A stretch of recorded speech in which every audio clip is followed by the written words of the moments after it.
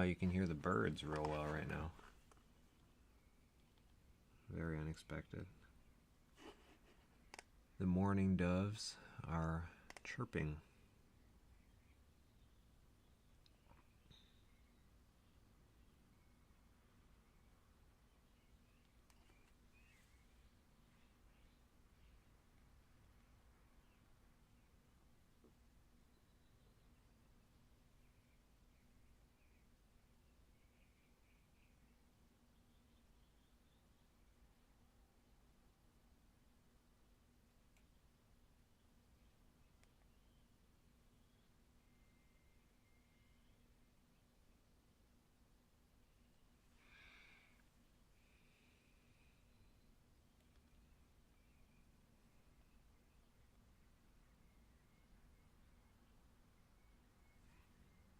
Okay. Everything seems to be working.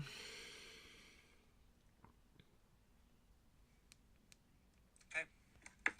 I'm going to try and take breaks this time so that my voice doesn't completely die. But hopefully it works.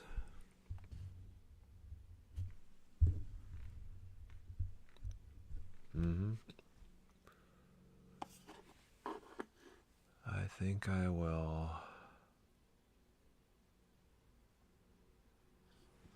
Now I'll keep the mic where it is. Okay. So,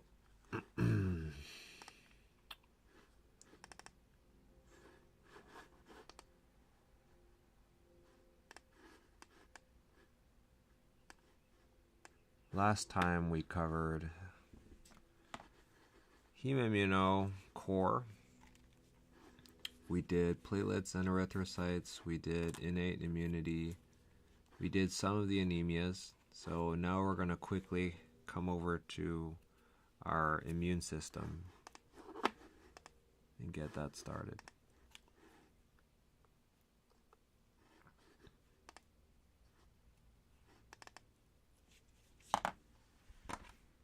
And actually, I'm going to be moving my microphone a little as well.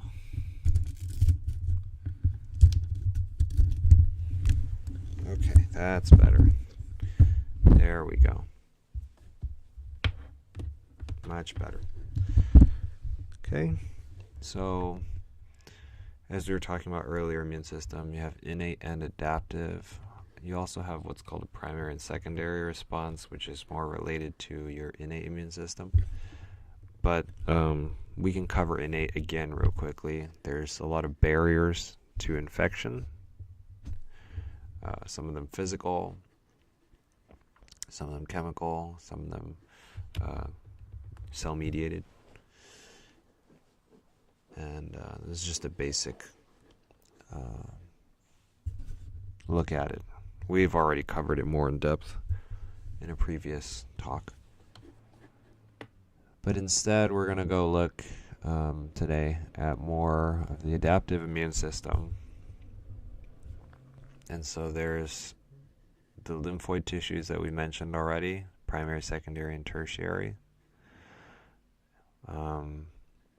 With the production happening at primary and the activation happening at secondary. And then we can also look at B and T cells, how they work, what they do. And so we're going to go into that today. So that's that. I think a good place to start, we can take a look and see cytokines.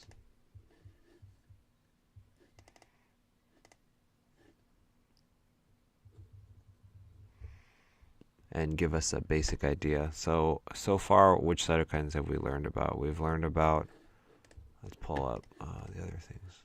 I'm going to open this so we can backtrack and compare. So we're going to need to do that a lot. But for innate,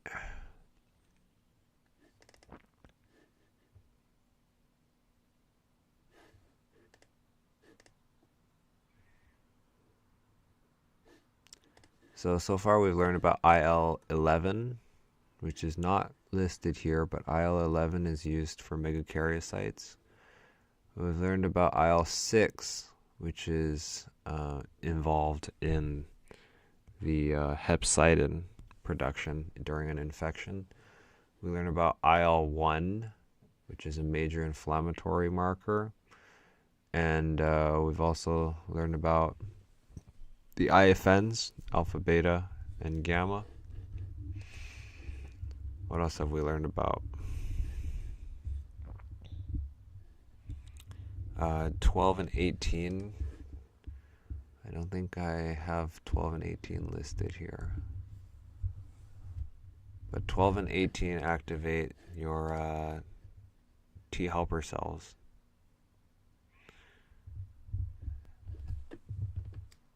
And IL-10 activates macrophages. I'm going to open up this one right here. Natural killer cell is IL-12 and 15. Don't think I have that listed here either. 12 and 15 are a natural killer. IFN gamma is macrophage.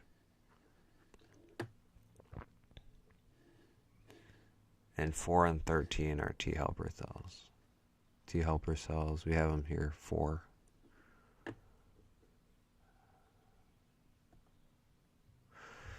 But let's briefly talk about like all of the cytokines. So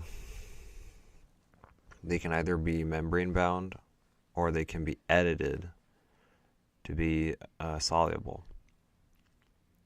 And there's some basic properties like any other signaling molecule in the body, really. They're going to be cascading and amplifying, and they'll be working with one another, sometimes against one another, to activate a variety of cells. And so there's a variety of roles that they're involved in. This is all pretty self-explanatory.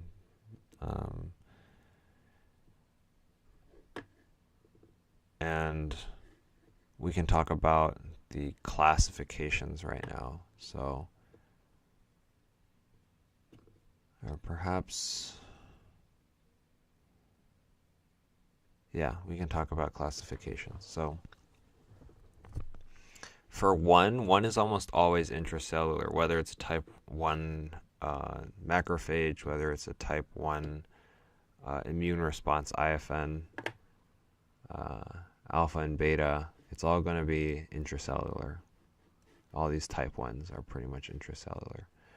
Type 2s are going to be extracellular, right? 17 is sort of just general inflammation, and we'll see that over here as well. But there's also anti-inflammatory when we talk about Tregs. So you can classify based on what they do, or you can classify based on what they look like. And so the type 1s are the most common kind. So mostly we'll be talking about these. Most of the lower numbers, also it seems to be, most of the lower numbers are for T cells. And the higher numbers are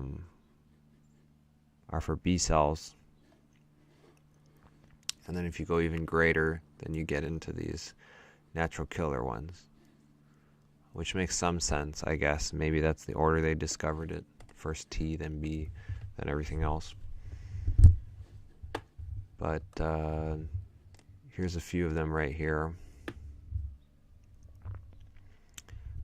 IL-2, IL-4, IL-6 for plasma cell differentiation, which happens to be also the same one that is involved in hepcidin. 7 for B cells, GM-CSF, which we talked about as well as a hematopoietic drug. And we also have the interferons. So interferons, just like the functional classes, type 1 is internal, so IFN alpha beta. And these are excreted by the dendritic cells in order to activate ribonucleases, and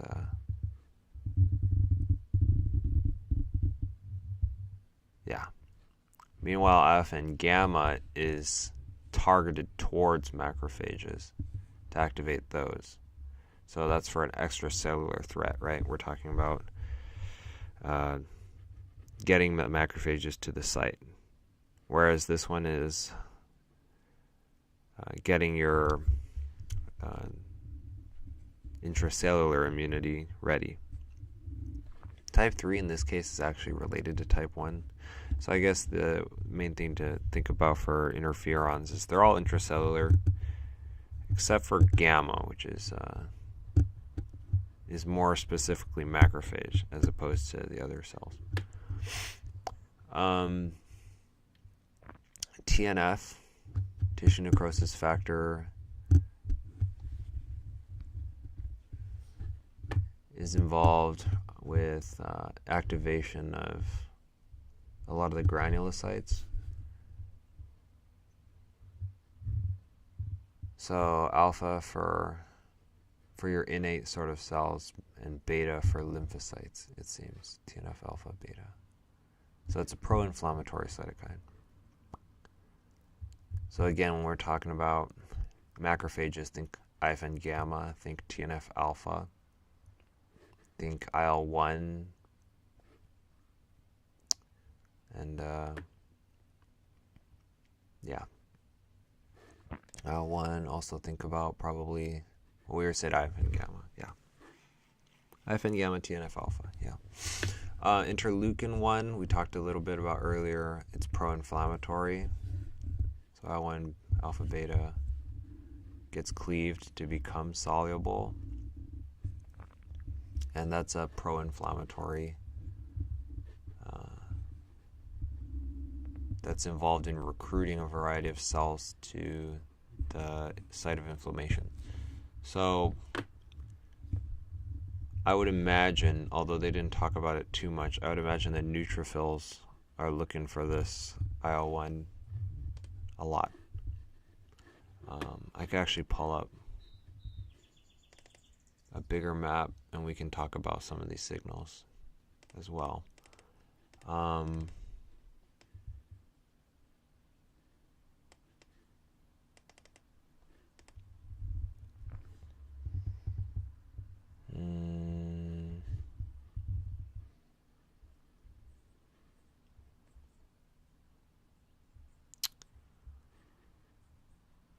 I think most of my cytokines that I discussed are more related to the ILCs, which are the big secretors for a lot of these factors.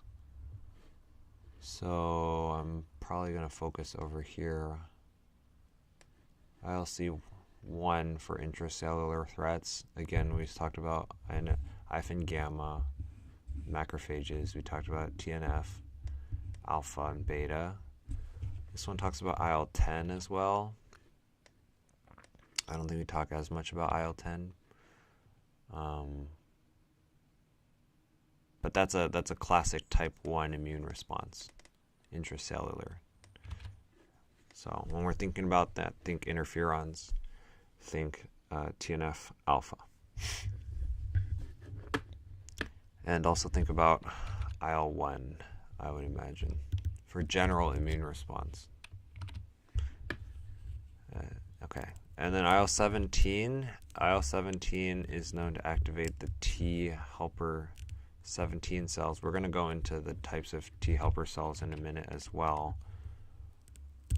But IL-17 is a big helper for phagocytosis and neutrophil response. So I guess we would relate it to IL-1 quite a bit as well,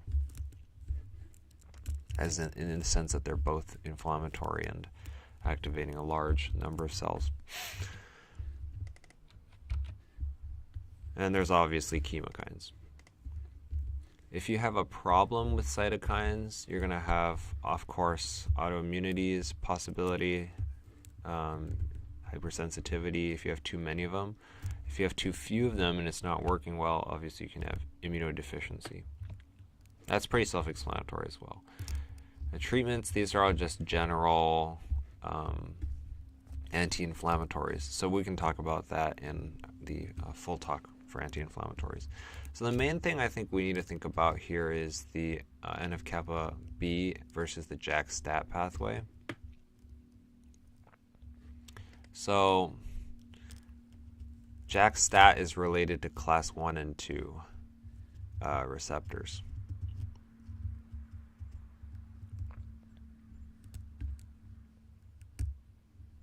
So we're talking about interferons, I would imagine, and your most of your interleukins. Let's see if we can compare that. I think I talk about JAK-STAT quite a bit here.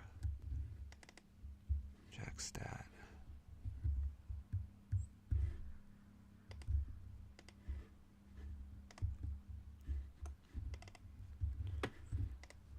Yeah, JAK-STAT involved in interferons, as you can see right there.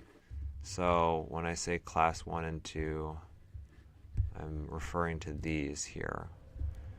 So any of these interferons or the IL-2, 4, 6, 7 are going to be activating this, which is a tyrosine pathway resulting in ultimately proliferation and survival. So this is stimulating cell growth. So yeah, you can see that here too. This is all proliferation and differentiation. So type 1 seems to be more about growth, and same with this, more than anything else. Whereas if you have NF-kappa B, it's going to be, if you have the canonical pathway, it's going to be a lot of inflammatory response. So TLRs we talked about as being as detecting foreign antigens.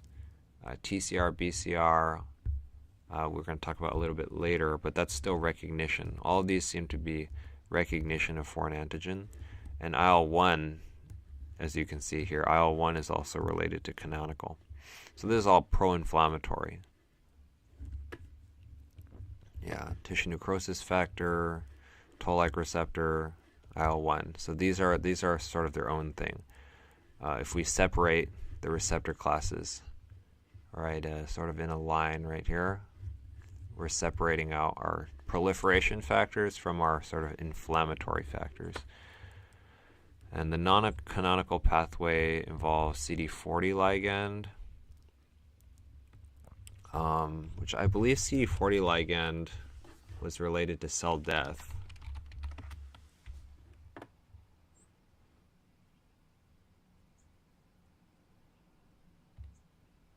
Oh no, CD40 is actually B cell differentiation. So I'm wrong about that. CD40 is for B cells. Let's see if I have it written here. For lymphoids, B cells.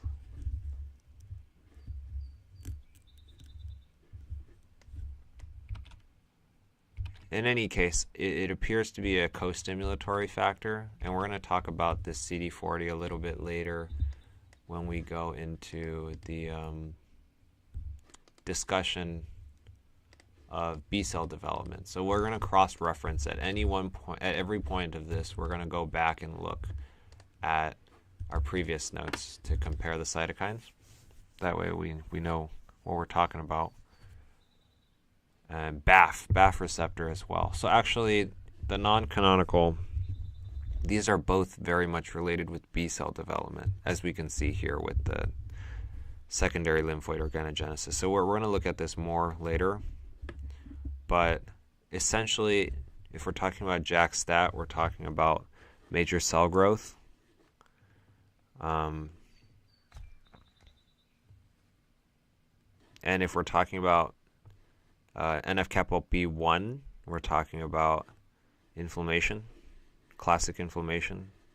And if we're talking about non-canonical, we're going to be talking about B cells. So if we're talking about NF-kappa B2 B cells.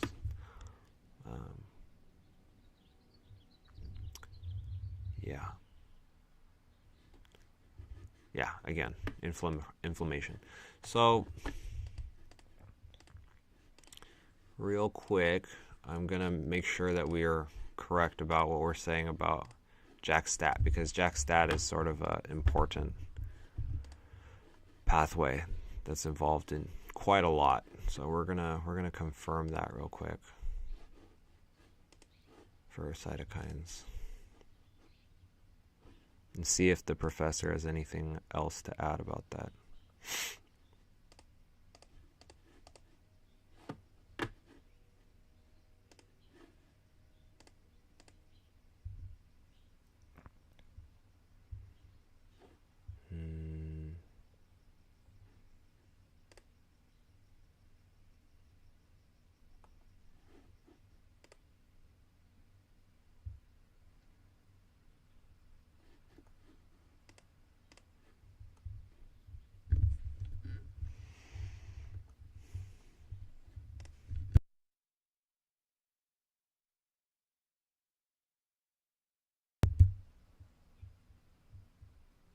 Okay, let's see what she said about JAK-STAT.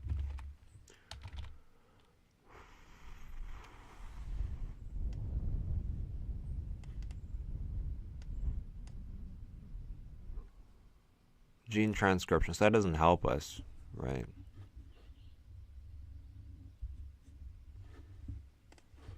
Let's take a look at her slides to see if there's anything else she added.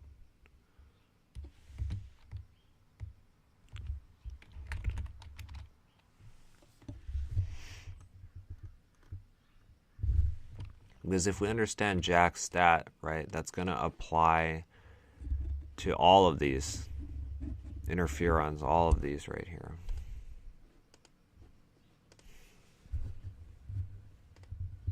So,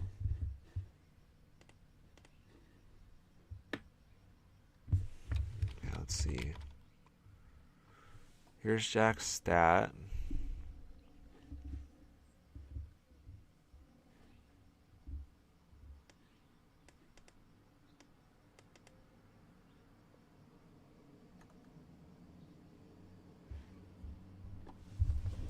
But ultimately, yeah, it does look like proliferation and differentiation, as we were talking about earlier.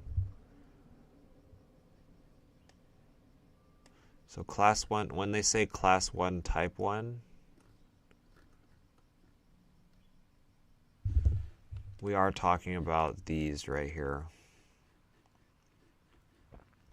So IL-246 and IFN, alpha, beta, gamma. Yeah. Okay, good. So that's JAK-STAT, proliferation. NF-kappa 1, inflammation. NF-kappa B2, B cells. Okay, good. All right. And we're going to come back to this every time we learn more cytokines. We're going to come back just so that we know it all.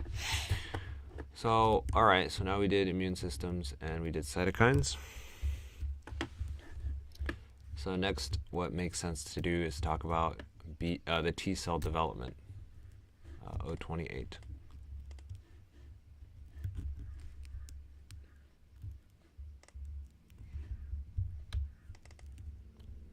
All right, so I actually have a old photo about this as well. We can cross-reference. I actually had a slide that I did incorrectly a little earlier where I said that the T cells do positive selection in the cortex, which is fake. That's false. It's in the medulla.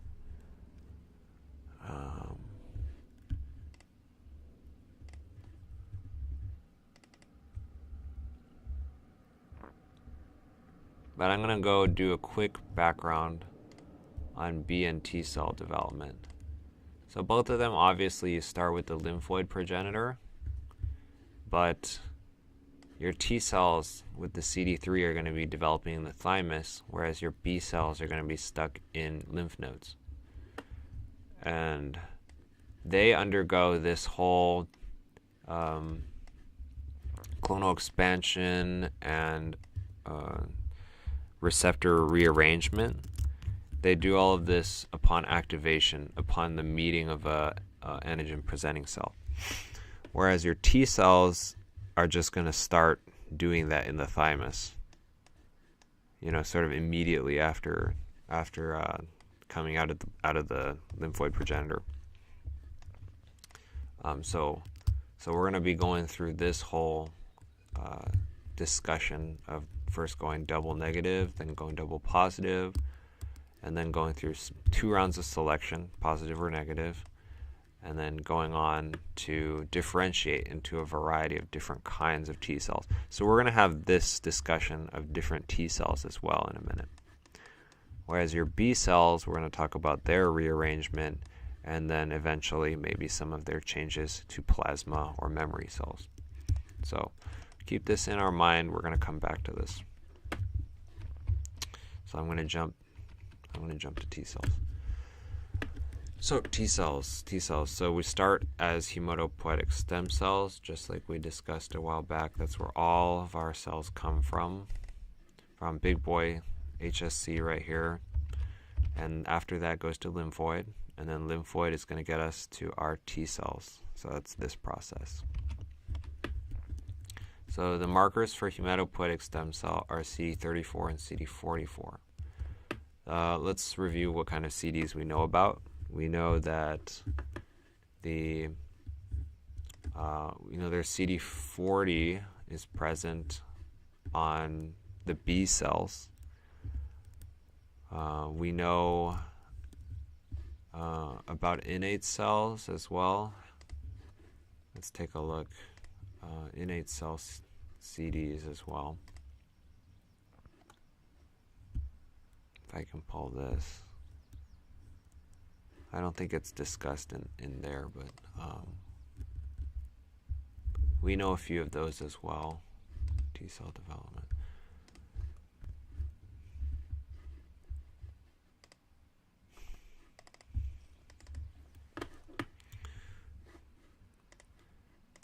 Whereas, so we start out I learned CD45 previously, but what we're focusing on is CD33 and 34 for our hematopoietic stem cell. And then if you were going to myeloid progenitor, you would have a different set. But monocytes is CD14. We know our B cells, CD19. And we know our T cell is CD3. So those are like the big ones to know for now. So 33, 34, 19, and 3. So progenitor T cells will have CD34 as well. They're still pretty much progenitor cells, but they're making their way to the thymus. And then once they're there, they're going to get committed and express CD2 and CD5. CD3, I believe, is a little bit later. Yeah, that's later on. But first they get CD2 and CD5. I don't know what CD1 is. I'm actually curious.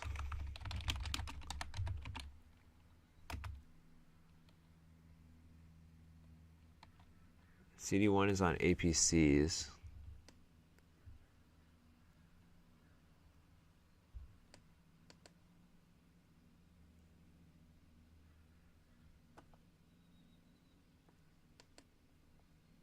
Oh no.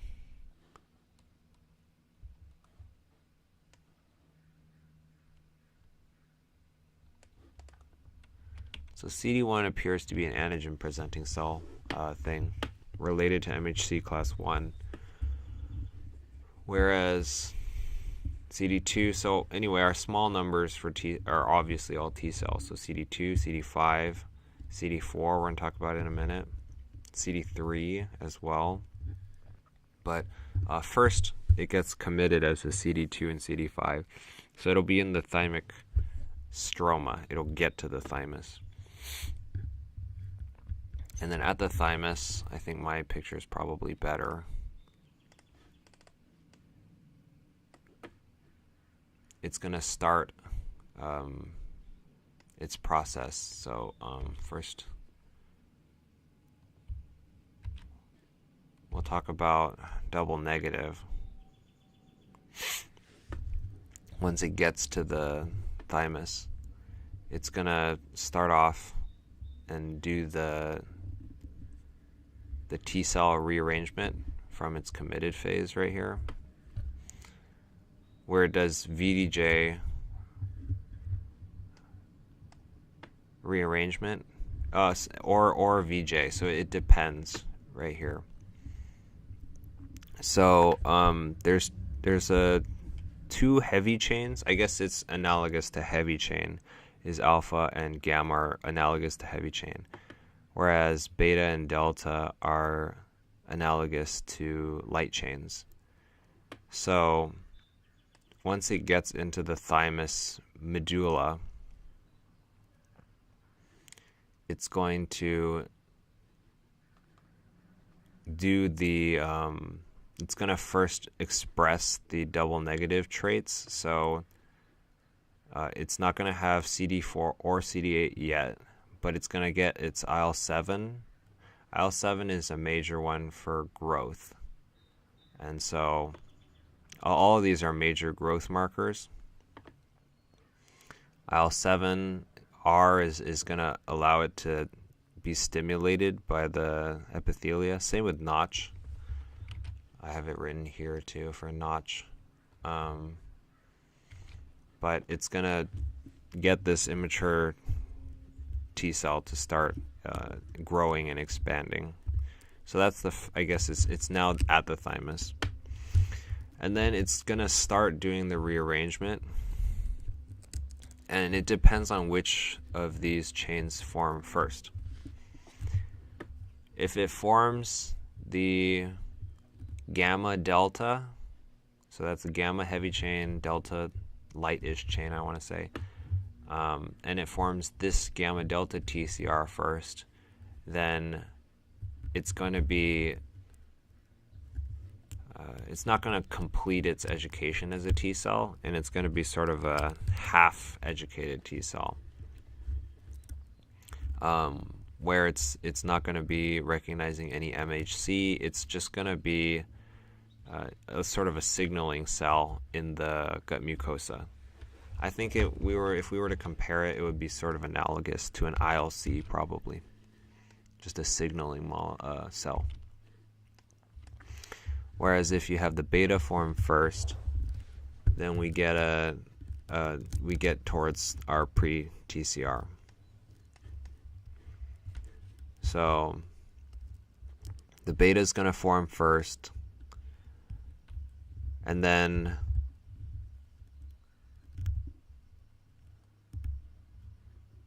it's going to become, in the process of getting that beta chain, it's going to become the double positive CD4, CD8, and also gain CD3.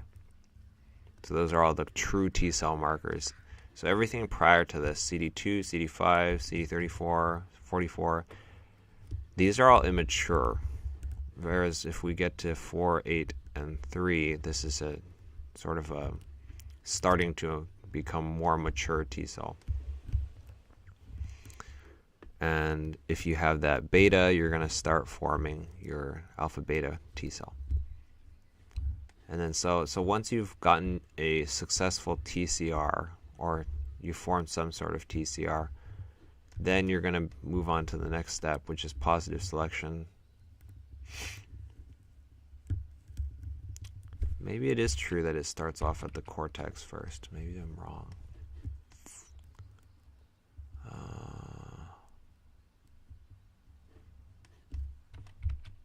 Let's find out real quick.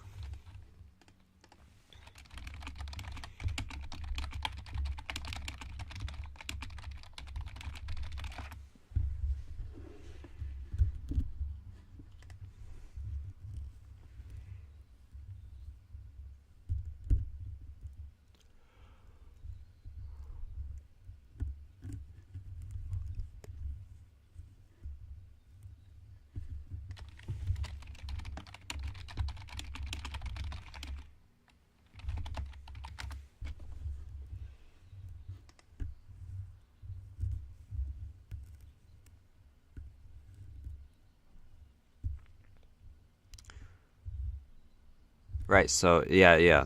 I don't know why I was confused, but it is just like the lymph nodes in the sense that your immatures and not ready cells is starting at the cortex and it's moving towards the medulla. So this is actually a really good picture. Go figure that it's on Wikipedia. But this is a pretty good picture of your lymphoid progenitor, as we were learning, has our CD34 and 33. Sorry, 34 and 44. And then it goes into the cortex, becomes double negative 1. So double negative 1 is this guy right here. It has IL-7. It has all the growth promoting factors as well as CD2 and CD5. And then it's going to go through a few stages before it becomes the final double negative. And then it gains the beta chain and starts to form its TCR. And in the process of growing that TCR, it's going to become double positive right there. So we're still in the cortex, and we become double positive, and we form that TCR. At this point, now that new TCR we just made is going to be checked to see whether it recognizes MHC class 1 or MHC class 2. And if it recognizes class 1, it's going to become cytotoxic. And if it recognizes class 2, it's going to become the helper T cell. And if it doesn't bind well, it dies. And assuming we got it strong enough, right, we can move out of the thymic cortex and move towards the medulla. As you can see here, it's a single positive cells. We're moving towards the medulla slowly. And there's a variety of thymic epithelial cells here that will be checking us to make sure that our cells are ready. If it's not, it's going to die. And if it's successful, then we go on to our negative selection. So at this point, all we have are CD4 and CD8, CD3 positive as well, T cells. That should only select either MHC1 or MHC2. And if you think about that, that makes sense, because every T cell is monoclonal for, or they only make one T cell receptor. They only make one TCR. So there's no way it could match very well for both MHC1 and MHC2, right? It has to be one or the other. Otherwise, it's going to die. So depending on which one it's a good match for, it's gonna follow that path. I wonder what would happen if you had a T cell receptor that matches both of them equally. I think it would just die. I don't think there's a way you could have good affinity for both of these at the same time. That seems unlikely. So most likely we'll just have one of them. So we go on to the medulla. And here we're going to check if it binds strongly to cells expressing air, or this one right here. These are transcription factors that produce a large variety of antigens found in the body. And actually, it's not all of the antigens in the body, apparently, but it's just most of them. And if it binds strongly, it dies. Right? If it binds strongly, it dies. If it binds in the middle, it could turn into a Treg, and we'll talk about Tregs a little bit later. And if it binds weakly to your self signal, it's going to become a effector. It's going to become a normal graduate of the thymus. So those graduate from the thymus and move on. So if we were to summarize it, commitment is our CD2 and CD5. And then based on whether it's beta or whether it's our gamma delta that determines which path we follow here. And IL-7 and CD25 are for growth, not just for growth. And then our sort of more mature cells are 4, 8, and 3. CD4, CD8, CD3. And then the TCR gets checked. And then you're either CD4 or CD8, so that's single positive. And then we're going to check for autoreactives. And so we're gonna contrast this a little bit later to the B cell development as well. So we're gonna do that in a minute. This is a really good photo. So I'll be back and talk about that.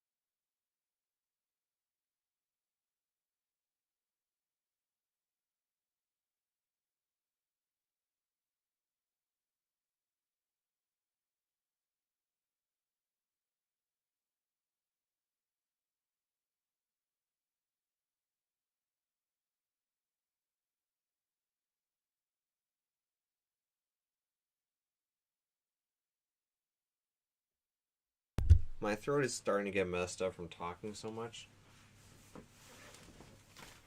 But I have some peapukal, which is like a loquat syrup. It's amazing. So you get some of that and then keep going.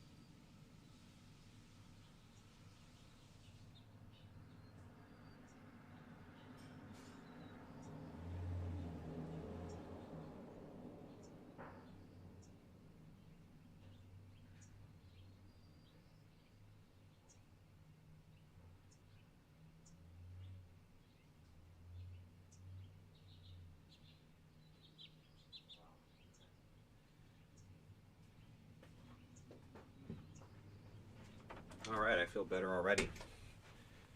Any of these throat problems, this loquat syrup is the stuff. I used to hate it. Now I actually kind of like the taste. Alright. Of course, as we're doing this, we're always going to be coming back to reference our other reference what we've talked about before.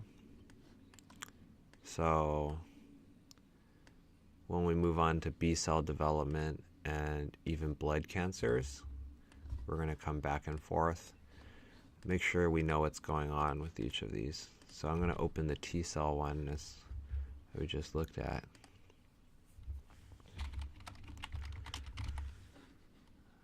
And we're going to compare that as well. I don't know why we learned B cells before T cells. I think that's totally backwards. But whatever.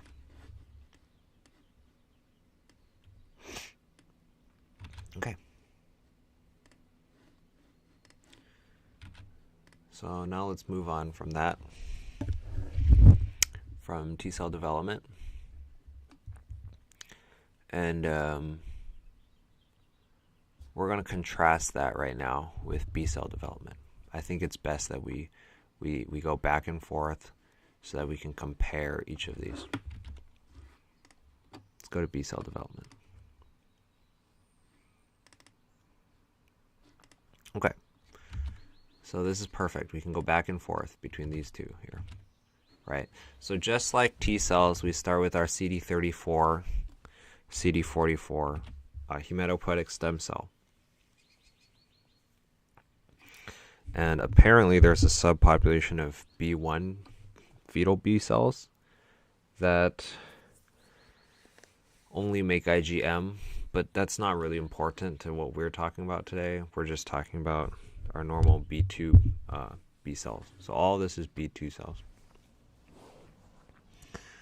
But you start with our lymphoid progenitor, which expresses IL-7R, just like this one right here, IL-7R, in our immature double negative.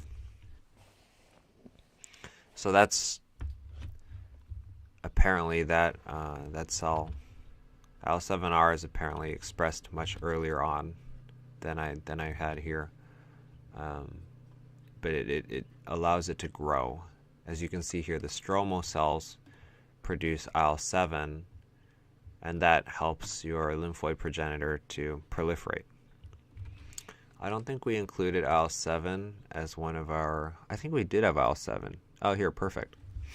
Yeah, see, that matches up. IL-7 gives us our proliferation. IL-7 through JAK-STAT. This pathway here allows our cells to live.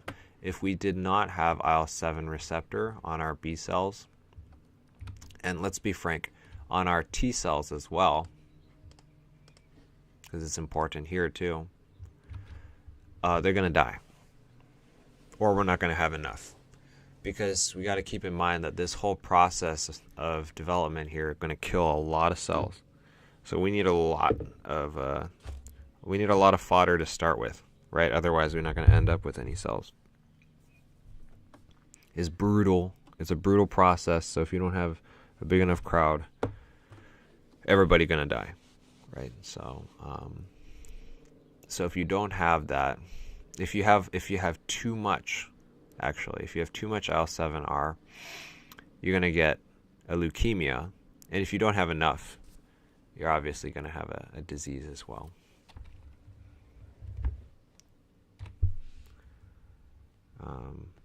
So that's a mutation right here, TSLP.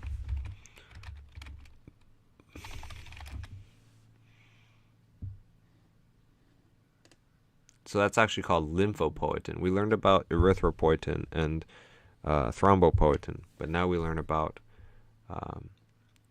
lymphopoietin. In any case, these are all very important for growing our cells, so that we're ready to develop them. I don't think... Oh, TSLP is here too. IL-7 and TSLP are both discussed. Still, another growth factor. So we could actually call a lot of these IL-1s. We could probably just call them like these JAK-STAT ones as well. They are, in some form of the term, they're just lymphopoietins, right? They probably have other functions in addition to being lymphopoietins, but I think for our purposes, they're first and foremost promoting proliferation of the lymphocyte. Right? That's their big job that we know about. In any case, we have that common lymphoid progenitor, and through the factor EBF, it's going to become a pro B cell.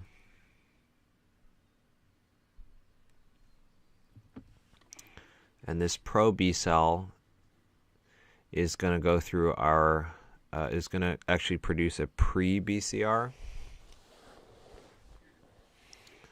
and do the, so what it's going to do is heavy chain rearrangement first, and then do light chain rearrangement. So first we're going to do heavy chain and produce a pre-BCR. So what's going to happen, it's going to have a surrogate light chain to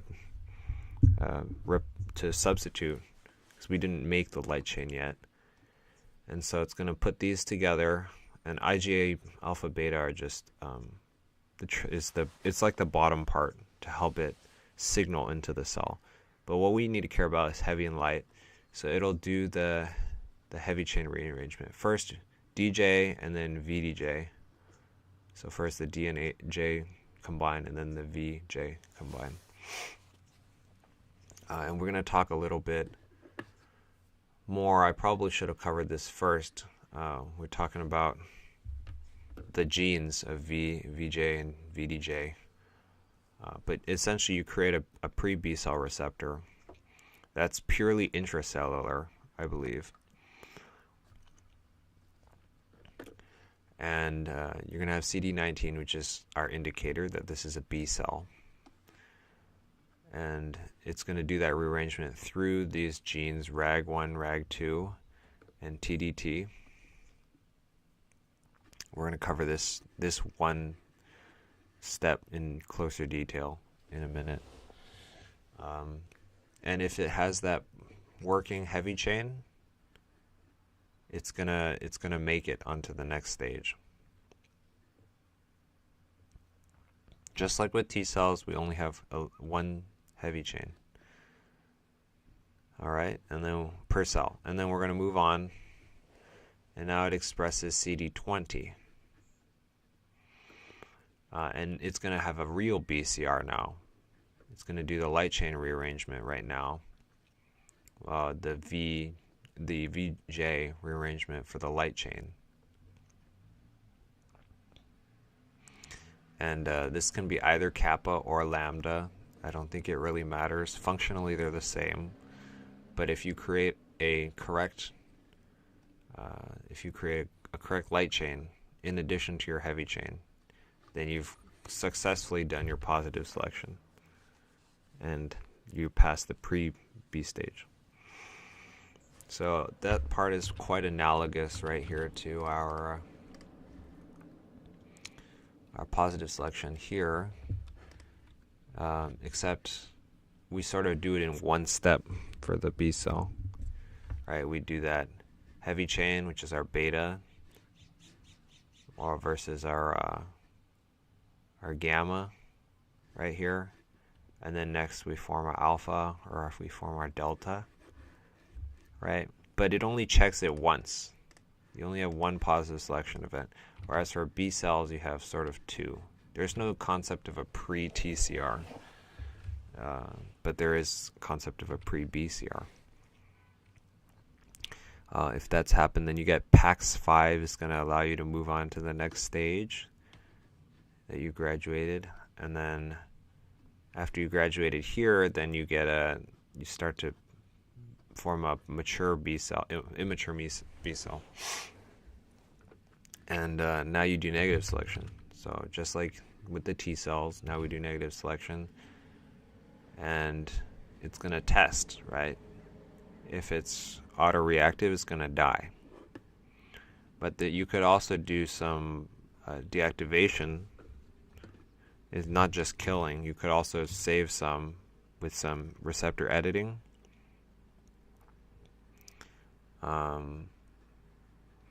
You could try and edit those, and if it works, then you can move on, but most of the time probably just dies.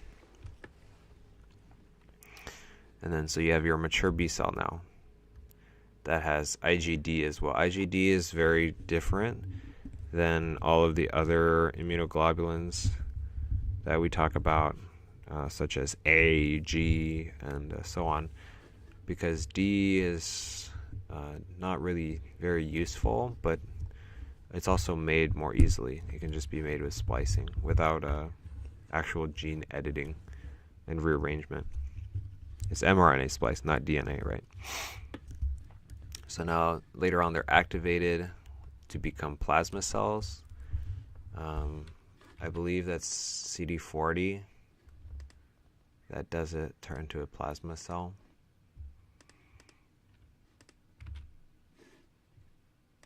If I have it here, we're going to cross-reference with this in a little bit as well. And then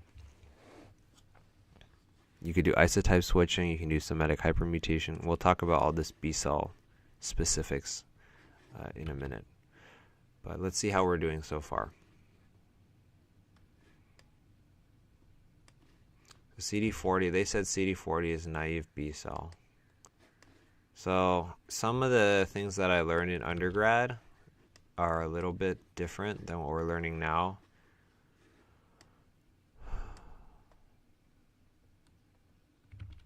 But I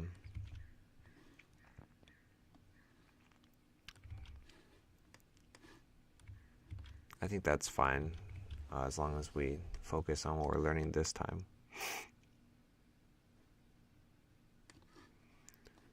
Essentially, RAG1 and RAG2 are what cause your the rearrangement, and then TDT, we'll talk about in a minute, is an aid, are involved in mutating it. So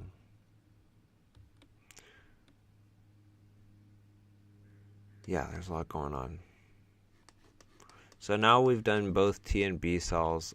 We have an option now to either go in and talk about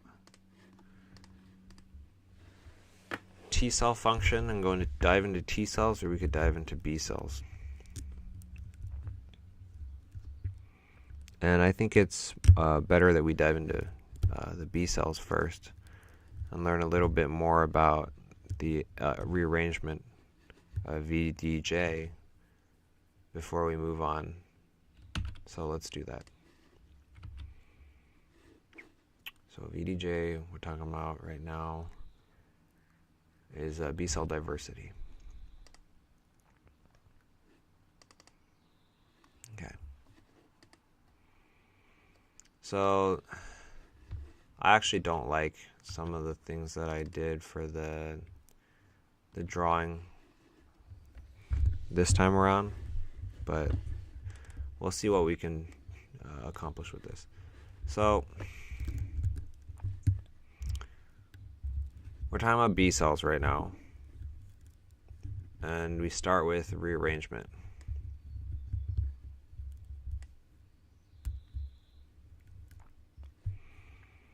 So our light chain, we have kappas or we have lambdas, and I have leader and V together because leader and V are often just put together. The leader sequence is not that important, except for really, it's kind of like the 5' cap, right? It's not going to be expressed. It's going to get cleaved off at some point. But I just threw it in anyway. So we have V, J, and common. These are the names: leader and variable, joining, diversity. We mostly care about variable, joining, and constant. And then sometimes we'll have a diversity for heavy chain. So the first ones that join is, well, for light chain, it's variable meets joining meets constant.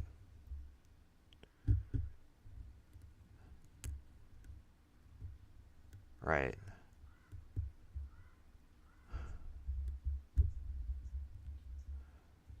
Whereas for heavy chain, the diversity meets the joining first.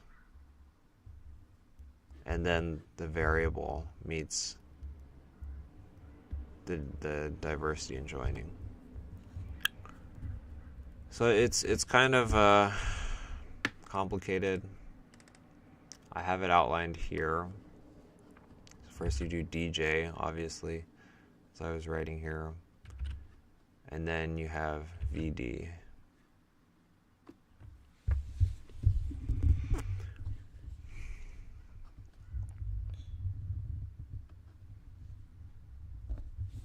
There's probably a graphic you could probably look up for this.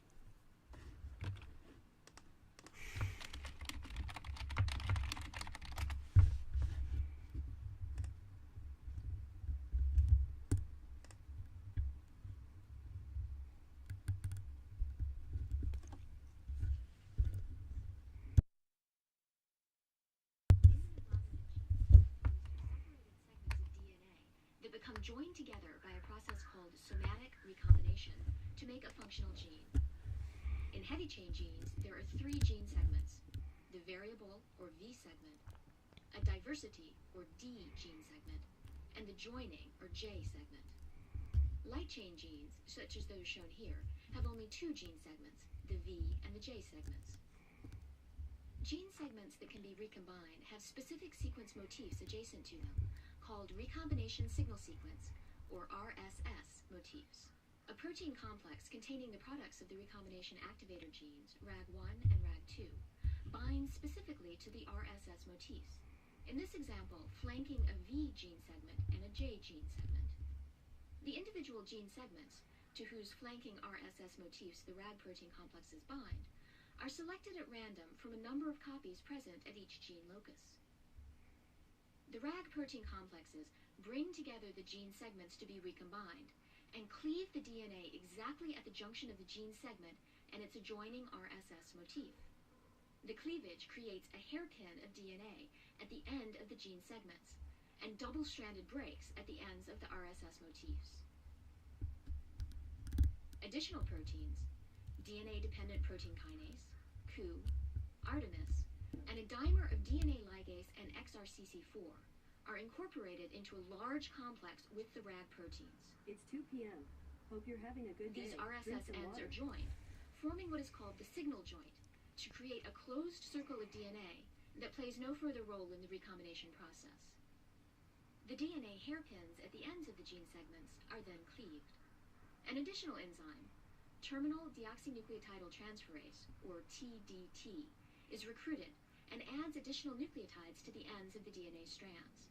The other enzymes in the complex ligate together the 2 ends of the gene segments, completing the recombination process. That explained it better than how I could, but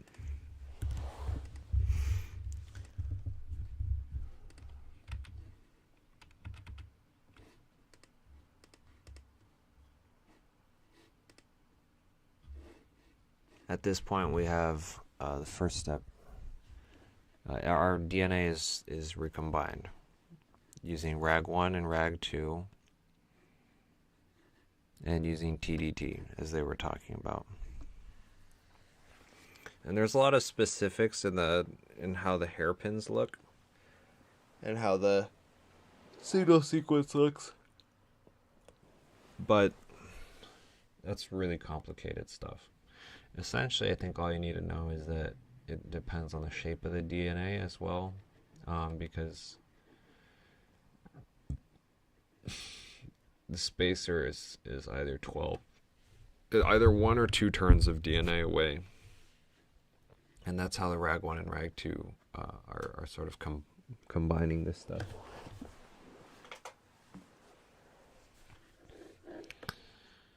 So that's DNA rearrangement. So in the B cell, right, DJ, and then VD.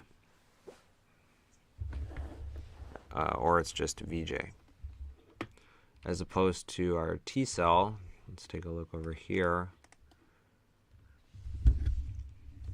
which does the same thing, if you see that.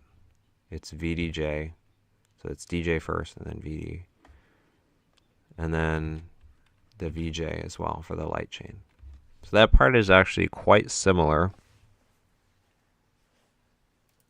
It's not exactly the same, but it is similar.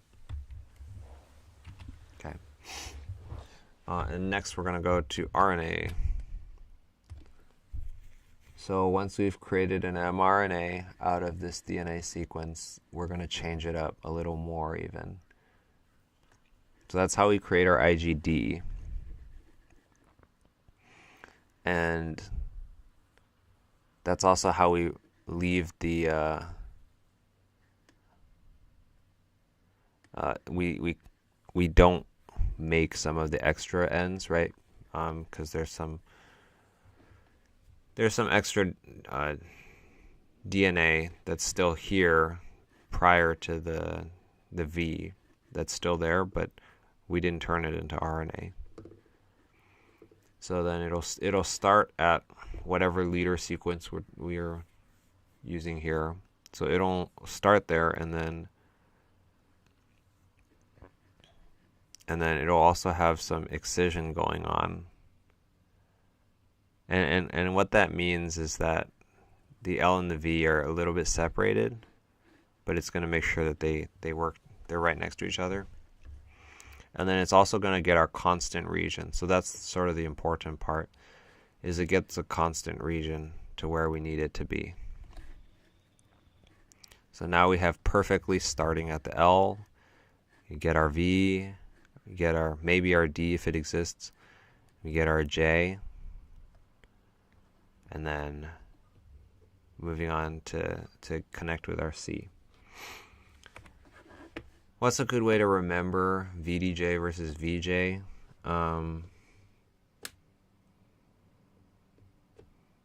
I guess the only way that I can remember it right now is that just like people, some have the D and some don't. But I don't know. I don't even know. I guess that's one way. Moving on to protein level. So now, after we have a good mRNA done, we can also do some protein level changes.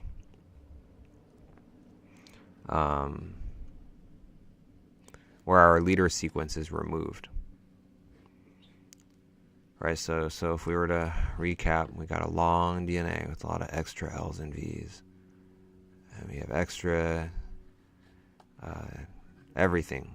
But we cleave and we remove a lot of them here. We remove more of them here. And then we remove the leader sequence at the ribosome here. It's sort of like our 5' cap.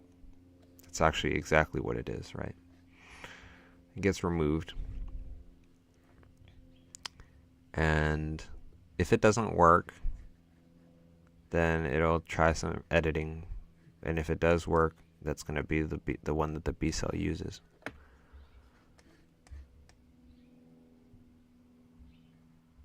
And this process is going on at different stages, as I was discussing earlier, because the heavy chain is made first for our pre-BCR, and then the light chain. Whereas for TCR, it's just going to form a TCR in general and check if the TCR as a whole works or not. So I guess in a certain sense, your body is a little bit, maybe it's a little bit nicer to the B cells, or it just checks twice, as opposed to checking once.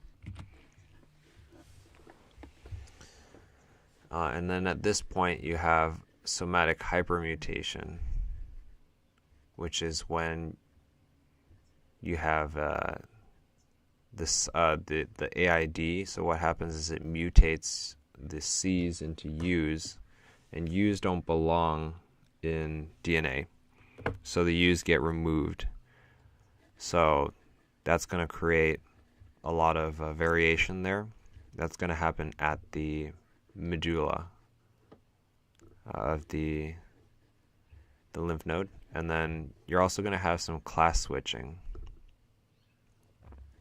So that's at the DNA level right here,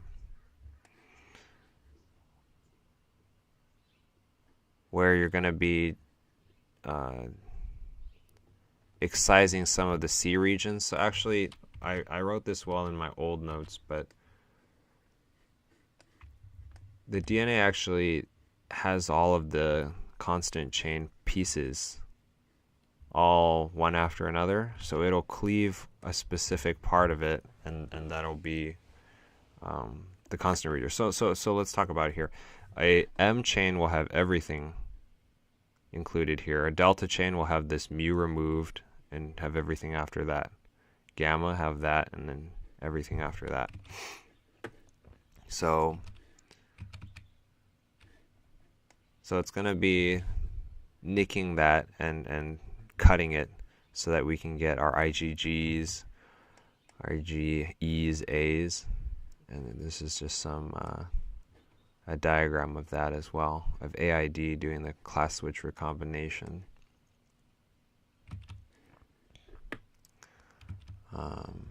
So without AID, first of all, you're unable to do somatic hypermutation, as I've detailed here.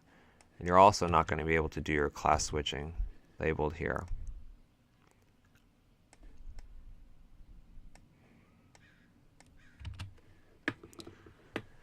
And we can talk about the classes real quick of different antibodies. IgM is your classic, very non-specific one. IgD is made with an RNA and mRNA splicing and it's found on your more mature or like your fully formed immature B cells, but it doesn't really do anything that I'm aware of. IgG is for opsonizing a lot of bacteria and foreign bodies, but even within IgG you have different kinds, where IgG2 is more IFN gamma related. So remember, that's going to cause proliferation of macrophages. Versus IL-4, produced by IgG4 and IgE. So IL-4, if we remember, IL-4 is for T cell growth, but it can also be involved in just general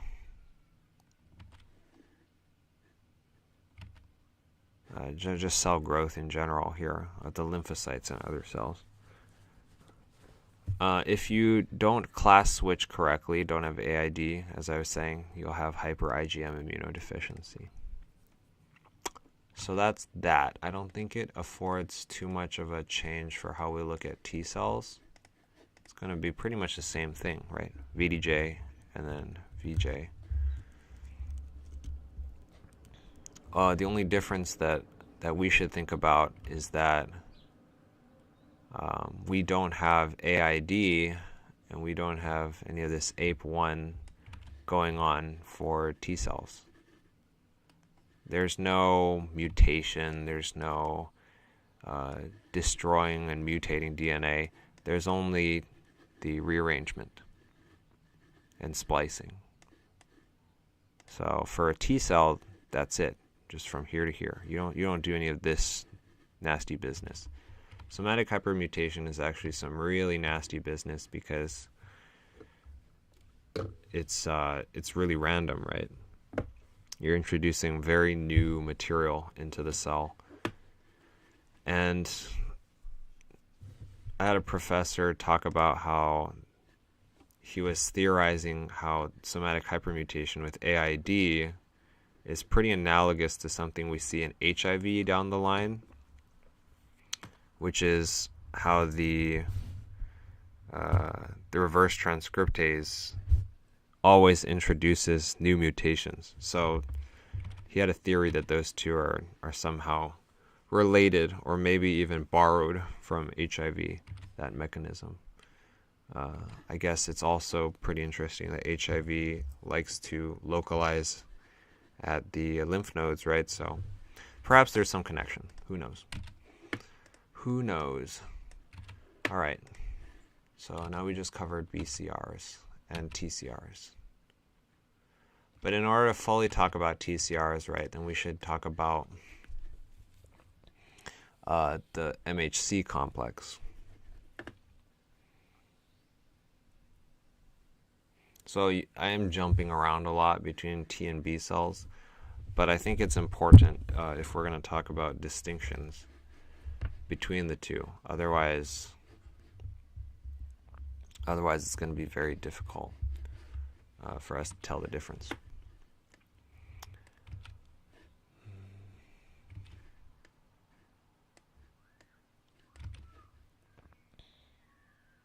Yeah. So let's do that now.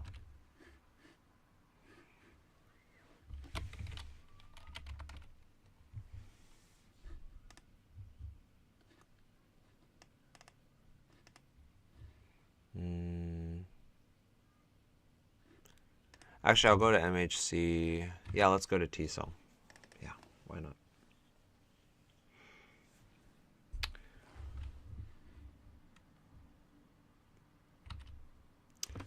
I don't know about that, actually, because I just talked about antibodies. Maybe it's probably best that we just go on and talk about it.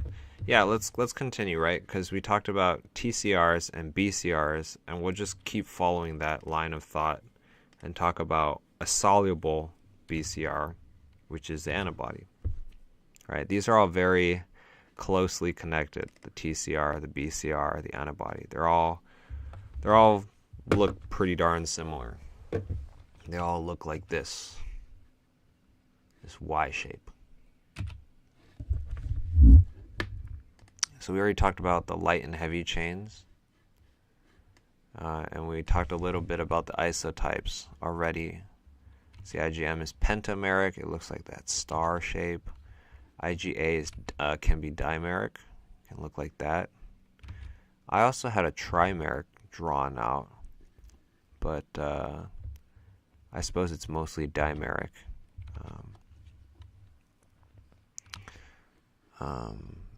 And IgA right here is mainly at the mucosa.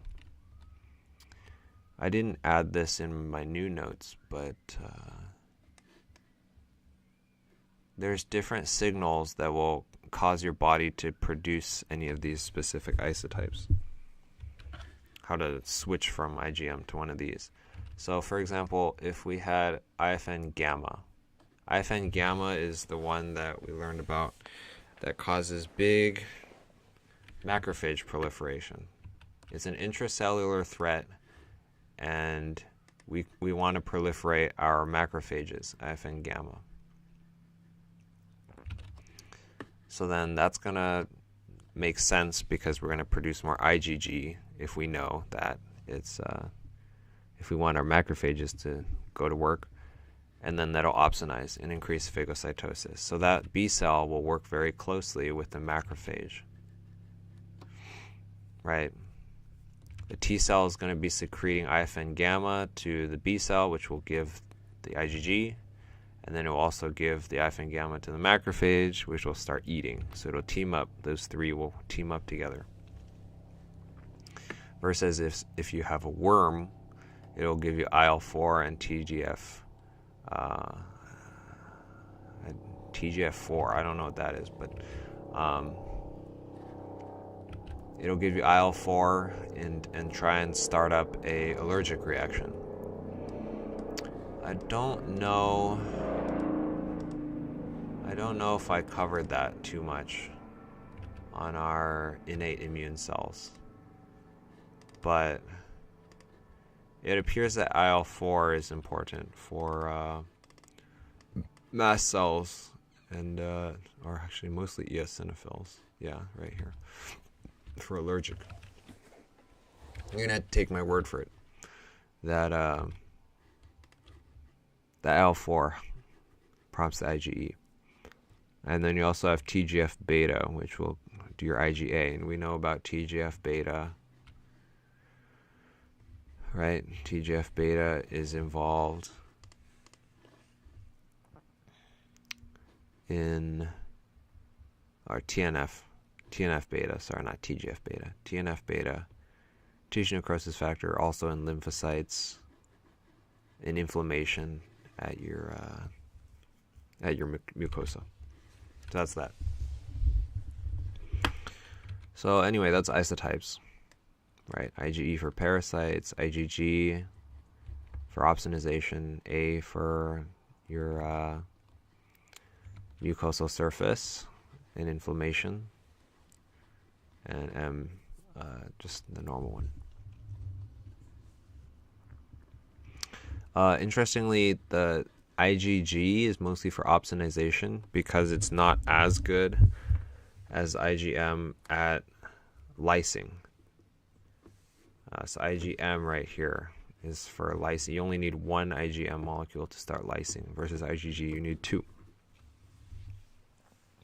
And I think that makes sense in a lot of ways. Because your IgM is not very... It's not made the same way as the rest of it, in the sense that it's pretty non-specific and it's very tried and true, and it shouldn't cause too much of an issue, so it'll cause lysis if it runs into something. That's how I think about it. And we'll talk about the variable regions right here. So there's a variable region on the light and on the heavy chain. Together, that area is called the variable region. So the binding site is called the paratope, and the paratope will bind to the antigen, which is called the epitope, which can look pretty different. And so it can actually recognize a variety of patterns on the antigen. For example, if you have a discontinuous, and what that is essentially if you had like I can recognize, for example, the palm of somebody's hand. Like that's like a continuous piece of tissue. Versus if I can recognize maybe their nostril, which is like the two are not connected, but maybe the nose print fits perfectly or something like that, you know. Something like that. Or maybe I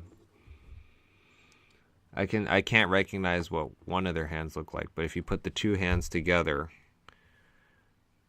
and I can recognize the shape of the two middle fingers together, then maybe that's a recognition. So anyway, it just goes to show that it's not very neat about it. Its recognition is very variable. Yeah. Whatever works, you know? It's not about being neat. So it has a hypervariable region with a few of these CD1, CD2, CD3. You could break down that variable region into even more variable regions here.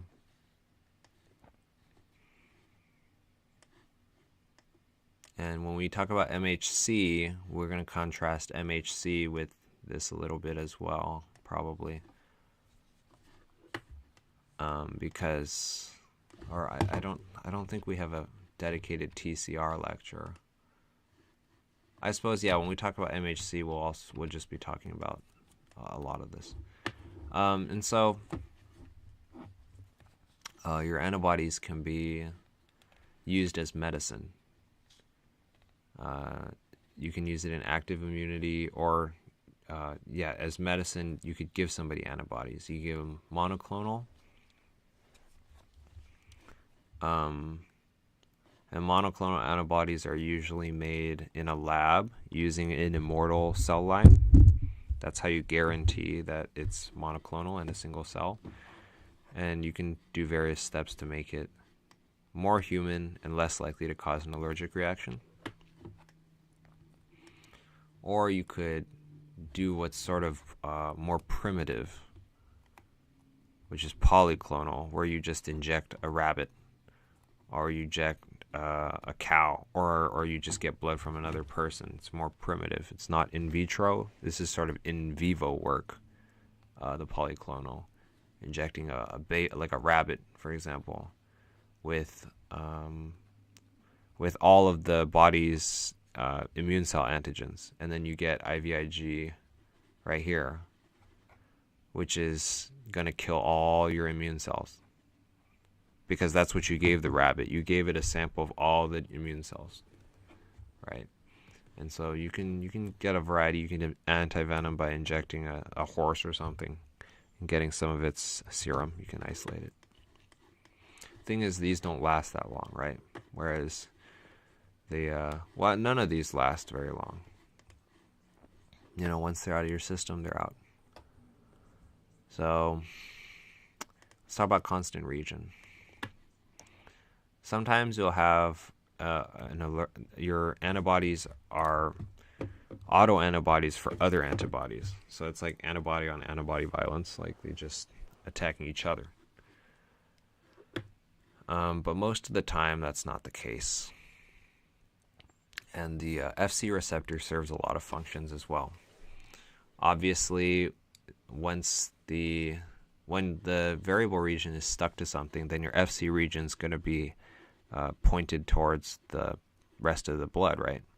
So that gives your phagocytes an opportunity to bind to the FC region, Or your FC region, I didn't write this here, but your FC region could be attached very well to a basophil, which will use that then to detect for a foreign body and start an allergic reaction.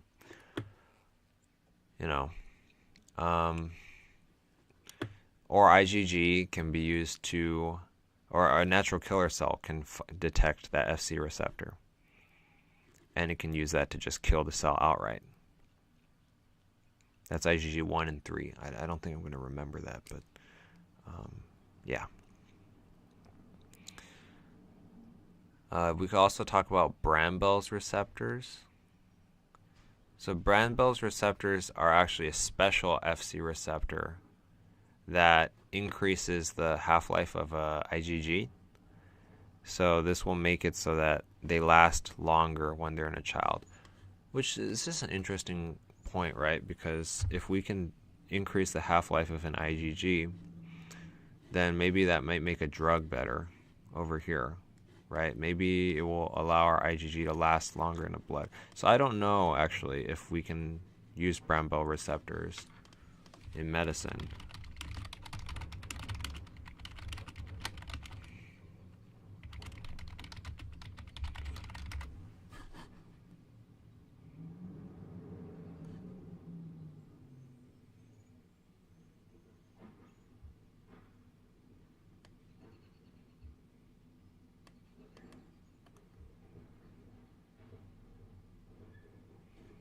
So it does prolong the half-life. I think if we could implement that technology, right? Like it could be therapeutic.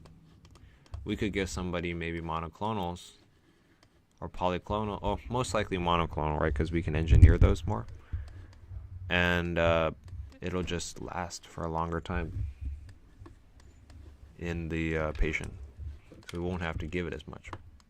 It's a possibility. We can think about that maybe as a sort of add-on. So that's antibodies. Okay, I'm gonna go get more loquat syrup. I'll be right back.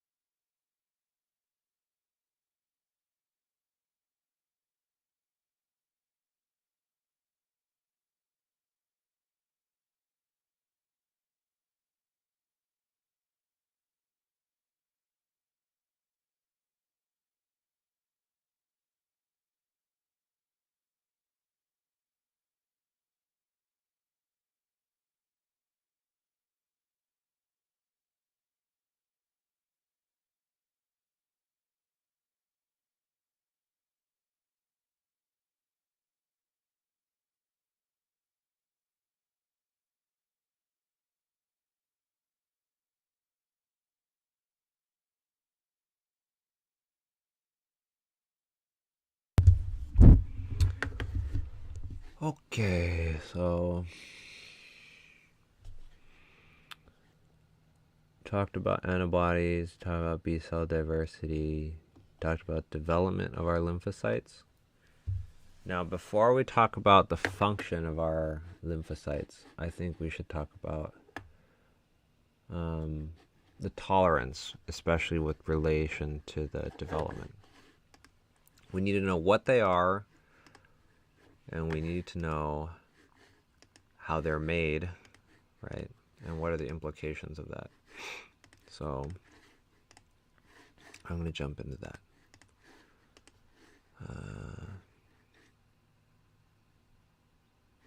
Immune tolerance.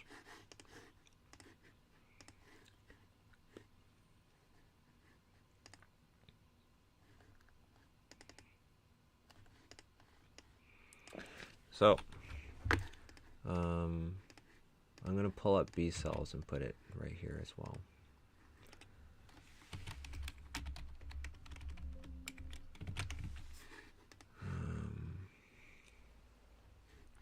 Pull up B cell development number 23.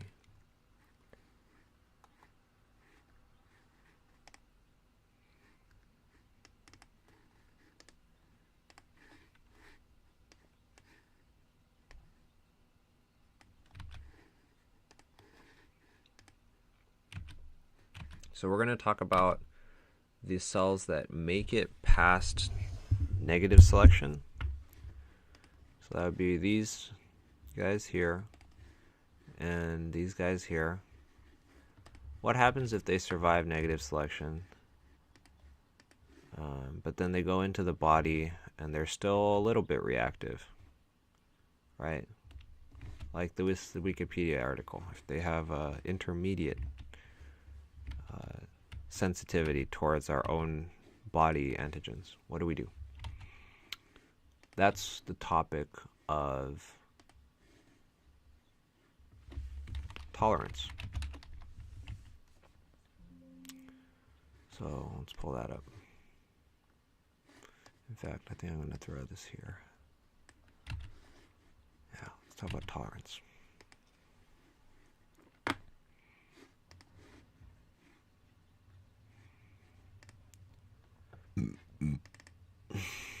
So we talked about central tolerance already because they needed to survive the negative selection, right? They needed to not bind to air too strongly, or air transcribed proteins, or they couldn't be strong enough in their attachment to self. But there's also peripheral. If they are weakly binding to your own body, they could make it and survive into the rest of the body, where they would then need to be controlled. So that could happen through energy and inactivation. So what would happen is the presentation would happen. I haven't talked about MHC yet, but MHC1 binds with the T cell receptor, and maybe there's a signal there, right? But there's no co-stimulation right there. Maybe that's because your own body cells have co-stimulatory molecules that are telling the T cell that, hey, this is your body, right? Because there's other co-stim at play. It's not just MHC and T cell receptor going on. There's other things. So if that happens, it's just your T cell receptor binding, then your body is essentially giving a signal to that T cell that you're not doing a good job, right? You guessed, and you guessed wrong. So you failed the test. You did not pass the vibe check. You didn't pass the vibe check, you're gonna die. So they just deactivate it and let it die, right? Or it could be controlled by its brothers, these Tregs. Its brothers and sisters, the Tregs, which are trained at the thymus specifically to control cells that are autoimmune. So it'll do that via CTLA4 and PD1, which I'm not sure if I talked about too much at the thymus. I haven't talked about it too much yet, but these two are essentially going to cause cell death if the cell meets this. It could also lower the proliferation and cause lower dendritic cells so that you don't have as much activation using IDO. It could lower the activation by lowering IL-2. We learned about IL-2, right? IL-2 is one of our class 1, type 1, JAK-STAT mediated proliferation markers. Or it could give cyclic AMP, which is going to interfere with the cell cycle. Or it could give cytokines that are anti-inflammatory. TGF-beta is a big anti-inflammatory guy. I'm not sure if I have it written here for TGF-beta. But TGF-beta is going to be promoting healing, I believe. Let's see, where is that? Tissue growth factor beta, right? As opposed to tissue necrosis factor, we're talking about tissue growth factor. It's going to activate fibroblasts and macrophage type 2s, which we did briefly learn about.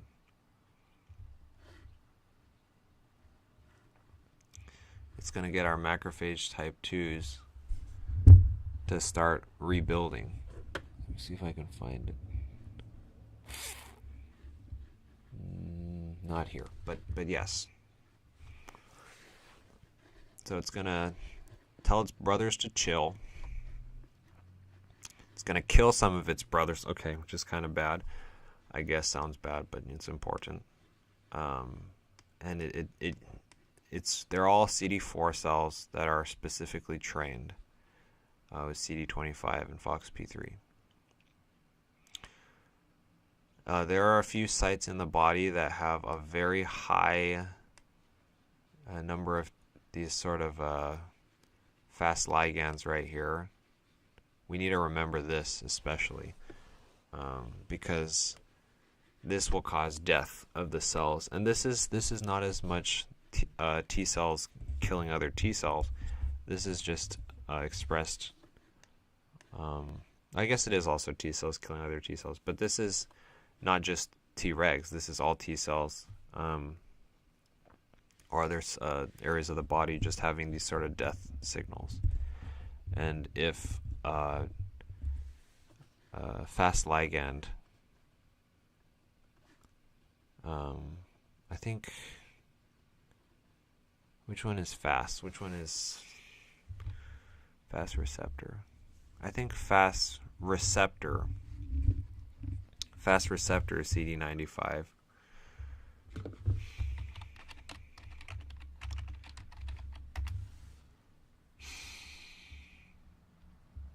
CD95 is fast, essentially, right? If a cell with CD95, which is essentially all of these cells, if a cell with CD95 meets a cell with fast ligand, it's going to die via caspase 8. We had a whole lecture about all the specific caspases. I'm not really going to go into that, but this is just a signal to die, yeah. And if you don't have that, well, if you have too much of this, I guess you could have an autoimmunity, where you have, I guess you don't have fast receptor, so your cells are not responding to the death signal. Then they're gonna be growing A lot, a lot, a lot. And this is also important in thymus training. I didn't have this written inside of T cell development, but that's a big part of negative selection, is FAS and FAS ligand mediated. Same with B cell, I want to say, as well, but mostly T cell. Mostly T cell.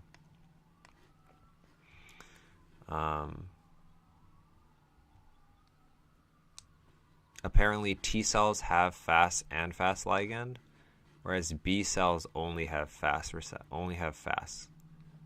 So a T cell can kill a B cell, but a B cell can't kill a T cell. That's what they're saying. T's are regulatory guys. They're the bosses. T cells are the big bosses, right?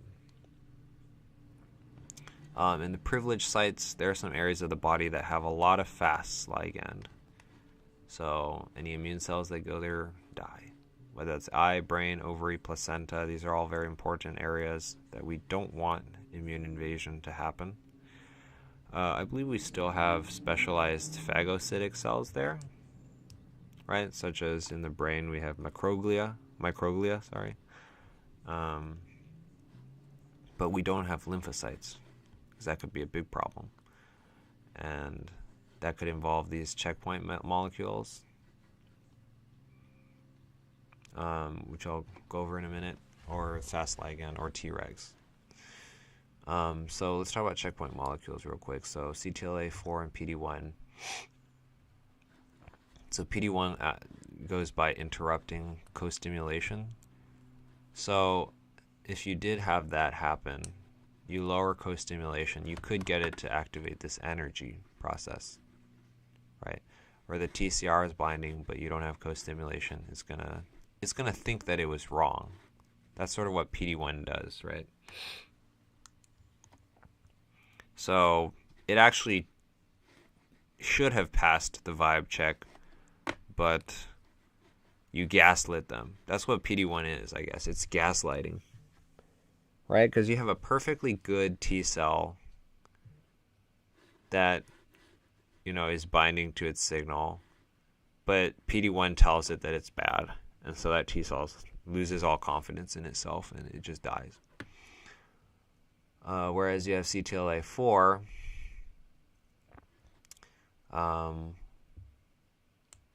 which competes with CD28. What do we know about CD28 so far? Do we know about B7?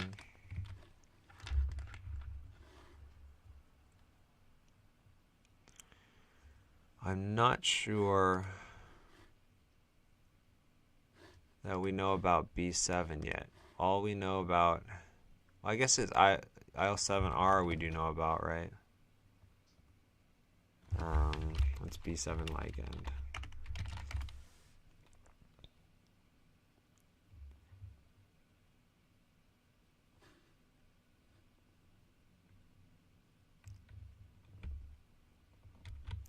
It's some sort of activating complex. Let's talk about CD28.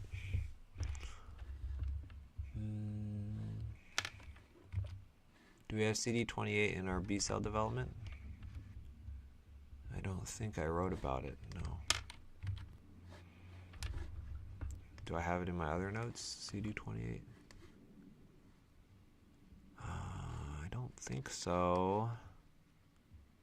I don't think I talked about CD28 too much. Oh yeah, it is a co-stimulatory. We can see that here.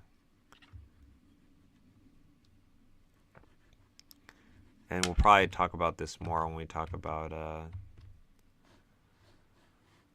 the SMAC in a minute. We're going to go on a major T cell run right now. So I'm going to delete that. And we're going to talk about everything T cells.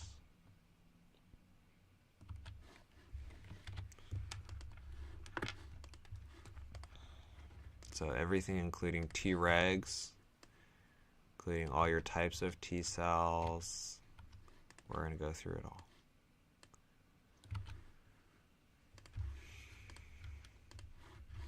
All right.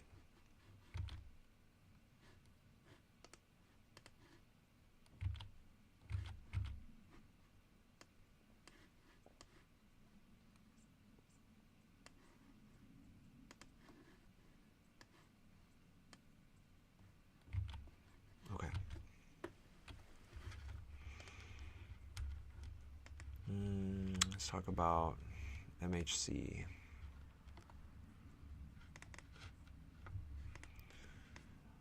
All right, MHC. What do we need to know? MHC1 is on all cells, whereas MHC2 is only on white blood cells.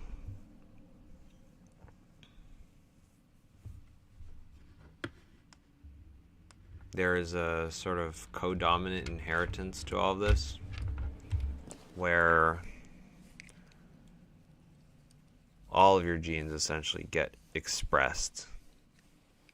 And so you get 50% from each of your parents. If you're siblings, you can get 25% shared between siblings. And it's regulated by 3 genes. The most important ones are your ABC and DPDQDRs. If you have a mutation at these genes, you can have issues in killing cancer cells or in facing off against other infections or maybe even autoimmunity. So let's talk about what they look like. So sort of similar to our TCRs and BCRs, antigens, antibodies, you're going to have like 2 sort of parts to it, right? You're going to have an area of binding, and you're going to have an area of where it's constant. And I can pull up photos of MHC1 and 2.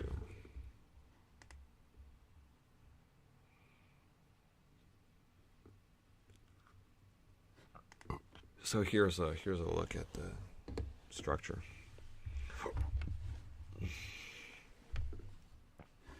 Where you have a binding area, and then you have these sort of common areas that's out of the way, not touching anything. And it just so happens that this bottom area here is where the T cells are going to bind to the MHC. Right? So it's going to bind there and then recognize here. It's going to like grab onto it here with its claws and then scan right here. So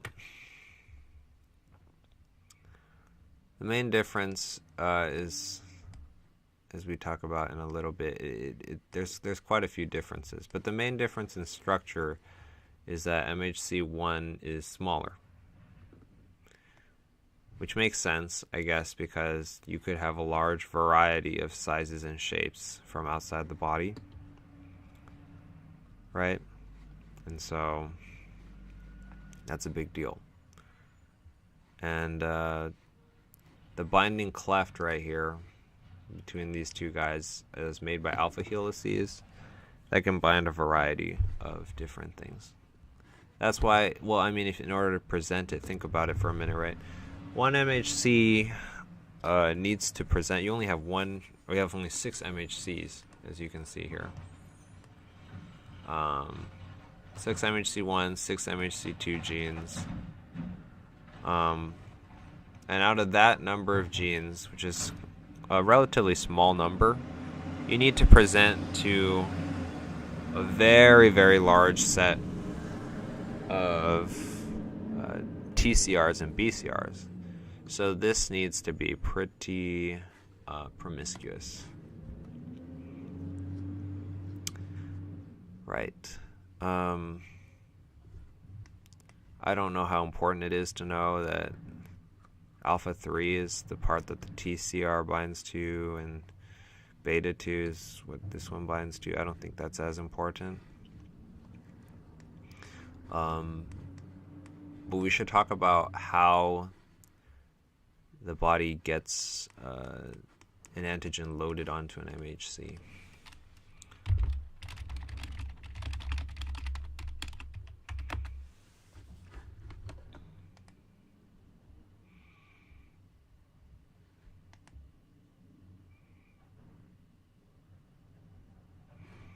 I hope this is a good photo. I hope it's correct.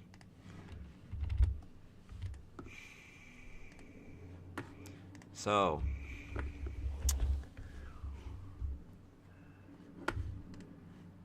let's start with MHC1. MHC class 1, you're going to have your alpha 1, 2, and 3. So that's like one piece, if you remember what it looks like. That's, did I exit out of it? That's one piece. Anyway. Compared to B, which is a separate part. So it's going to use alpha 1 through 3. And that's going to be in here. And then you're going to have a replacement B part called calnexin for a while. And you're going to have your body tissue is going to be broken down, and the pieces are going to be loaded onto it via the proteasome. And that's activated IFN gamma, which is, if you remember, our intracellular signal for viruses to activate macrophages. Anyway, it's going to be transported to the rough endoplasmic reticulum via TAP. So, yeah, here's what we see there, right? Your antigen gets broken up, and TAP is, I suppose, is like a channel, you know. It's like a gateway in the endoplasmic reticulum to allow that piece in and allow that to join with our forming MHC, along with TAP right there, the tapicin right there. And eventually that tapicin is going to get replaced with our beta chain, our beta piece, and then make its way up onto the surface. That's pretty self-explanatory, but you have to make sure you have TAP, because if you don't have TAP, you can have bare lymphocyte syndrome. And what that essentially means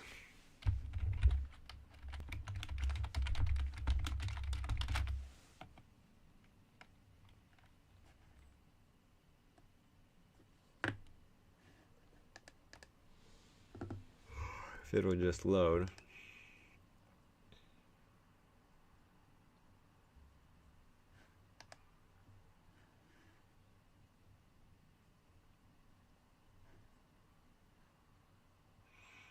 So bare lymphocyte syndrome actually doesn't have MHC1 or 2.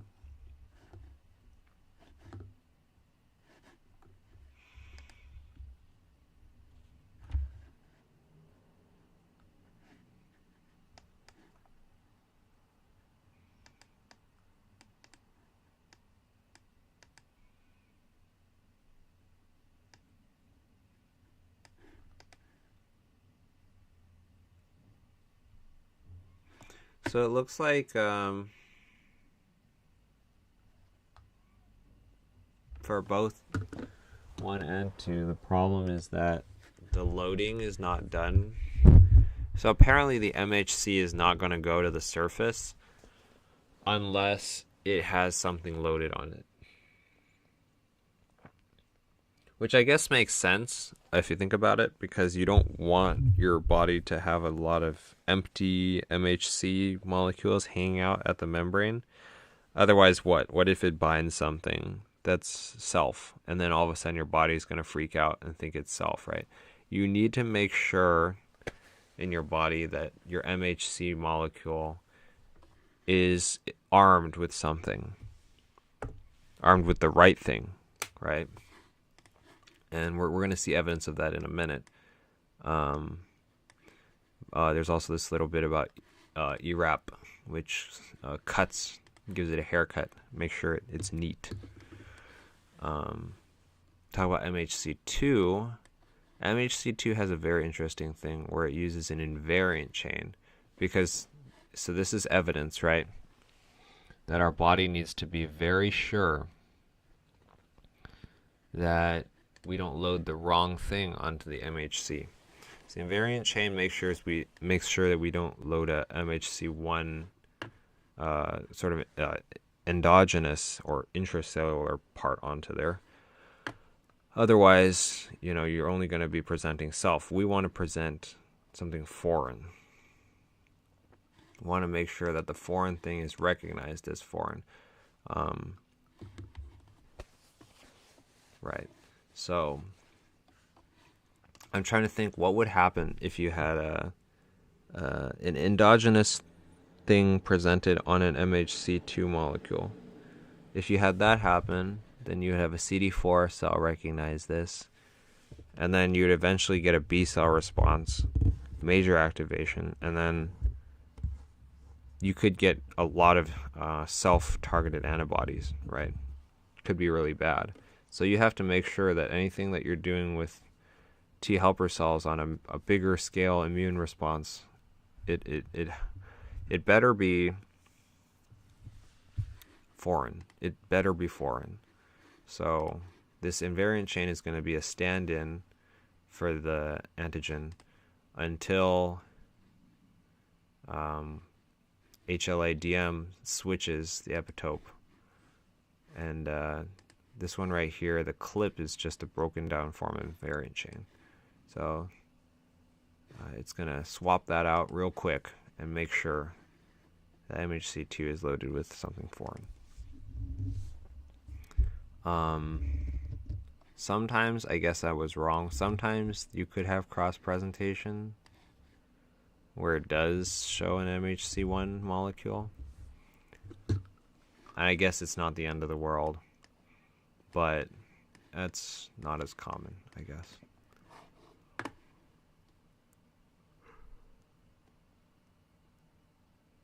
So that's MHC. MHC. Next we'll go into T cell function, and that's where I'm going to do our big T cell breakdown. We're going to be talking about Tregs, we're talking about T helper cells, we're going to be talking about different kinds of T helper cells, such as T helper 1, T helper 2, T helper 17, right? And Tregs. So we're going to be doing a lot of that in a little bit. So that's that.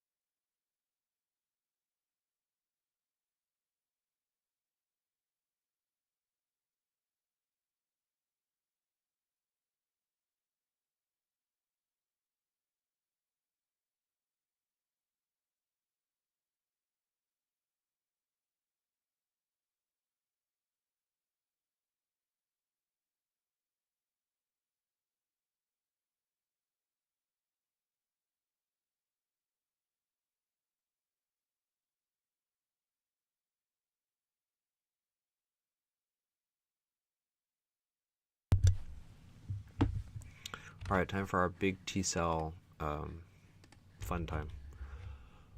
Whew. Yes, T cells. We love T cells.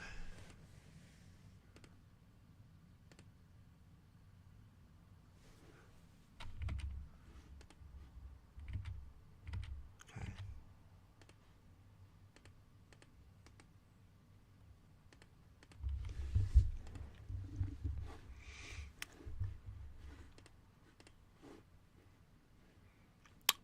So I don't think we did a good job. We did a good job in our lecture of teaching the kinds of T cells. So hopefully I will be able to explore a little bit more closely what each of these kinds of T cells are for. Right. So T cells, as we already know, are activated by antigen presenting cells. And our big professional antigen presenting cell is our favorite dendritic cell, which can get its hands on antigen in a variety of different ways. Whether it's phagocytosis, pinocytosis, receptor mediated, it essentially uses whatever it can do to get its hands on all sorts of new antigens. Whether it's eating, drinking, whatever else, right? And this T cells can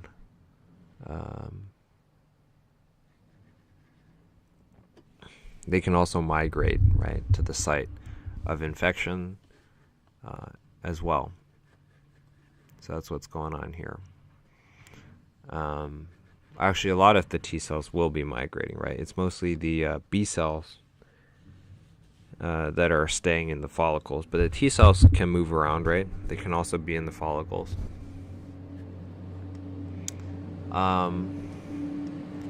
But let's talk about how it gets activated. That's our garbage truck. Just wait a minute.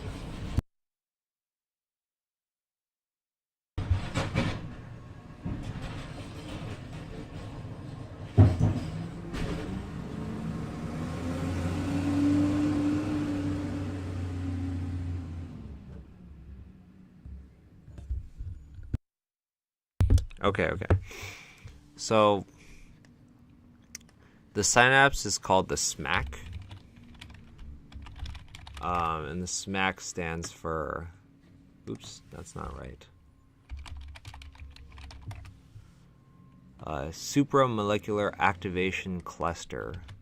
Essentially, it just means it's an activation complex. Right? We call it the immunologic synapse. And peripherally, I mean, it's just adhesion. Or I guess in this case, it would be more like cohesion, because it's two immune cells, right? But anyway, peripherally you have like this sucker shape. It's all sticking together. And then centrally you have what's the real talking that's going on, the real communication that's happening. Your first signal is obviously your MHC, where your CD8 binds to the the part of the MHC that's closer to the membrane, whether that's alpha 3 or beta 2. And that does a lot of activation down the line, as we can see here. There's also the CD3, which is a co-stimulant. I guess not co-stimulatory. CD3, I guess, is an important part of activation as well. I'm not actually too familiar. I don't know if I have that in my old notes. We have the SMAC right here.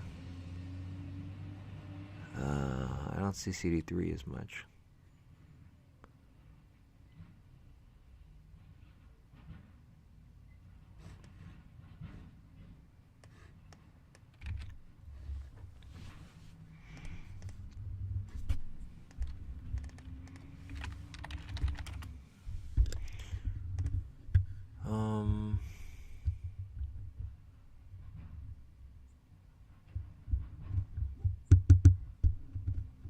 It's an important part of activation. I don't know if we can get a photo of it working.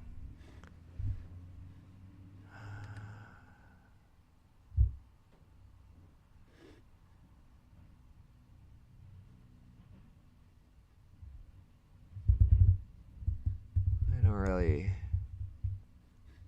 really see CD3. Here's CD3 along with the T cell receptor.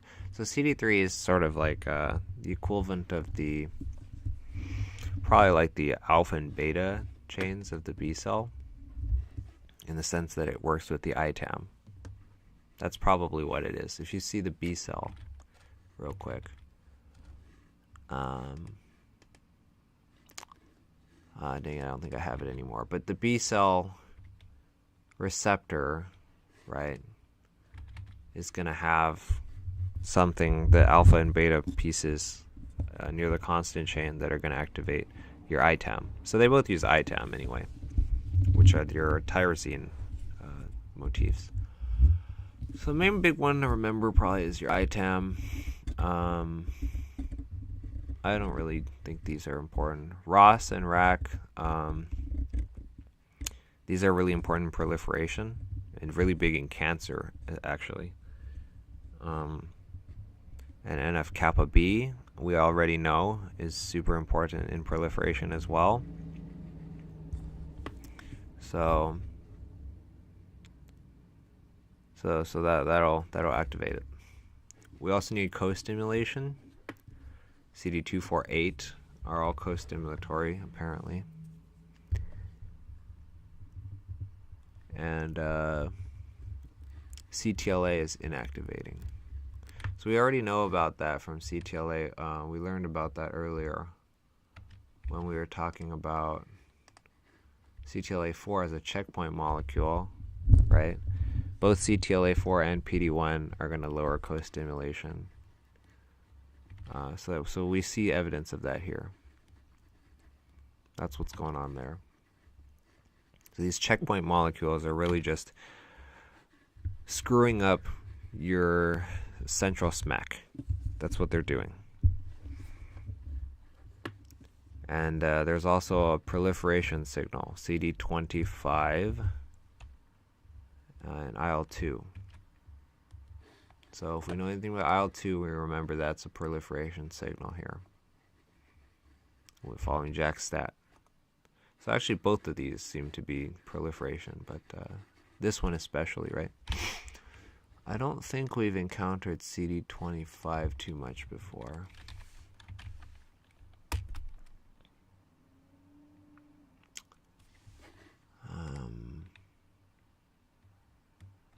CD5 is a part of Tregs. Oh, if you remember from earlier, we learned about Tregs. CD25, CD4, FOXP3. So those are Tregs activators. All right. Anyway, based on the signal that we get during our activation, we can get a different kind of activated T cell. So I'm going to be comparing these notes with these ones right here. All right. Here's your CD4. So none of your CD4s, none of your CD8s are going to become any of these down here. The CD8s, pretty much as far as we know, are either on or they're off, right? And so if they're on, they're starting with the granzymes, perforins, they're getting ready to destroy, right? IL-2 is helping them grow, IFN gammas, notifying them that there's something inside the cell, right? IFN gamma is big helper for macrophages and cytotoxic T cells. But what we want to look at today is our types of CD4 cells. CD4 cells can become a variety of different things. So let's say we have something viral. So we have IL-12. IL-12 is important for viral, I believe. Let's see, do we have any notes on IL-12? Not on here. But here we see IL-12 right here, right? In any case, IL-12 is very important for a viral infection. So we see IL-12, we see IFN gamma, that makes sense. Or we see IL-18. I think those are all 12 and 18 are both here. That's if we bump into something viral. Type 1 immune response is going to give us a type 1 immune response T cell, Th1. We don't have to care about these transcription factors, but if you were curious, in addition to FOXP3, you have TBET, GATA, ROR gamma T, but that's separate. And so we're going to get our T cell to create more IFN gamma, which is going to produce our B cell immunoglobulins to help us kill, and TNF to add more macrophages. And it's going to get our CD8s. Oh, sorry, it inhibits. Sorry. So I guess that makes sense in the sense that we have an intracellular parasite. So we're going to be focusing on killing cells. We're not going to be focusing on making antibodies because there's nothing to see extracellularly. So we're going to activate our macrophages and our CD8s. So that's what that's going to do, right? As we can see here, CD8s activated by IFN gamma. IFN gamma is a big activator here for type 1 immune response.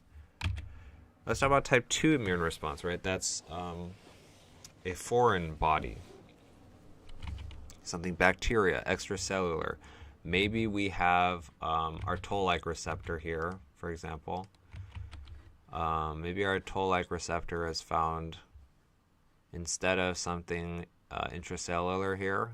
We found something extracellular, one of these TLRs, right? That's going to activate this one right here. So IL-4, IL-5, 13, TGF-beta. Let's see if we can. So IL-4, right? IL-4 is a big one.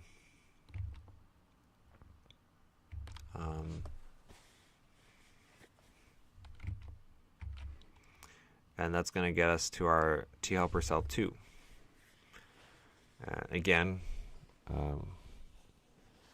we're going to inhibit IgG2.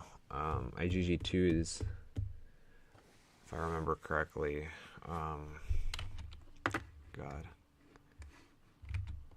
there was some significance for IgG2. I don't remember. But anyway, we're going to be focusing on extracellular work, right? So 4, 6, 13, 10.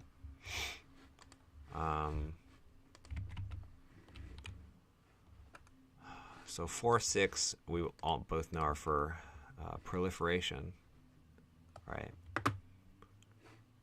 IL-10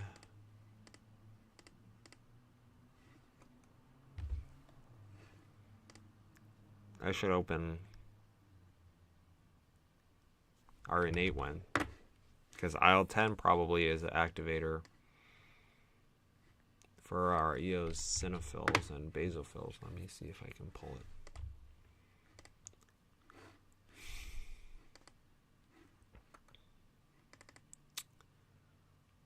I don't think I talked about it here, unfortunately.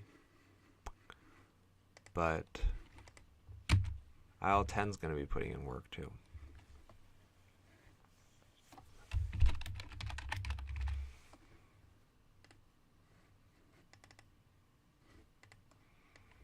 So that's our extracellular. It's a little bit messy, but that's what's going on extracellularly. And as we can see here, that's going to be activating our allergic response. Right. Now, IL-17 is for worms and fungi. It's also extracellular, but it's like a specialized extracellular inflammation. So you can see here. And so that's going to involve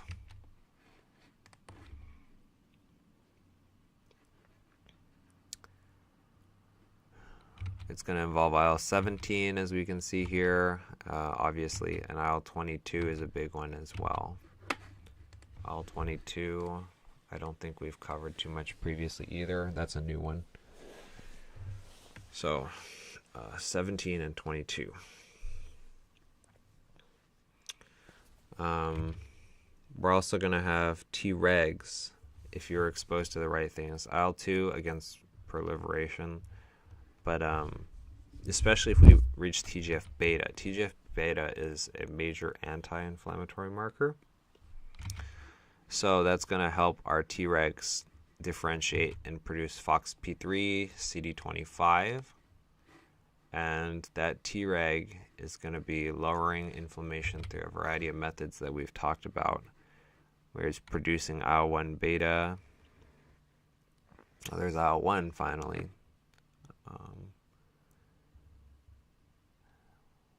And TGF-beta, all these anti-inflammatory betas. Let's take a look at these.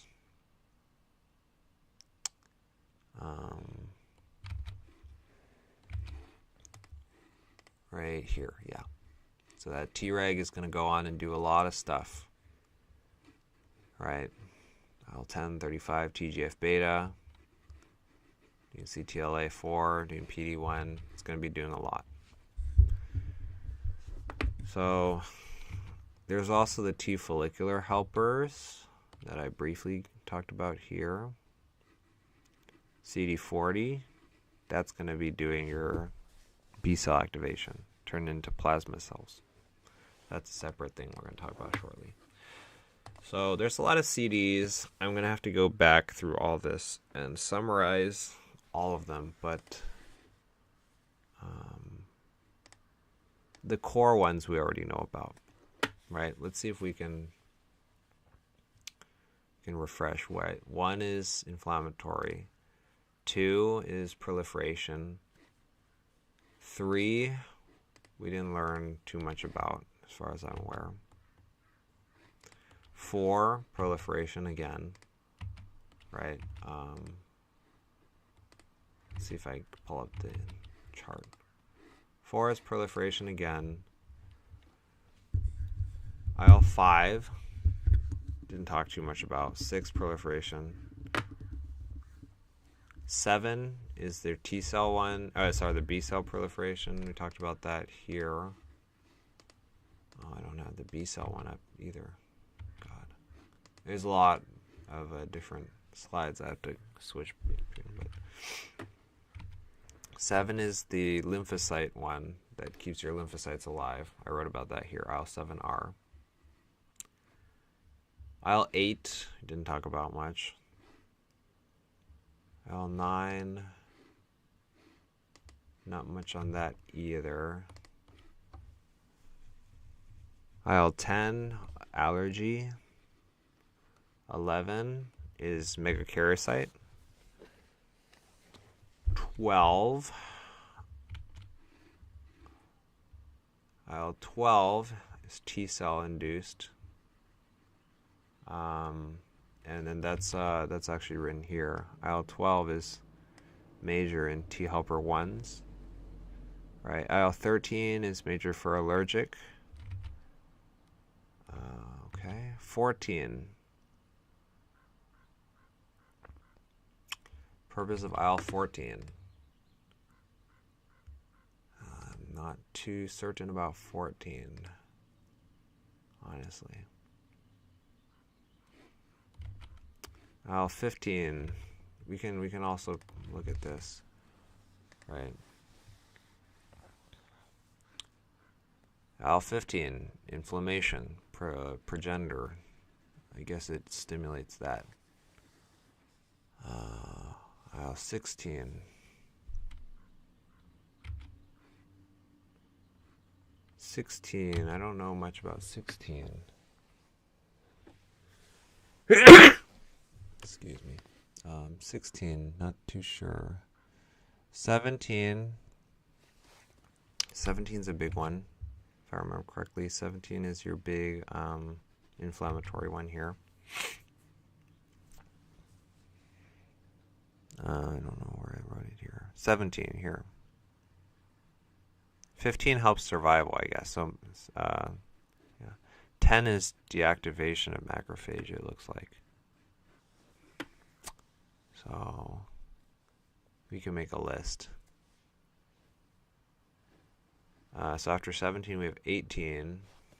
Well, 18, I don't know. 18 looks here to be ILC1, so that's pro for cytotoxicity. 19, I don't think we know about IL-19. We only know CD19, right? So no, I think we can stop pretty soon for interleukins. Definitely not much on this map for that.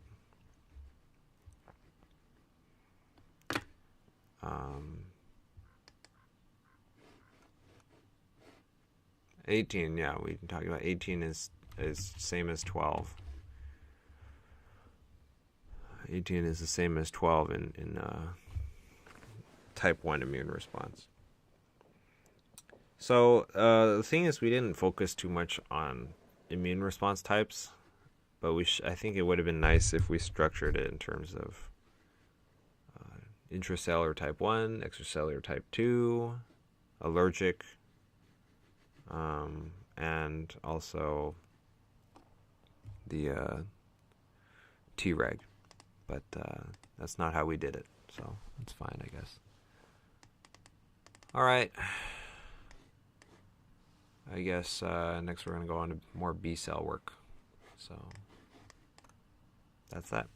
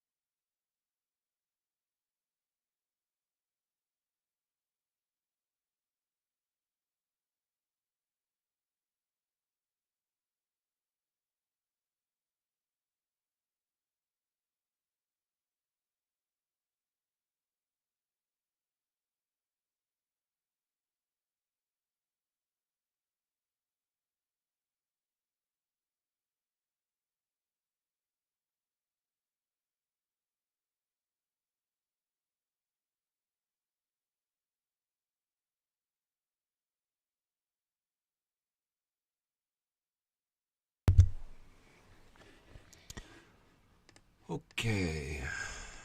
Wow, we've done a lot. We've done a lot, but we're gonna continue with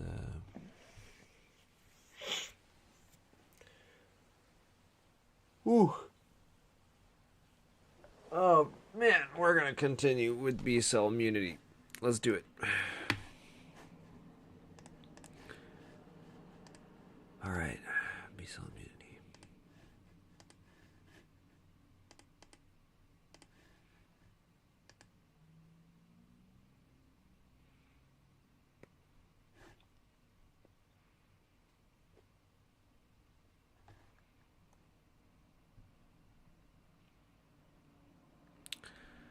All right, B cell immunity.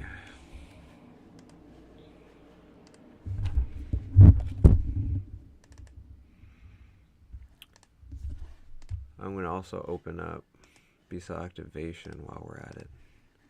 Like B cell development, I mean.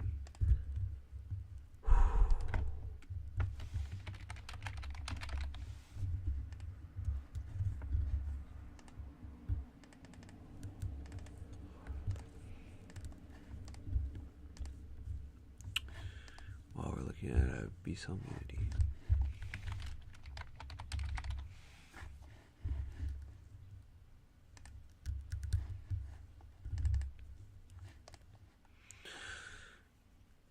So we had already talked about APC, using the SMAC, activating a T cell, and then we're talking about what happens inside of a follicle. So B cells are on the cortex, moving towards the medulla, meeting the T cell in that follicle, where they're going to be switching, doing isotype switching, which is T cell dependent. Remember, this is CD40 dependent for the T cell, the T follicular helper cell that we were learning about. Remember, right here. I don't have it here. I have it on the other one.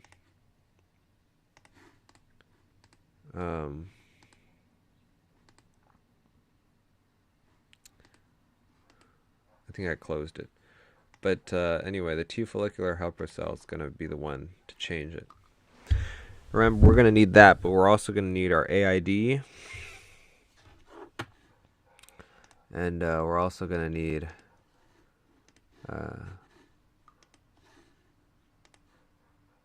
our RAG. So I don't have that here yet. Or not RAG, it was AID and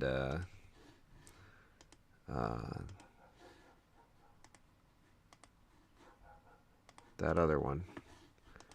I don't have B cell development here. Oh, I do. It's right here. Sorry. Oh, but I don't have the one that I need.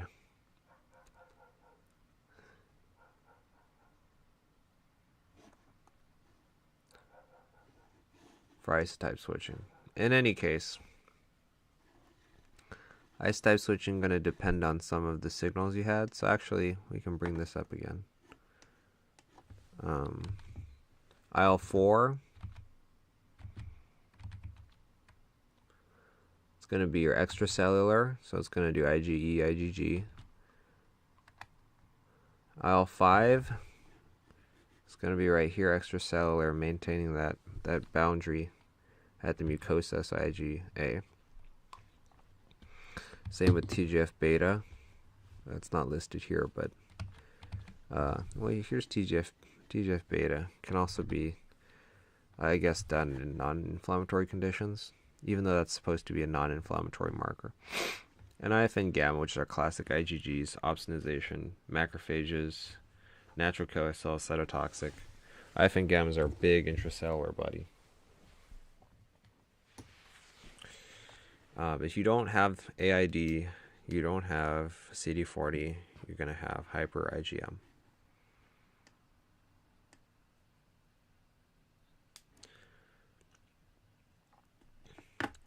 Without that, you only get IgM, right? Yeah.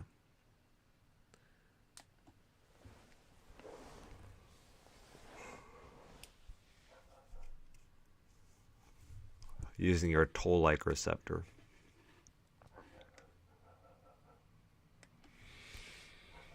So then now that we have an activated B cell in the center of our follicle,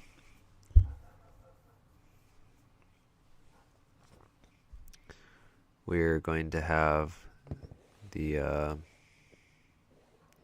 activation using a variety of co-receptors. So we already have our B cell, if you remember. It used to be CD19, and then it became CD20. Right? And that's your B cell right there.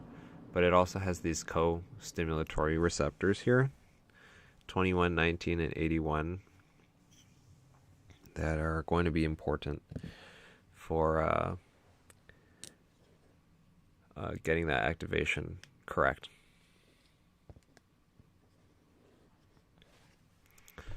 And once your ITAM is activated by the Ig alpha and beta, which is analogous to our CD3,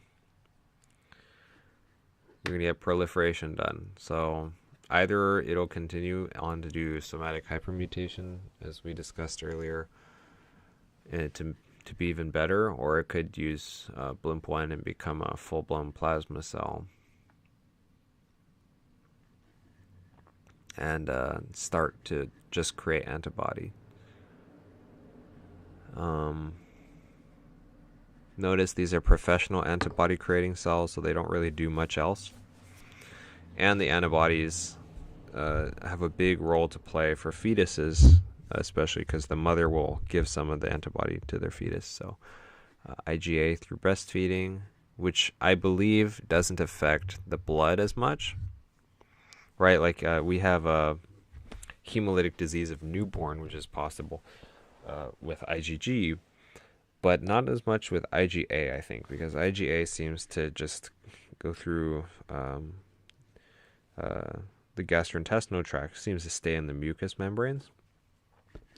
I asked Professor about this. She said IgA is not such a big deal for hemolysis, whereas the Bramble receptor is going to increase your the survival time, the half-life of your IgG in the blood of the fetus, which is going to last for 3 to 6 months, and then at 6 months it's going to drop off, and the fetus is going to have to start producing its own antibodies. The baby's going to have to start creating. Otherwise, it will not have a good immune system. A lot of tests you can do. Flow is the big important one in identifying cells. So that's B cells.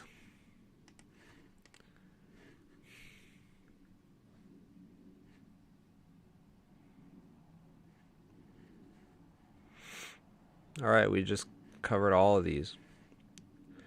Let's finish it off by talking about vaccination real quick, and then amyloidosis. Vaccination.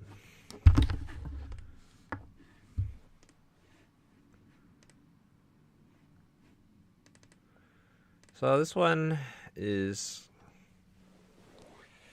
a lot about, more about how they're made and less about the mechanism. We can briefly talk about the mechanism of the vaccination, though, right? We introduce something related to a pathogen, and the body will recognize it. Maybe that's a TLR. That's kind of rare. We don't need to vaccinate, right? If it's an innate immune response. Normally it's something that has to be adaptive, recognized by our TCRs, by our BCRs, by our APCs. So we can train that, with live pathogen using a vaccine, maybe, and the body will have to produce and learn, or somebody can naturally run into something and the body will create it, or we can, and it may be someone immunocompromised, maybe they're old, maybe they're very young, maybe there's some sort of reason we can't wait for their body to create a response. We need to have it now. And we can give passive. The only problem is it's not going to last that long, right? It's just like what we talked about earlier, giving somebody immunoglobulins. And maybe if they had the maybe if they had the factor we were talking about earlier, the God, the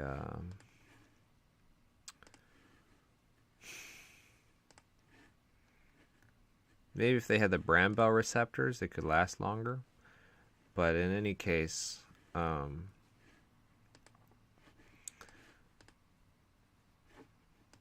not going to last terribly long in the body. And you're definitely not going to have any memory cells because your body never made it, you know. So you can give them monoclonal antibodies. You could give them polyclonal antibodies. You could have a risk of a reaction happening, maybe because it's anti to something in your blood, or maybe it's an animal created antibody, so it might be a little different. Or it could be naturally given through the breast milk and the placenta, as we described a little while ago. So there are a few different types of these vaccinations.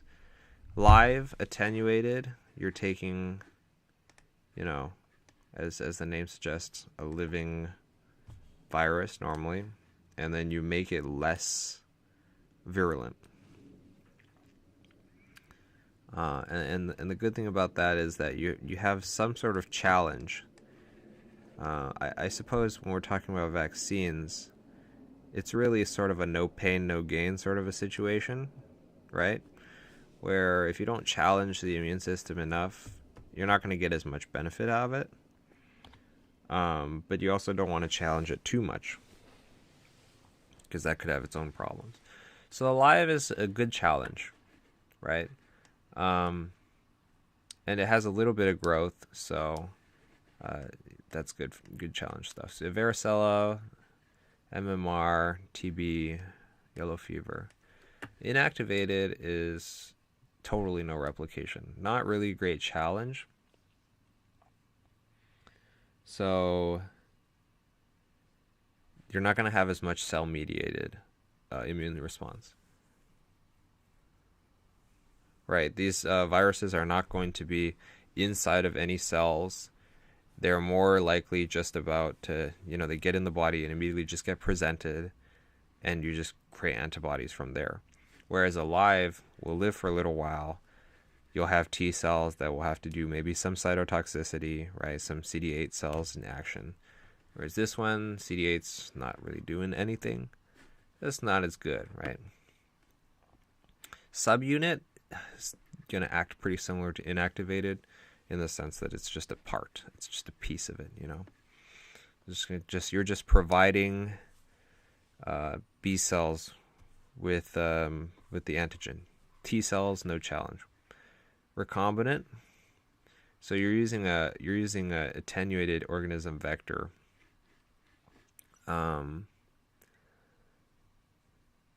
So essentially you're going to use an existing, we had a test question on this, you're going to use an existing sort of organism. Let's say we have a good vaccine against,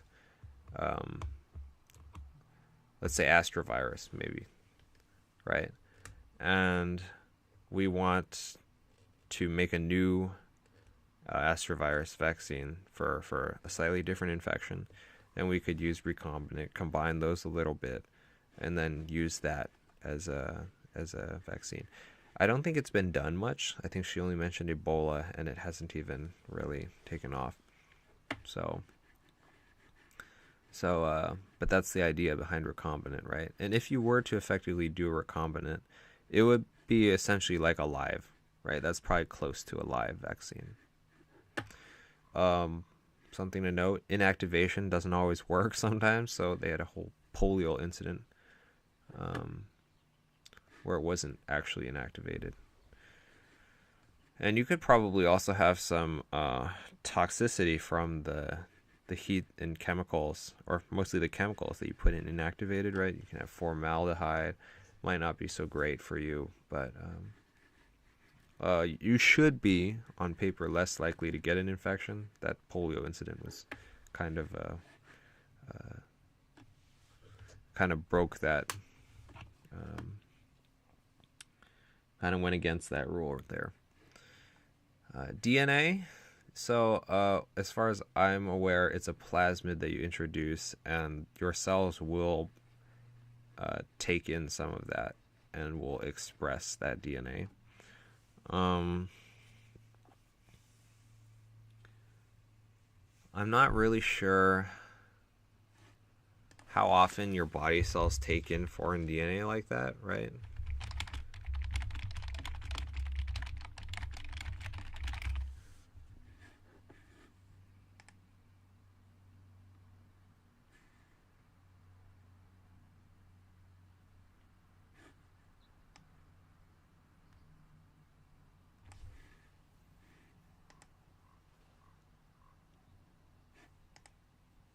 So let's take a look, see if we can understand this a little better, right? Because normally your body does not want to take in. Oh, okay. Understood.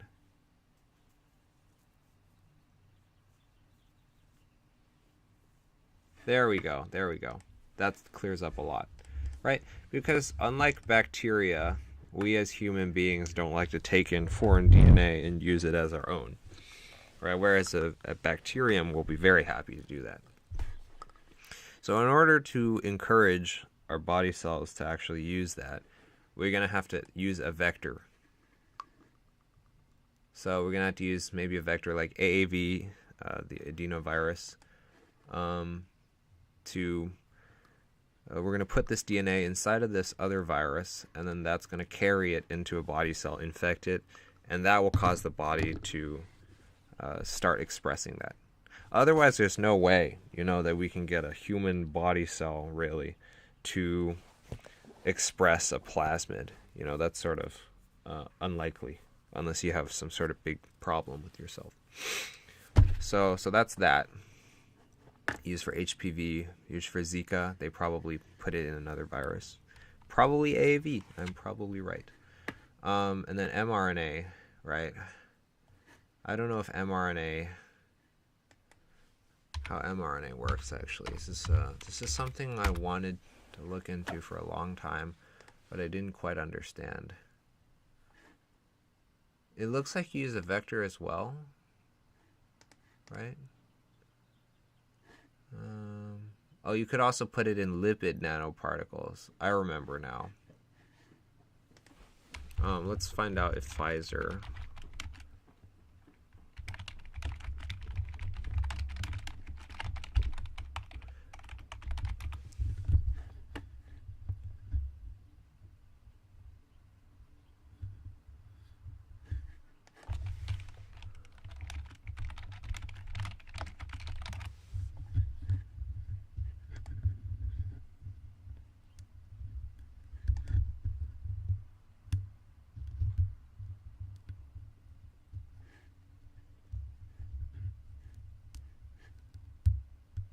Right, but how do we get mRNA to enter the cell? That's the main thing, right? There's no way we directly inject mRNA.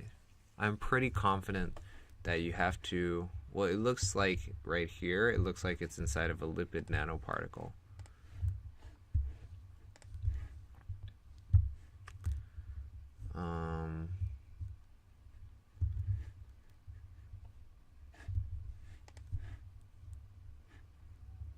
Yes. See that lipid coating?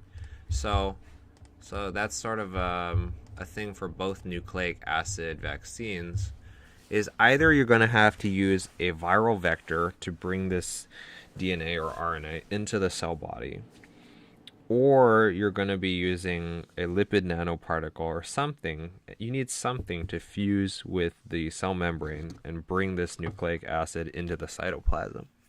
Some sort of a vehicle, some sort of a carrier, right? So for the mRNA vaccine, for Pfizer, that was a lipid nanoparticle. Although I heard that there were companies' vaccines that were looking into using viral vectors. I don't know. I don't remember which one.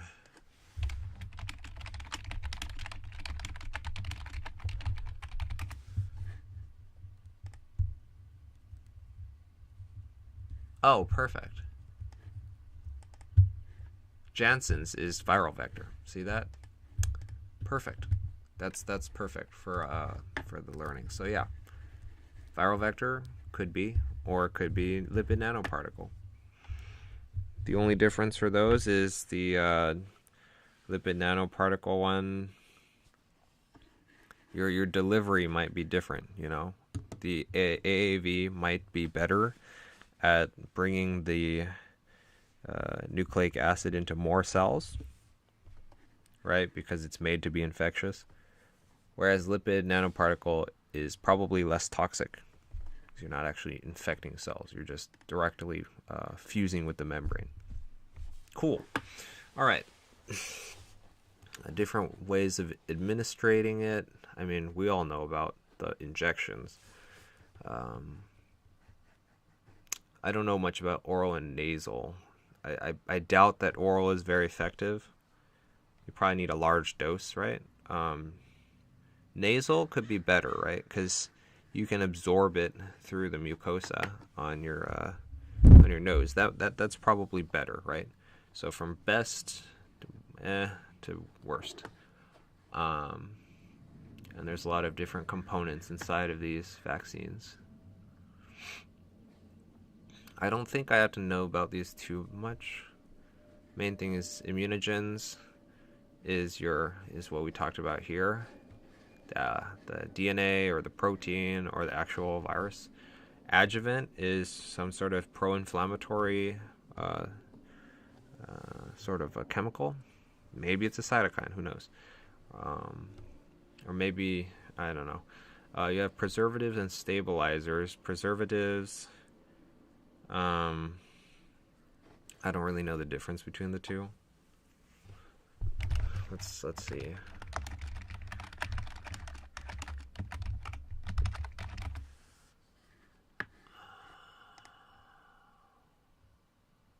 I mean, preservative is for shelf life. Oh no. Preservative is, okay, that makes sense, right? Because when we have preservatives for food, it's not so that it's not about the breakdown of the food we're concerned about. It's about contamination that we're concerned about. So preservative is for contamination, right? And stabilizer is for inherently, you don't want the lipid nanoparticle to break. You don't want the I don't know, whatever it is, to lose its structural integrity. If it looks too ugly, it's not going to be recognized, right? And there's some trace components that are stuck in there from development. So that's pretty good. Of course, with vaccines, this is something that my mentors drilled into me a lot, especially in biotech, is that in order for you to have a drug that's good for a patient, it has to be effective without being, you have to balance the efficacy with the toxicity, right? It has to be helpful without being toxic. But the thing with the vaccine is that when you're preventing a disease, you're going to be injecting this into somebody who is healthy at the moment of injecting, right? Your whole goal is to lower the risk of infection. You're not curing an existing infection. So you have to be extra careful that you're not harming them. Because who wants to, get a disease? Like, who wants to get a vaccine that gives you 100%, like 100% of the chance it gives you, like, diabetes while you're trying to avoid, I don't know, the flu, right? That's just not a good deal, right? And who knows, you might still get the flu either way, So you really have to make sure the risk is minimized. So a lot of testing goes on for vaccines. Probably still not perfect at the end of the day, unfortunately, but there's definitely a lot of rigorous testing going on. It's more rigorous than most drugs. Right, yeah, phase 1 is safety. 2 and 3 are making sure it's efficacious, right? Because it makes sense that you would have your safety first, Because if you can't even demonstrate that you can give a little bit of the drug without killing somebody or seriously hurting them, then there's literally no point in continuing. Right? This is game over. Right? Your drug is garbage. You know, if you give it to like 20 people and 1 out of 20 die, like that's a horrible drug. You just stop there, right? So it's better to do that early.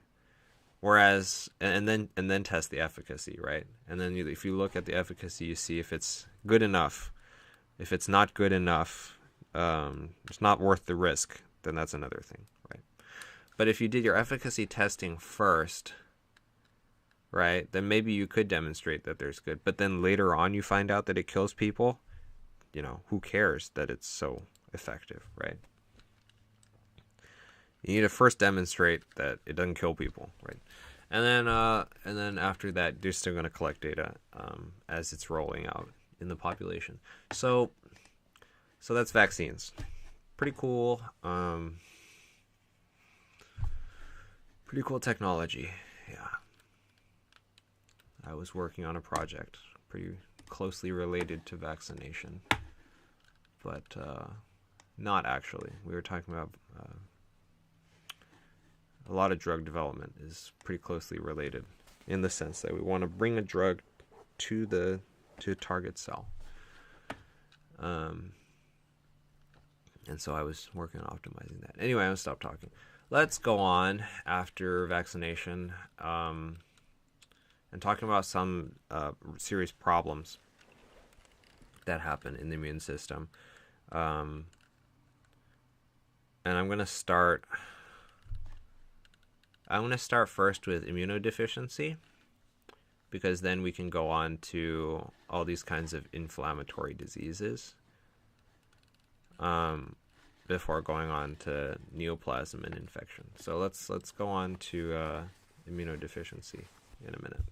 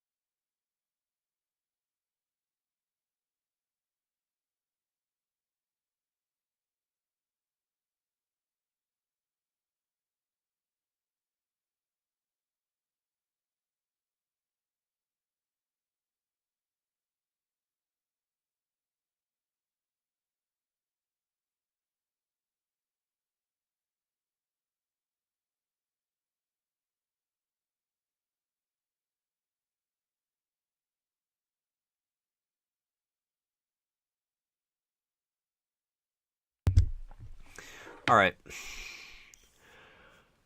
We're going to go on to immunodeficiency 39. Let's do it.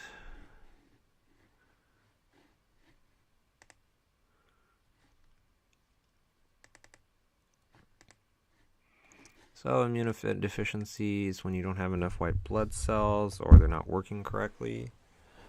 And it can be acquired or it could be genetic. Of course, acquired, you always have the same kind of suspects: drugs, nutrition, got some sort of damage, burns, cancer. I guess HIV is one of the more unique ones.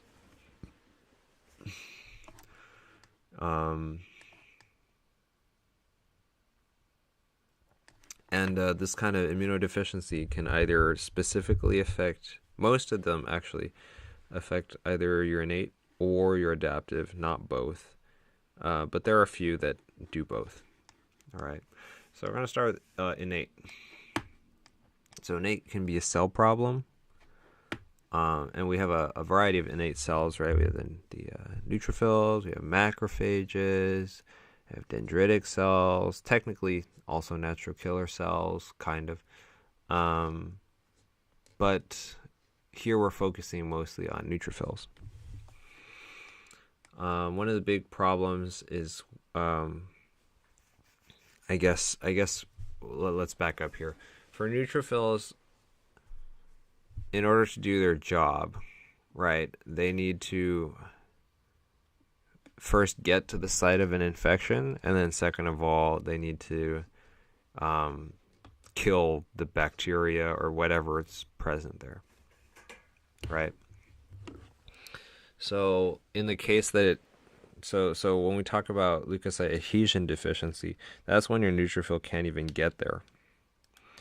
So it doesn't have CD11 or 18, which means it's stuck in the vessel and it can't even leave the vessel, enter the tissue, and solve the problem. And that will actually increase your neutrophil count in the blood, because it'll look like you have a lot more neutrophils, but in reality it's just because they're stuck there. And apparently that causes delayed separation of umbilical cord, which is some sort of a neutrophil involved sort of process. You could also have where the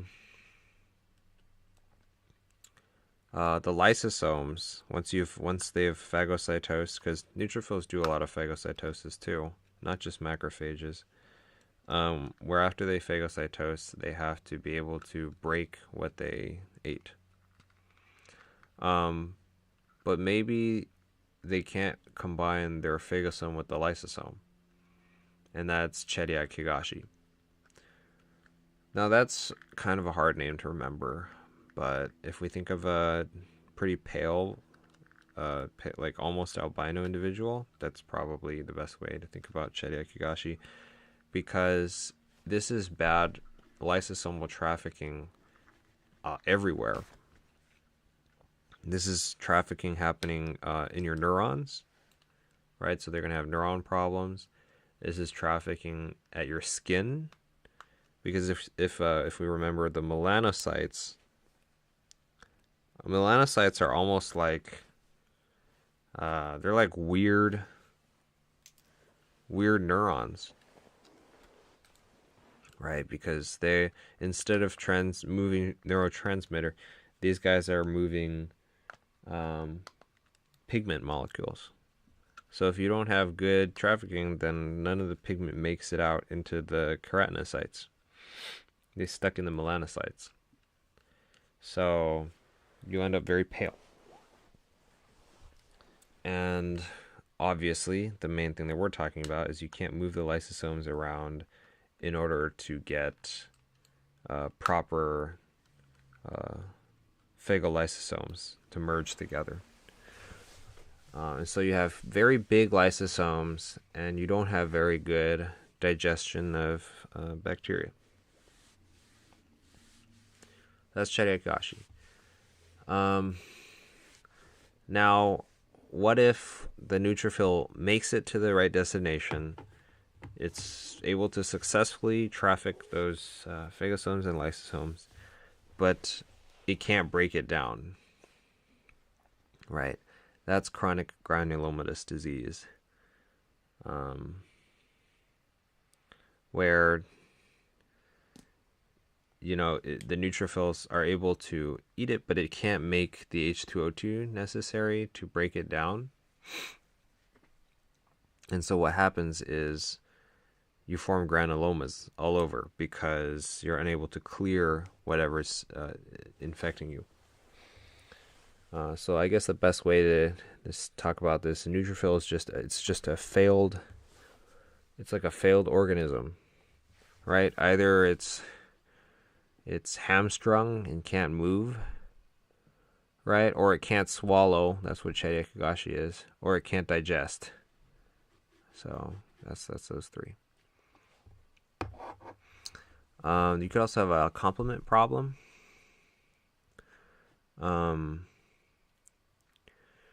Any deficiencies in the factors can cause problems. So hereditary angioedema is this one is actually a low C1 inhibitor, right? So that's going to cause C1 is involved in lysis, right? But let's check.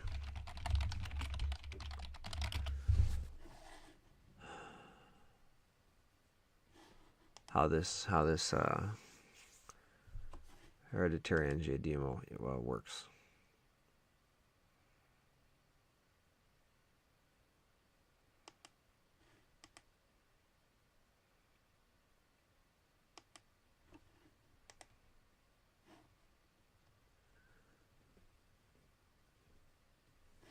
So what's the function of C1 inhibitor?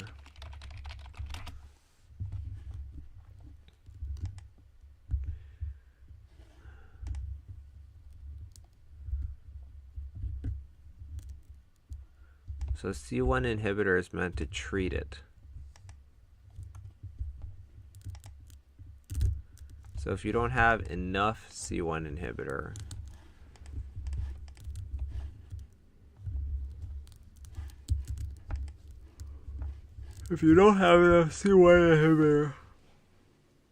then it's going to activate.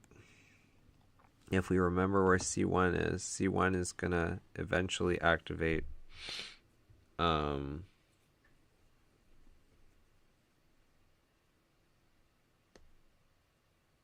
classical pathway, right? C1 is classical pathway because you're doing complement, and then the complement is going to eventually fix your C 2, 3, 4, right? And then eventually do your 5, 6, 7, 8, and then you'll get your MAC. And so that's going to cause a lot of cell lysis and swelling, specifically through the route of bradykinin, which is a vasodilator. So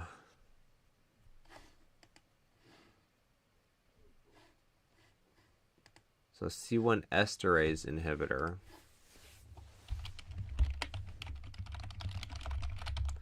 I think is the drug that you give. Oh, or I guess that is C1 inhibitor. So you just have to give more of that, right? I don't know why I wrote downward arrow, but you need to give more of that.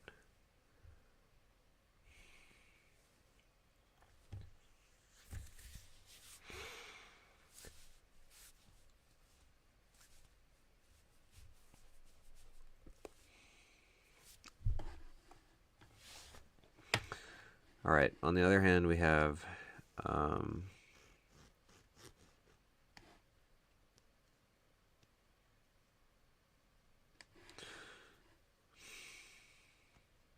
I don't know why this creates more bradykinin.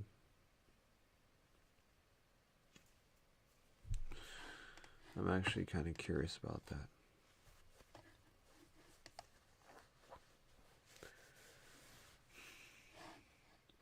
C1 inhibitor, C234, going on. I don't see. I don't see bradykinin.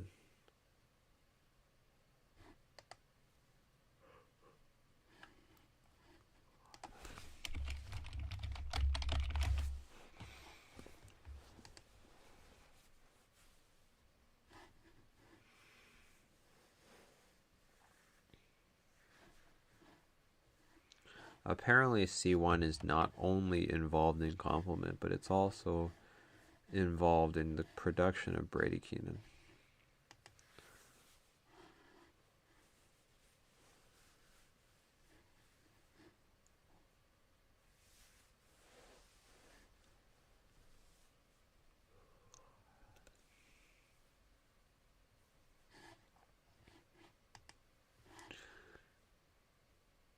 Which is very interesting.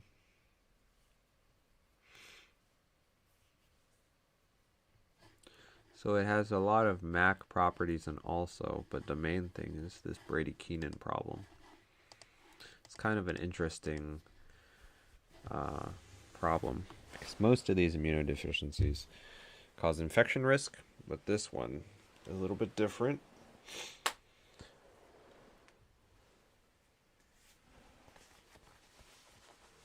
Because it causes swelling instead. Okay. Go on to adaptive. So let's talk about T cell. And the 6-month thing is about how young the children are when you see this. I guess it stands to reason that the T cell one is more severe, because T cells are needed to mediate a lot of other responses, whereas B cells, there's a problem, but without the B cell, you could still have natural killer, you could still have macrophages there, you could still have giraffin gamma, a lot of that response. So talk about chronic mucocutaneous candidiasis. So obviously you're not very good at fighting foreign invaders, which is your fungus. So that means that your T helper 2s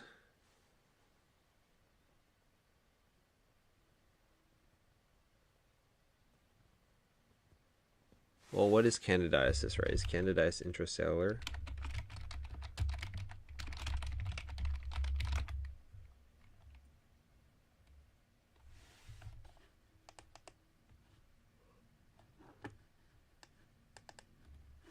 I see.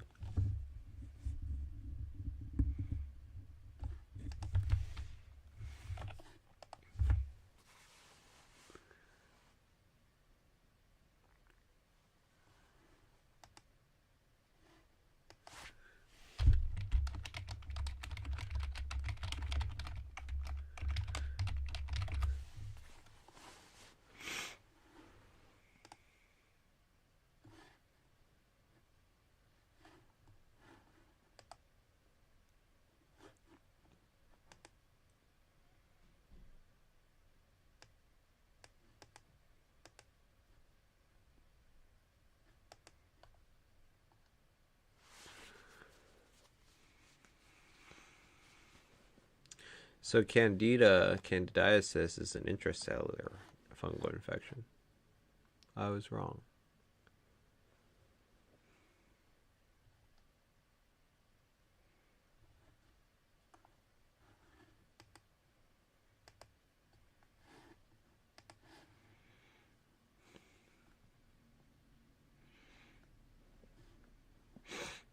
I don't know if I'll find photos, but it must be, right? Based on what this slide is telling us.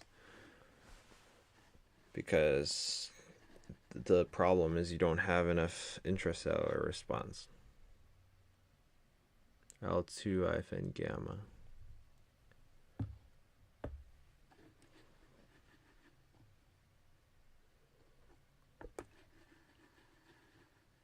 So that's going to cause a lot of problems there. Okay. Yep. Chronic mucocutaneous candidiasis. Poor T helper 1 population. And what spurs our T helper 1s again?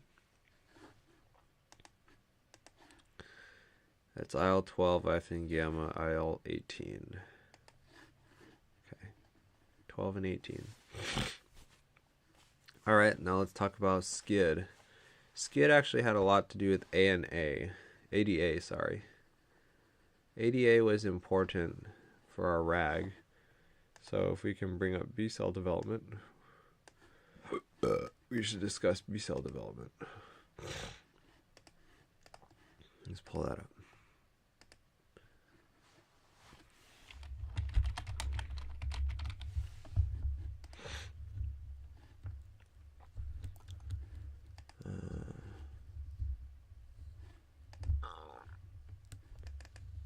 Where's ADA?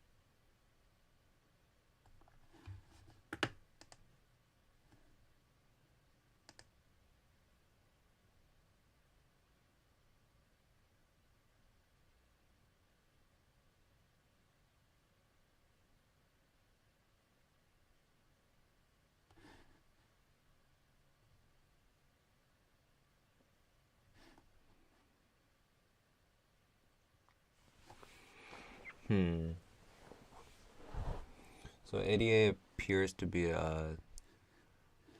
actually not related to B cells, but actually related to Tregs. Let's see if I can see anything here. It's Tregs.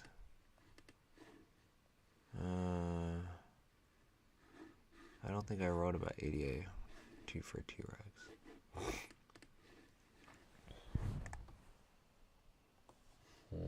I was thinking about AID, not ADA.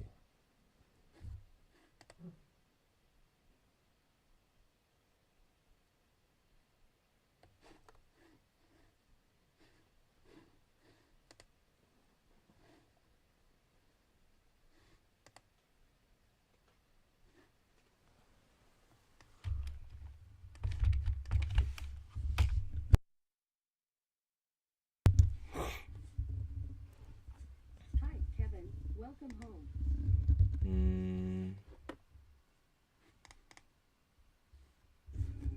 Hey Google, stop.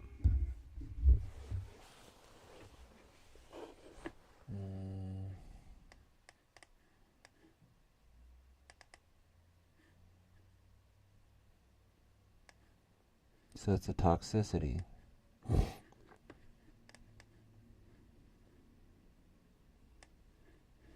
Oh, I think I remember ADA from our purines and megaloblastics. If you remember, if I remember a little while back, ADA was involved for these DNA nucleotide metabolism. Yeah, that's where it was. See that? ADA deficiency here. So failed degradation of ADA can cause an immunodeficiency.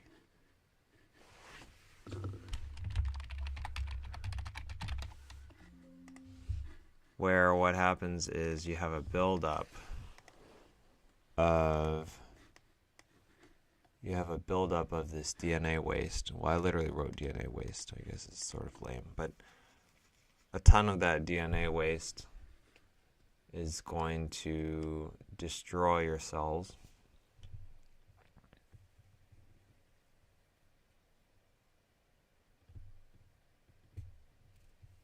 or cause an autoimmunity. I guess what happens is you don't have enough Tregs to control some of your inflammation that's going on. So that's called Omen syndrome.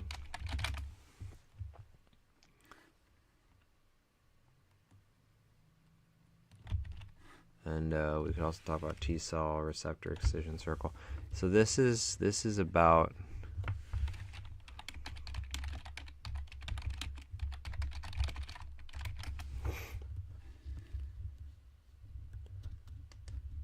so this is a sign. So this Treg is a sign that your T cell is maturing normally.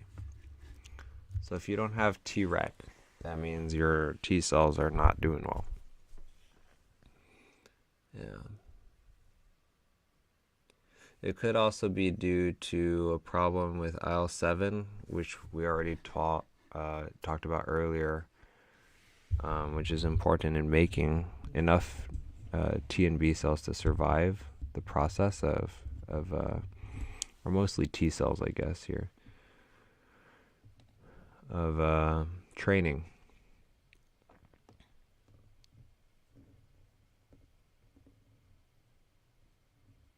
So that'll cause infection. You can also talk about the George, which causes no thymus. There's a developmental anatomical abnormality.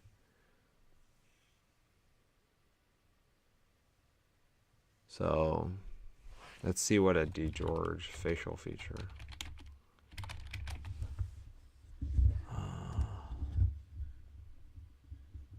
Looks a little bit different.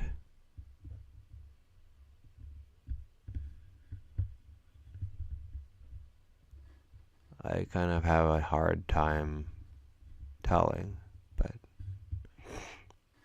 some of these are alike a little. I think at the end of the day, it's just so hard because there's so much variation between, how different people look. How do you know, Maybe it's only if you compare them with their family, you can tell that they look a little different. But that's a chromosome 22 deletion. Alright, so either we have not enough intracellular monitoring, we have a complete lack either due to bad maturation or toxin, or we have a lack of a thymus, which that's a big deal. Alright. Now let's talk about B cells. We already talked about hyper IgM. Not having enough CD40 ligand on your dendritic cells to activate those B cells, or not dendritic, on your T cells, on your T follicular helpers. So you cannot get those B cells to mature and do the class switch recombination.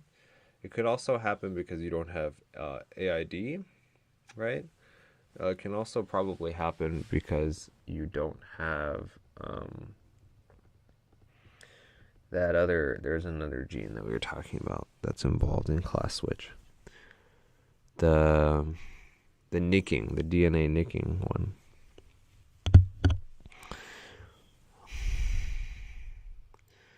We could have a common variable immunodeficiency, which I guess is similar to hyper IgM, except that I guess the difference is in hyper IgM there's no germinal centers. So I guess it's just the not as bad version of hyper IgM. You could be missing one or two, I guess. And I guess that also implicates selective IgA deficiency. The time is 4:45 p.m. Time to start wrapping up your workday and plan for dinner. So these are all just lack of some sort of lack of some sort of immunoglobulin, whether that's G or other or A or all of them, right? So that's Bruton agammaglobulinuria, which is caused by immature B cells, so no IgG. Although I would imagine that'd be sort of similar to hyper IgM. What's the difference, right?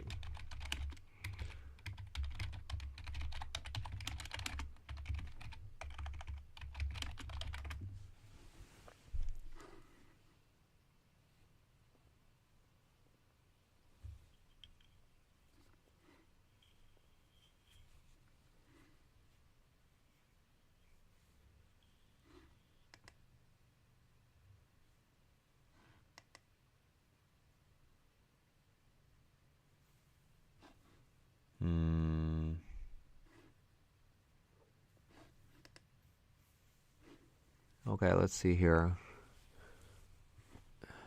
Antibody deficient. Okay, so part of this is whether there's B cells. So, okay.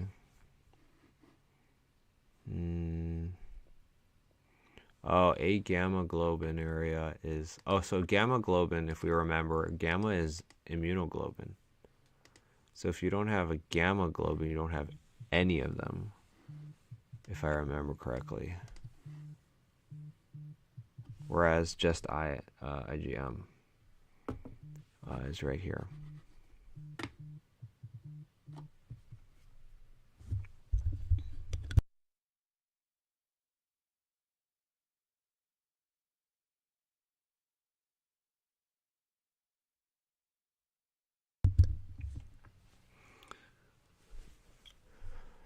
Okay, so we're talking about nothing. So this is nothing at all. Common variable is low everything. Hyper IgM is only IgM. And then this one is missing IgA. Okay. You're missing something for all of these, but Bruton's is the worst, right? So gamma globulin just means Ig.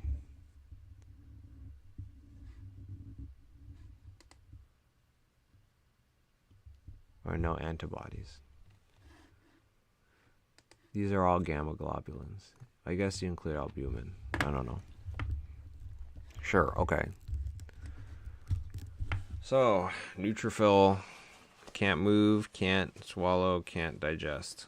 Or can't move, can't eat, can't digest. Can't kill intracellular.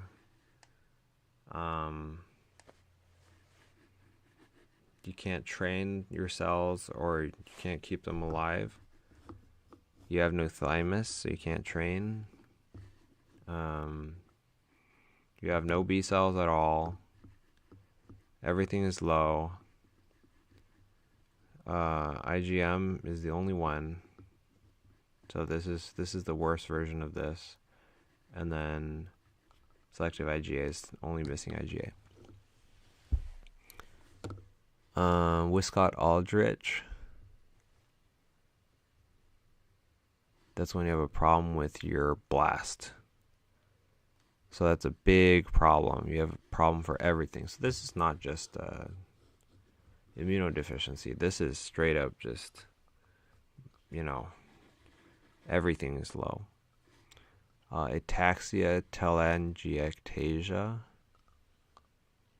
How does that even come from?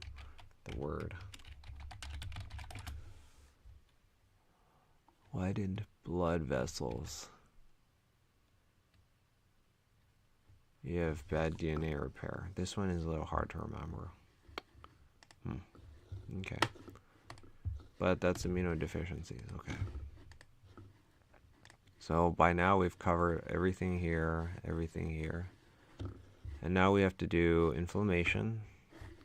So a lot of the big problems so we've covered like the basis of all of this, and now we're going to cover what happens if it goes haywire. So we can talk about. Oh, we just also talk about amyloidosis. I forgot about that. But I'll get to that. Um, I think I'll do amyloidosis probably after we talk about our B cell neoplasms and cancers. So we'll do inflammation next.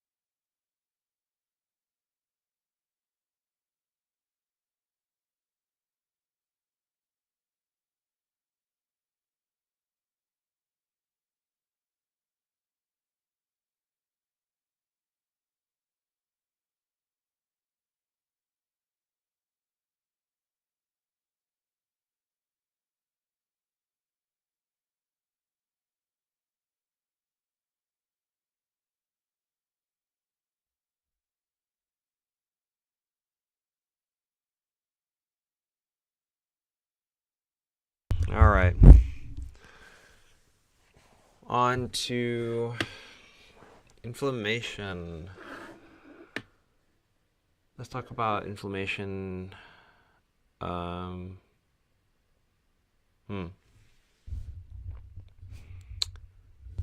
What's the best way to do this? Take a look. Inflammation number 19.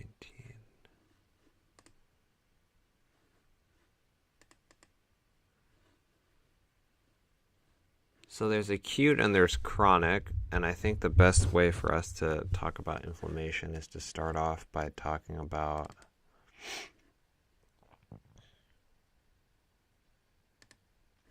hypersensitivity, actually. I think that's the best way, because we've already talked about type 1, type 2 immune responses and Tregs, right? So I think it makes sense, if we're talking about inflammation, to talk about all the different ways that the cell reacts, the 4 types. So let's go there and do that. Number 30. All right. Hypersensitivity reactions. There are 4 of them. 2 of them are cell-mediated, 1 and 4. 2 of them are antibody-mediated, 2 and 3.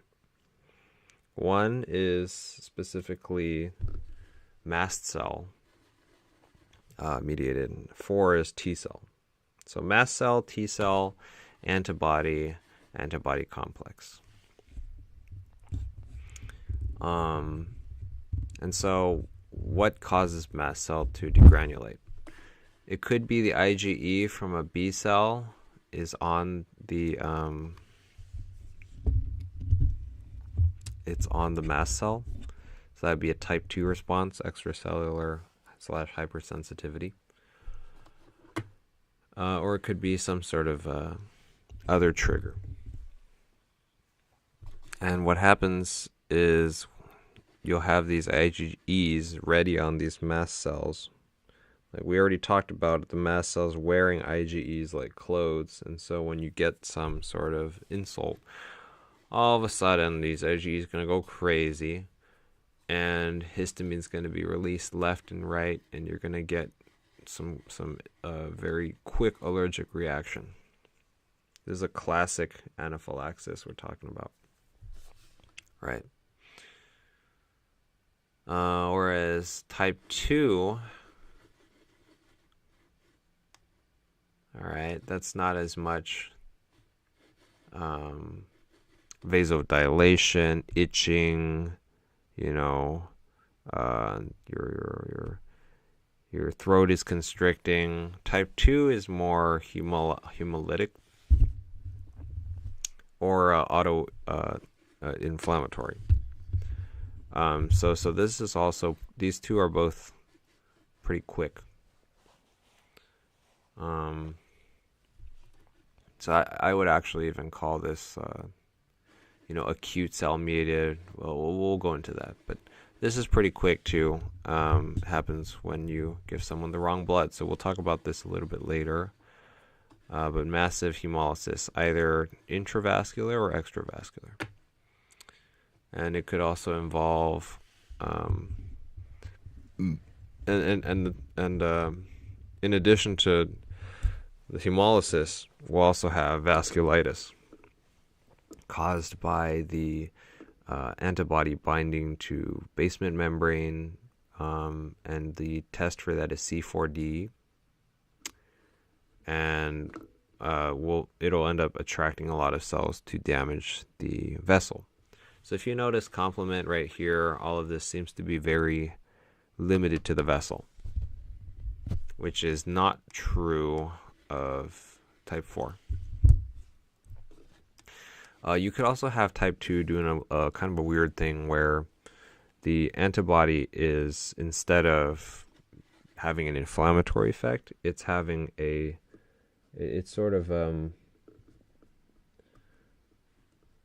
it's having a stimulatory or an inhibitory effect on your receptors.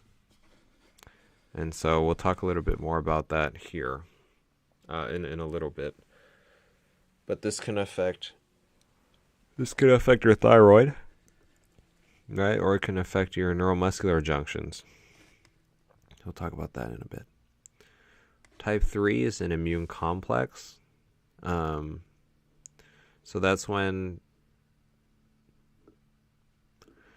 the antigen in question, I suppose, is not very big, or somehow the target falls apart, and you end up getting a ton of this complex, right? I don't think you make as much complex over here, because whatever you're binding to is maybe a full bacteria, or maybe it's a full body cell. Like it's not gonna be its own free floating thing, as much as it is here.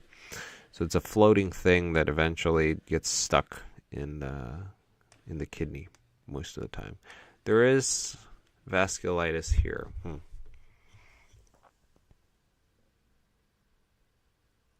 So that is vasculitis as well. Still mostly limited to vessels, right?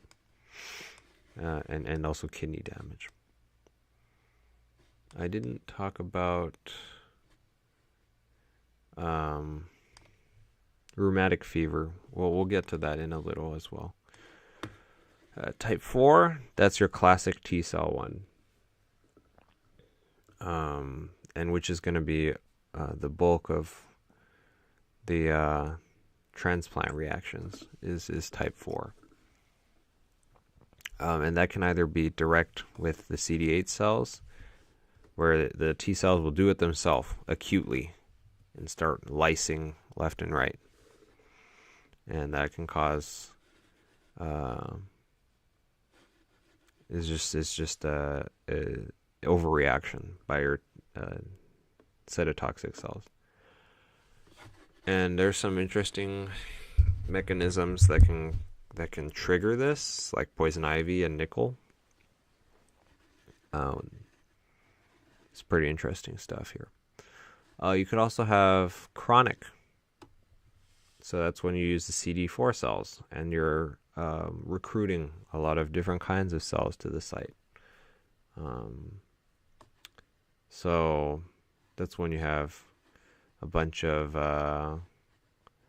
macrophages to the site, right? We remember IL-1, we remember TNF, IL-12, if we remember, is also a pro-inflammatory involved in T helper 1s, right? So these are all related to macrophages right here. And yeah, we said TH1 here, actually. So yeah. And a lot of the times what this will do is cause damage to the tissues themselves. The so-called stroma, or the meaty tissues, that's what it's going to damage.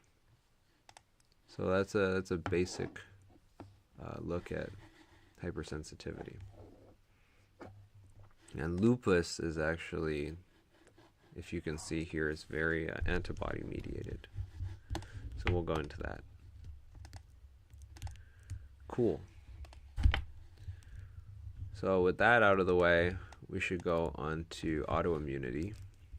Just a pretty big one right here.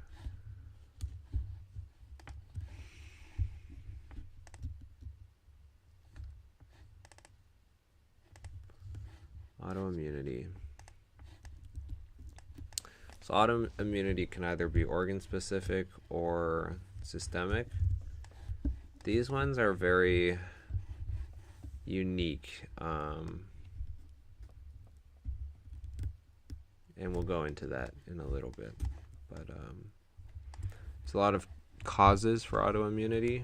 You can see here anything from trauma, causing a break of a privileged site and allowing in inflammatory and other immune cells that shouldn't be there. You could have an infection, like EBV, which we'll talk about more in a little bit, where you end up having these really weird B cells. and so that's what the EBV virus will cause. You could have, and that's what causes a lot of your type 2 and 3, right? In lupus, we'll talk about. You could have cross-reactive agents, so rheumatic fever, the streptococcus, where the streptococcus antigens will look like body antigens, and you'll end up attacking yourself. So you can clear the strep, but then you end up attacking your own heart muscle after that. Could be cellular debris after your neutrophils go all kamikaze and explode. You might develop anti-nuclear antibodies towards yourself. And that can cause your immune complex. So we were talking about immune complex earlier. We're talking about it has to be something that's pretty small and dilute, right? So I think a lot of the dead matter from a neutrophil pus can probably do that. You can have altered autoantigen, rheumatoid arthritis. This is a big one, where there's a change in your body antigens called citrullination, and these body antigens are they function normally, but your body cells just recognize it as foreign. There's a MHC mutation that causes ankylosing spondylitis.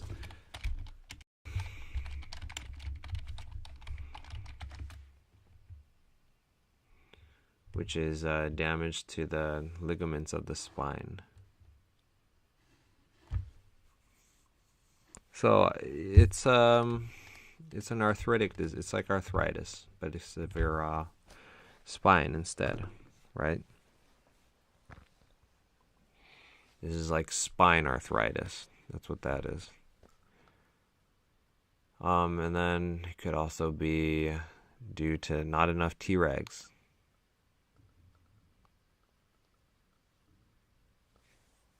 So you're not very tolerant. Yeah. And we already talked about this. It could be type 4 response, acute. Could be a type 3 response, right? Deposition. Could be type 2 response with IgM with a lot of hemolysis. So let's talk about these now. Out of all of these, lupus is 2 and 3, antibody mediated.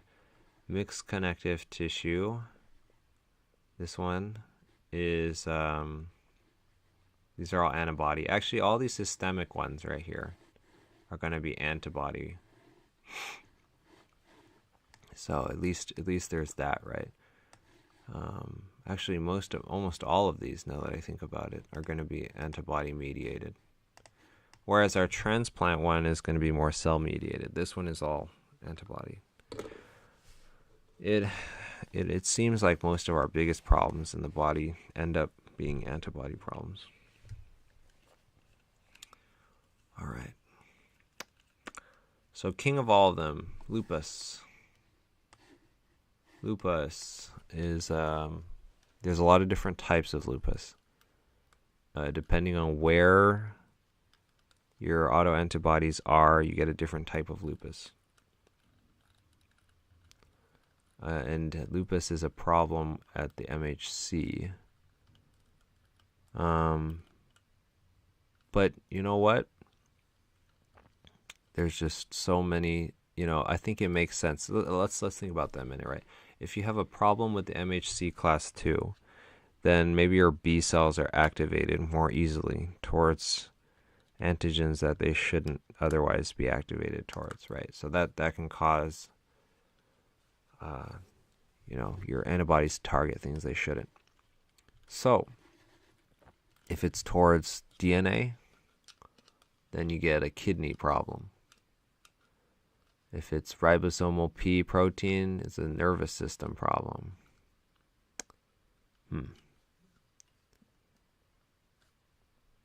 And Smith antibodies is mRNA splicing protein, antibody. So it's also sort of, it's RNA sort of it's a protein antibody. So that's what that is. Those are anti-nuclear antibodies going to be found in a lot of these. Arthritis is Smith. And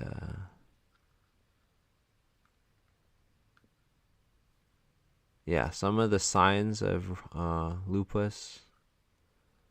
You have low C1q, probably because it's being used up, right? You have LE cells, which are neutrophils eating the wrong thing because your antibodies are attaching to the wrong thing. And you have rheumatoid factor. So that one's kind of interesting.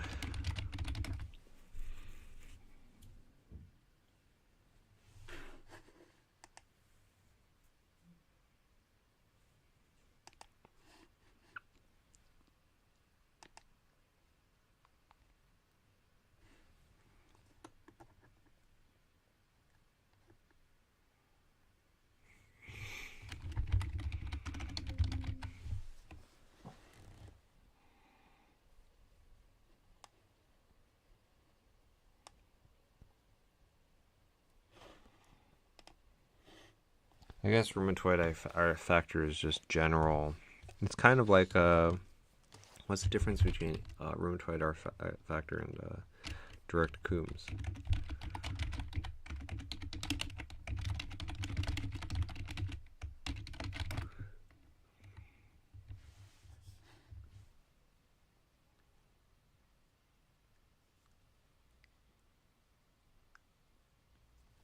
I assume they're kind of similar.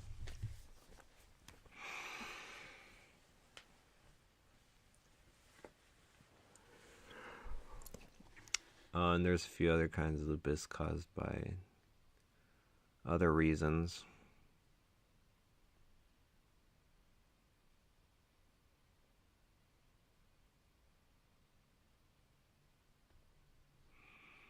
You could have subacute cutaneous lupus. Although, as far as I'm aware,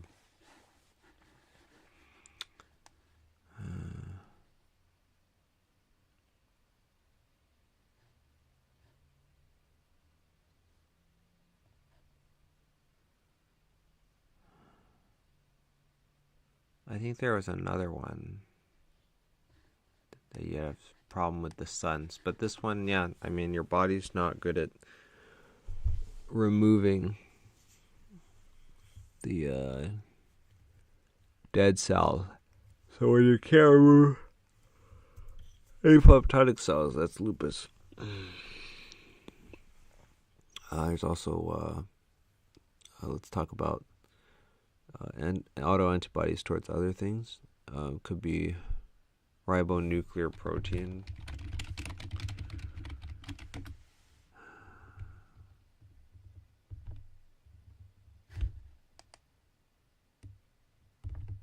It's just some sort of RNA binding protein. So instead of ANA, I guess it's a form of ANA, right? But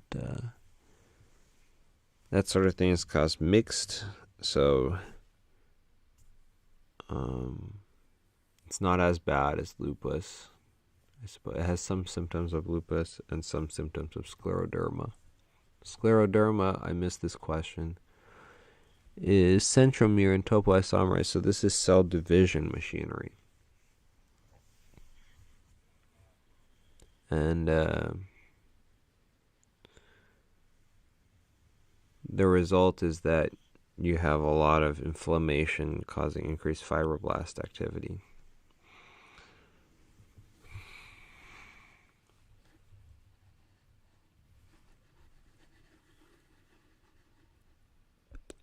So the crest variant is actually not as bad as the diffuse. The crest is anticentromere. And it involves quite a few of these problems, which looks really bad, right? But even then, it's not as bad as diffuse, which is higher mortality.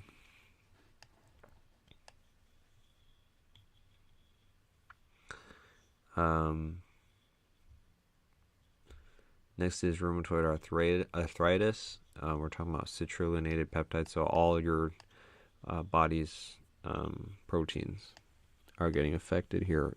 And the difference between this and lupus is that you actually have full joint destruction instead of just systemic inflammation.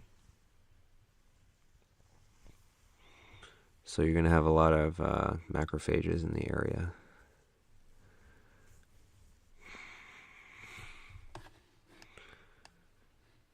Sjorgen's syndrome.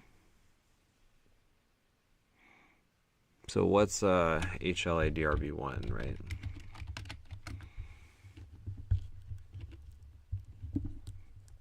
It's a part of the MHC. So you have some sort of MHC problem that causes this to attack glands. Everything's dry and all the glands are being attacked.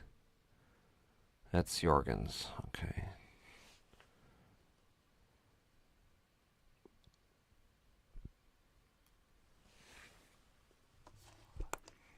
Let's talk about some ones that damage your muscles.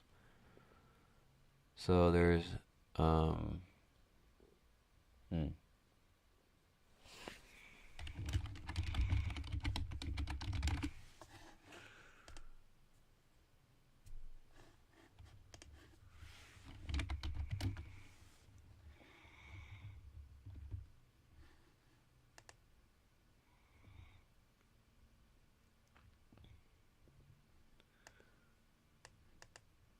transcription regulation. These are both involved in transcription.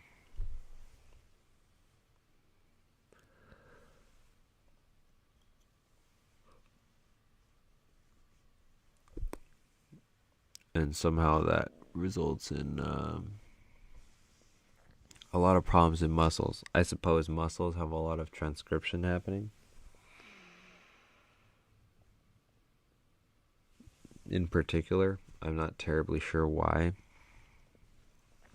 but it'll cause a lot of muscle damage. The difference between the two is that one is more direct muscle damage and one is capillaries around muscles.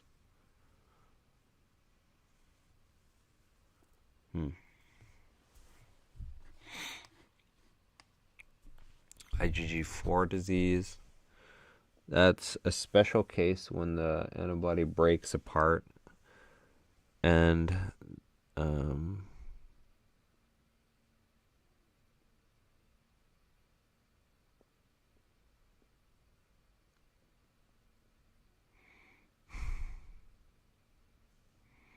that can disrupt a lot of stuff. You could end up covering all of your antigen. So I think best way to think about IgG4 is it's like a blocking agent. It'll cover everything. So the signaling is all blocked. Whether it's basophil's histamine, whether it's Adams 13, whether that's Musk or else, it'll just block everything. So you can have a lot of problems happen from IgG4 disease. Okay. If we were to sum it up, anti-DNA protein, anti-cell division, I guess. Anti-protein. This one is anti-MHC. This one is anti-transcription. And this one is everything. And then we'd already talked about how antibodies can directly affect things. So myasthenia gravis, they're all inhibiting and blocking the ACH. So you don't have good muscle movement. Graves is stimulating for TSH. So you have bulging eyes. You have a lot of thyroid hormone. Hashimoto's is the opposite. It has the opposite effect, but what happens is you're having destruction of thyroid. And diabetes is the same thing as destruction. So that would be your type 1 diabetes. Okay. It's a lot. That's a lot taken.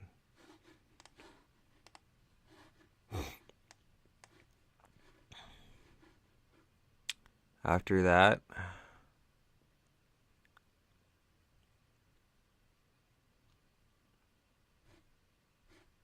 I think we can talk about transfusions. So I'm going to come back, talk about transfusions.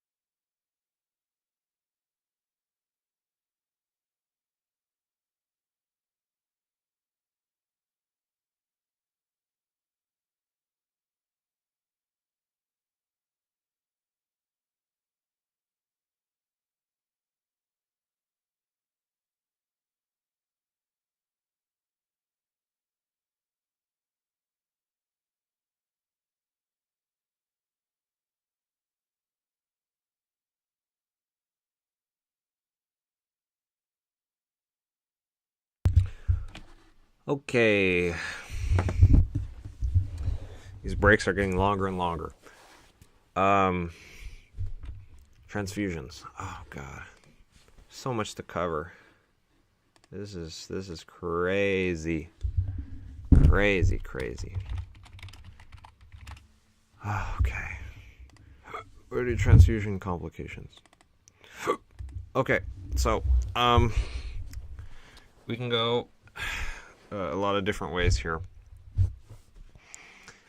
But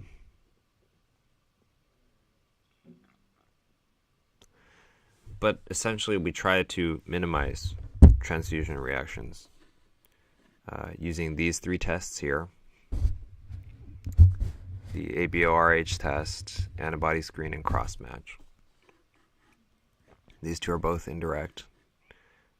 This is kind of direct, not quite direct, because we're using patient blood, but we're using reagent antibody.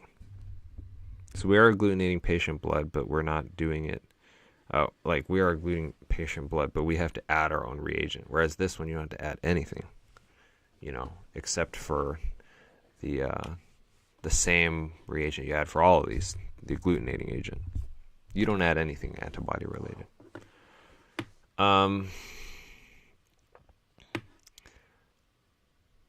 There's acute and there's delayed.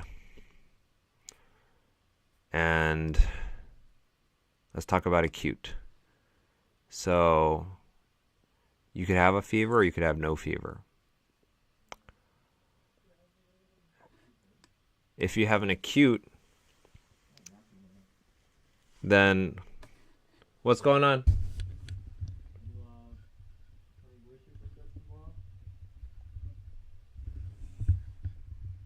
Wait, tomorrow's Friday.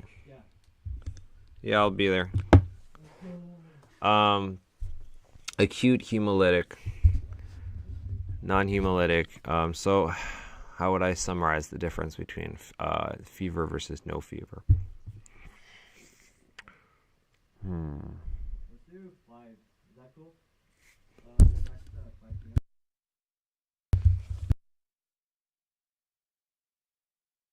About that. Okay. All right.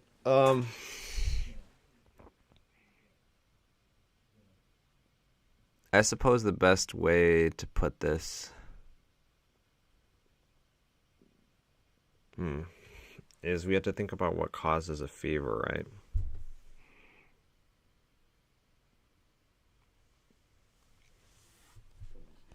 What all of these four have in common is that eventually you get pyrogens, right? Eventually you get pyrogens and eventually you get fever. But how do you get pyrogens, right? You have to have a very specific kind of immune response. Now, sepsis is very clearly going to cause pyrogens because you literally have bacterial polysaccharides in there. That we already know creates pyrogens.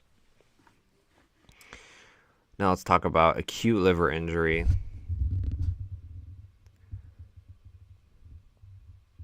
It's caused by plasma bag antibodies.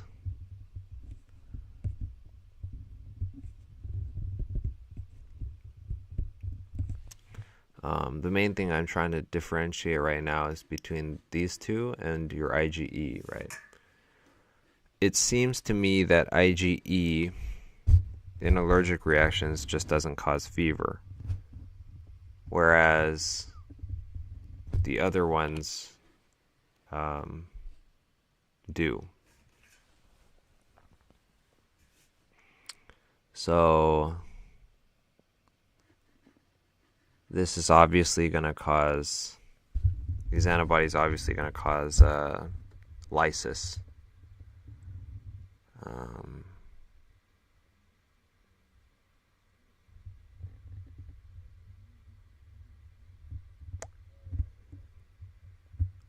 And same with this one right here with acute hemolytic, whereas allergic reaction is a separate sort of a path.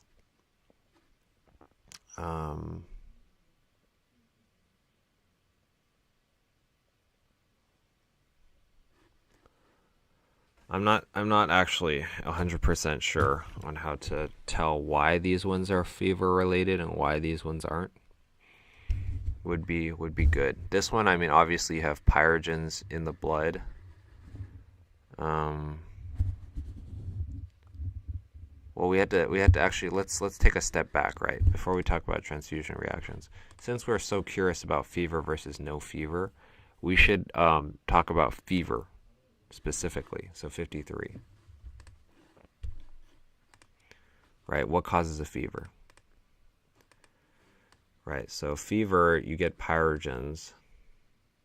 So that could be lipopolysaccharide, as we say. Sepsis, of course, is going to cause you fever, right? But you could also have these specific cytokines. So these apparently are all intracellular parasite ones, if you see that right here. Right? IL-1, IL-6, IFN gamma, TNF alpha, these are all intracellular problems. Which leads me to believe that your pyrogens are not being formed over here in allergy because IgE doesn't cause fever. You don't create pyrogens. I imagine that removing a worm, the fever is not going to help you as much as it is going to help you with the intracellular problem.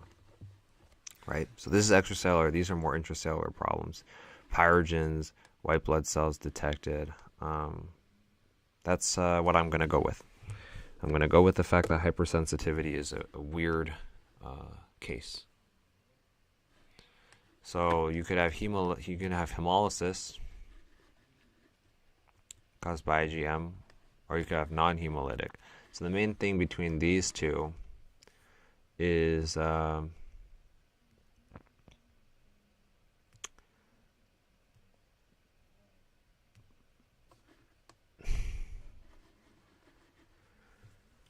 I suppose it's how would we separate these two?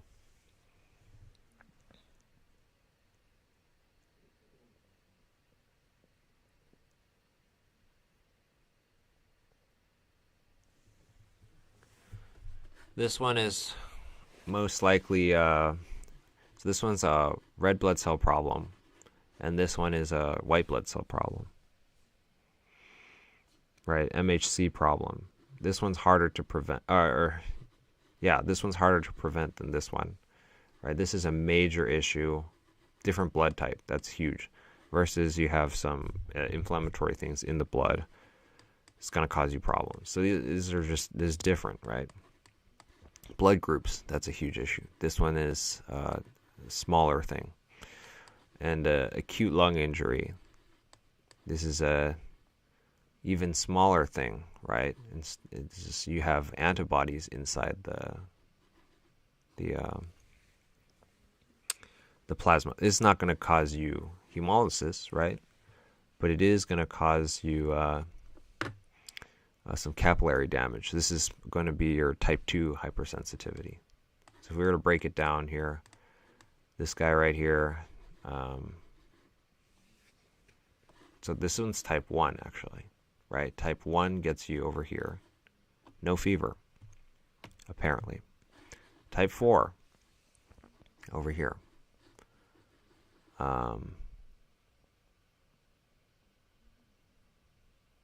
All right, this is type 2. Sorry, antibodies attacking. So type 2. You do have a fever, right? This one's kind of its own thing, honestly. And this may be type 4. This one's type. Let's see, IgM hemolysis. We'll say that this is type 2, right? We'll just say that this type 1 is very unique. Type 1 hypersensitivity is not fever causing for some reason. Delayed, how do we compare acute versus delayed, right? The only difference is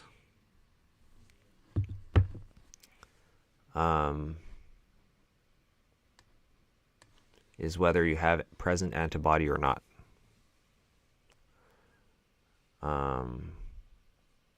And most of this is not, so this is also like the smaller blood groups cause delayed mismatch, as opposed to ABO going to cause big acute mismatch. So see that?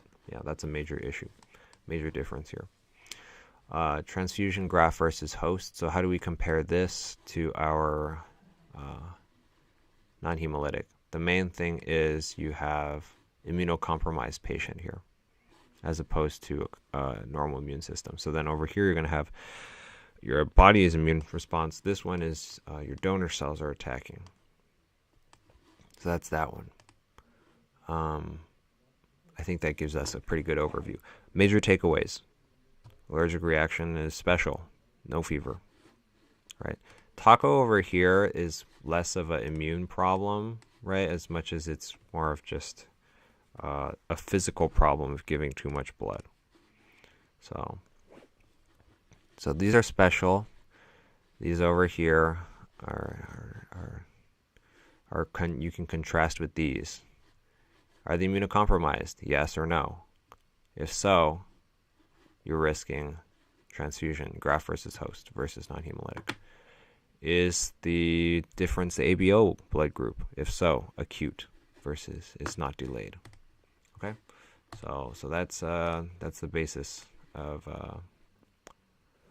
that. And now we're gonna go back and talk about. I guess we did it, right? We talked about fever and we talked about this, so that's good. Back to autoimmunity. Yeah.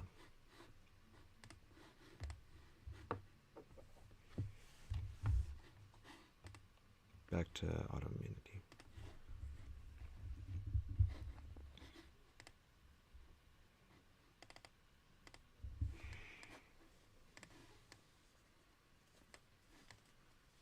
Oh, actually, I just did that. That's all the autoimmunity. That's not terrible, actually, right? So if I did all of that already, that's 4 lectures of material right there, I think. Let's see. Let's see, 40. Let's see if I did another one for autoimmunity. I think I did them all. Yep, that's all of them. Lupus? Is lupus in here? Oh, I did. Yeah, I did all the autoimmunities. Okay. Let's do more fever for 53 for fever. Sorry. Yeah. Let's do more 53 fever.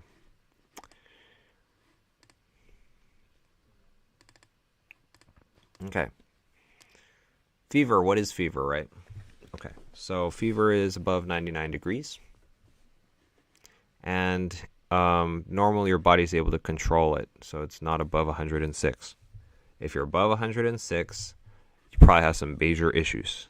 Okay, so that's no longer fever. That's no longer a body trying to fix itself. You got just a major issue. Hyperthermia is not really a brain problem. It's most likely just an environmental problem. So that's sort of the difference between hyperpyrexia and hyperthermia. Is the difference between one's a brain issue, one's a body issue. How do we measure it? You can use any of these. Oral and temporal are going to be a little bit less than core. Tympanic is, I think, also less than core. All of them going to be less by a little less than 1 degree, right? Rectal is going to be about half a degree hotter. That's the main thing. And if you have something blocking it, it's going to be lower. All right.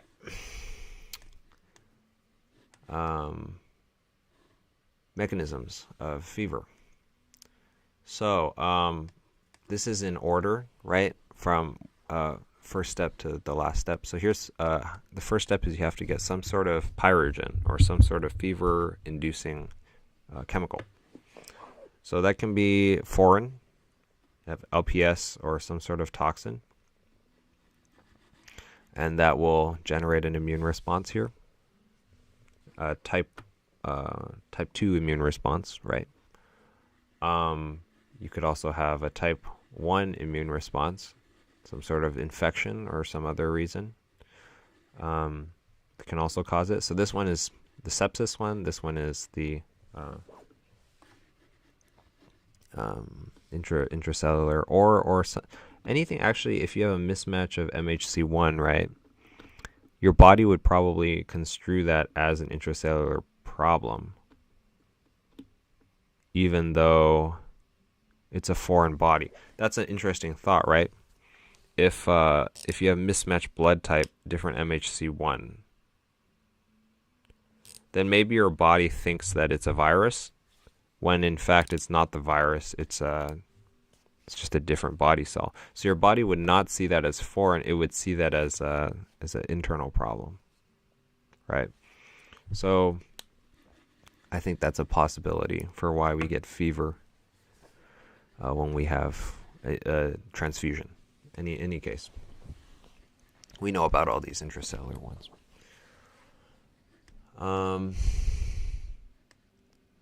We can talk about after that the pyrogens go to the hypothalamus. So there's two sort of ways that we can get there. One of them is you get a pyrogen. The pyrogen activates COX-2, and the COX-2 creates PGE2, and PGE2 reaches a sort of a vascular area, veiny area, close to the hypothalamus, and that's going to create a cyclic AMP signal in the neurons, and then the neurons are going to send that to the hypothalamus. And what that's going to do is it's going to actually, the cyclic AMP is actually be inhibitory. Interestingly, it's going to dampen the hypothalamus's sense of warm. So how the hypothalamus works is if it senses more cold signal, it's going to heat up. If it senses more warm signal, it's going to cool down. So if you either dampen the warming signal or you increase the cold signal, then it's going to heat up. So this one's going to dampen the warm signal. That's how the pyrogen works. Your pyrogen is going to convince your brain that it's not warm, right? And then your vagal afferents over here, the adrenergic signal, is going to convince your body that it is cold. So I guess one way to think about it is this is lower parasympathetic and more sympathetic. Your body wants to heat up, right? And then what's going to happen, right? Either we shiver or we don't shiver, right? If we shiver, I mean, that's very simple. If we don't shiver, it's in our fat cells, brown fat cells. And it's either going to be breaking down the lipase or we're going to uncouple. So that's adrenergic. So beta adrenergic versus alpha adrenergic. This is actually a callback to the sympathetics, but we can pull it up.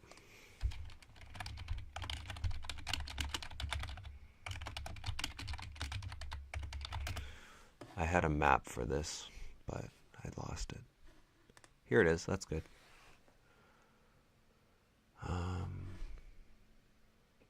So alpha adrenergic versus beta adrenergic. So alpha adrenergic signal is going to increase smooth muscle contraction.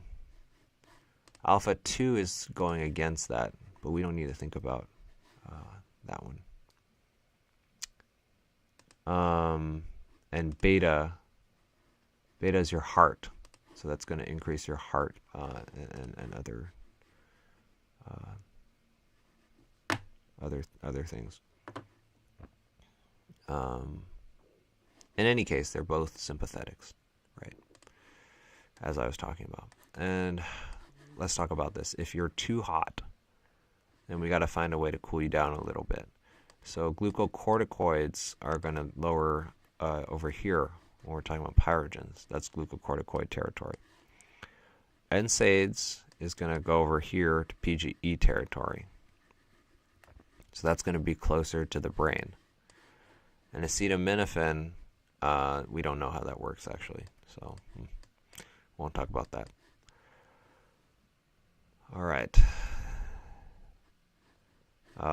Obviously, fever is a very taxing thing for your muscles and for your lungs, for your body, and it can cause damage to your brain.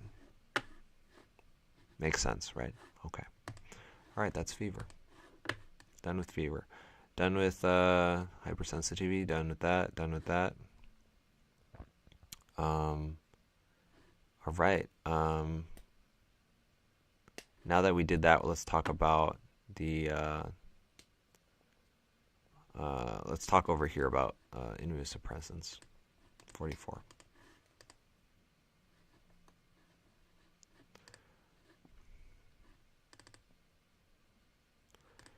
Immunosuppressants. There's a lot of different classes of these. If you give me just a minute.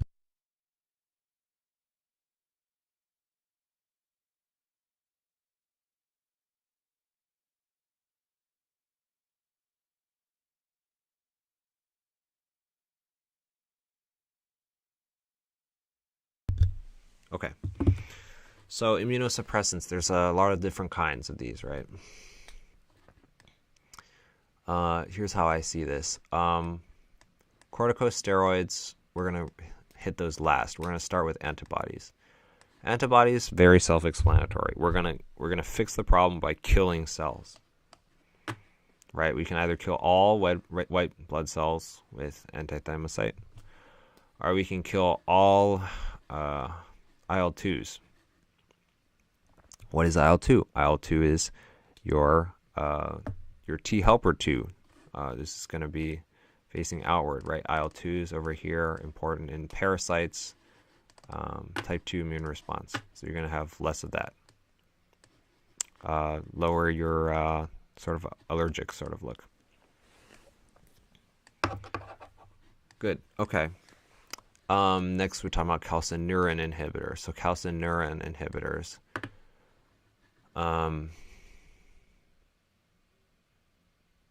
Their role is that they keep you from activating your T cell. This is the SMAC, central SMAC that we're talking about. So either that's going to be through lowering NF-ATC, which I don't actually know a lot about. It's a transcription factor. So this is very, at the DNA level, blocking your T cell activation. So the signal got there, but the T cell still won't turn on, which is going to lower a lot of these proliferatory ones, right? On the other hand, tacrolimus, I believe, does a similar thing, but the only difference is this one is less side effects.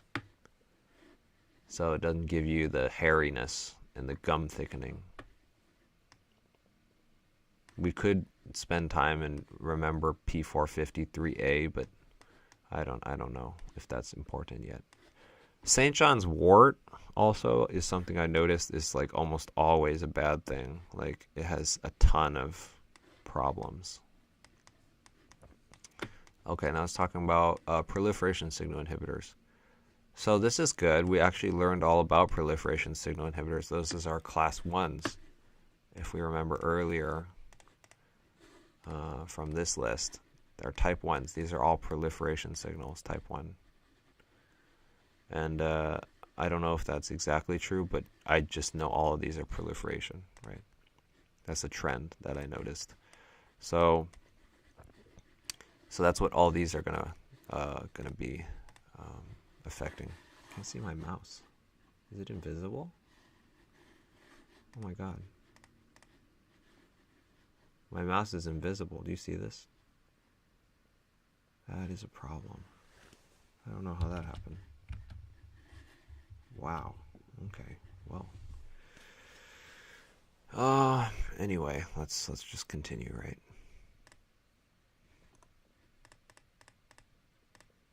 All right. There I am.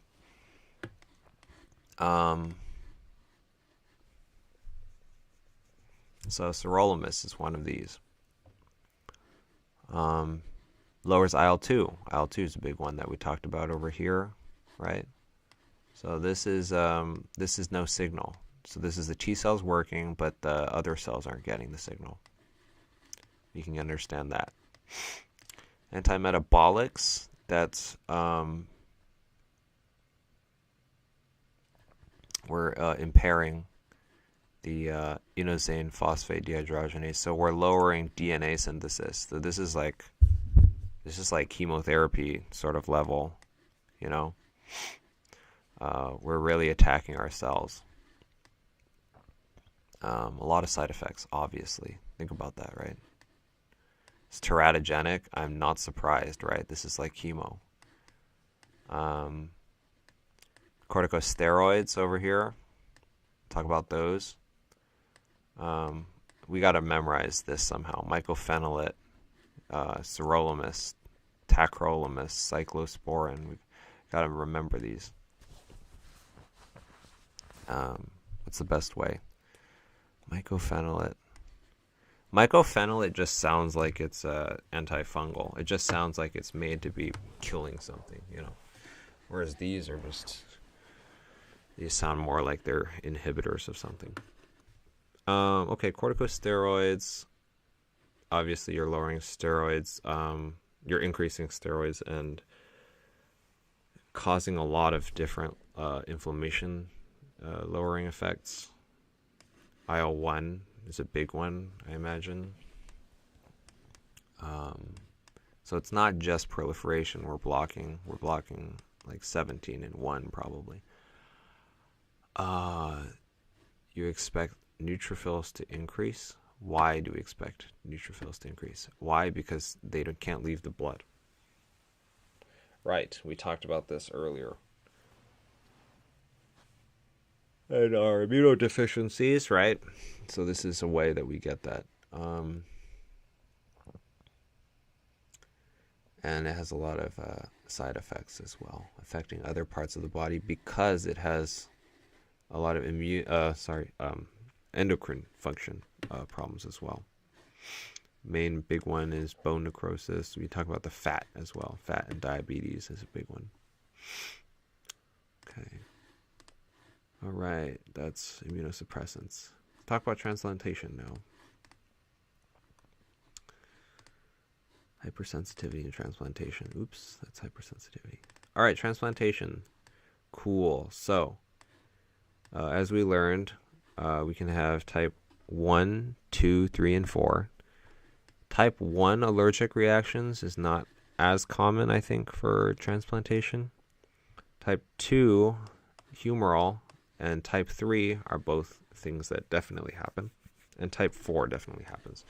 So type 4, you could have acute with CD8, as we already learned about, which damages the stroma. You could have CD4, which breaks into the breaks everything really, because you recruit a ton of other cells, and it also causes smooth cell proliferation. Why is that smooth muscle proliferation? I think part of that is the macrophage recruitment, right? And we'll learn about that in a little bit when we talk about TGF beta, tissue growth factor beta, and what that does for wound healing. I think that has something to do with the growth of muscle, and it's going to cause problems for your muscly organs. B cells, right? You're going to have obviously acute. This is something I've talked about for a while. This is type 3, right? You're going to have C5a at the basement membrane, and the stain for that is C4d. Why do we have mycophenolate right here? Because mycophenolate is a cure for that, I suppose. Because mycophenolate kills B cells and T cells. So I suppose it will fix this problem. Sure. Yeah. Okay. Chemo for your T and B cells. And then hyperacute. Hyperacute is when you have preformed antibodies. We don't have chronic, we just have acute and hyperacute. So hyperacute is you already have it there, and you've been exposed before. Sure. Cool. Factors, there's a lot of factors here. MHCs are important. If you have similar MHC, obviously it's going to help. Similar ABO, similar RH, so on and so forth.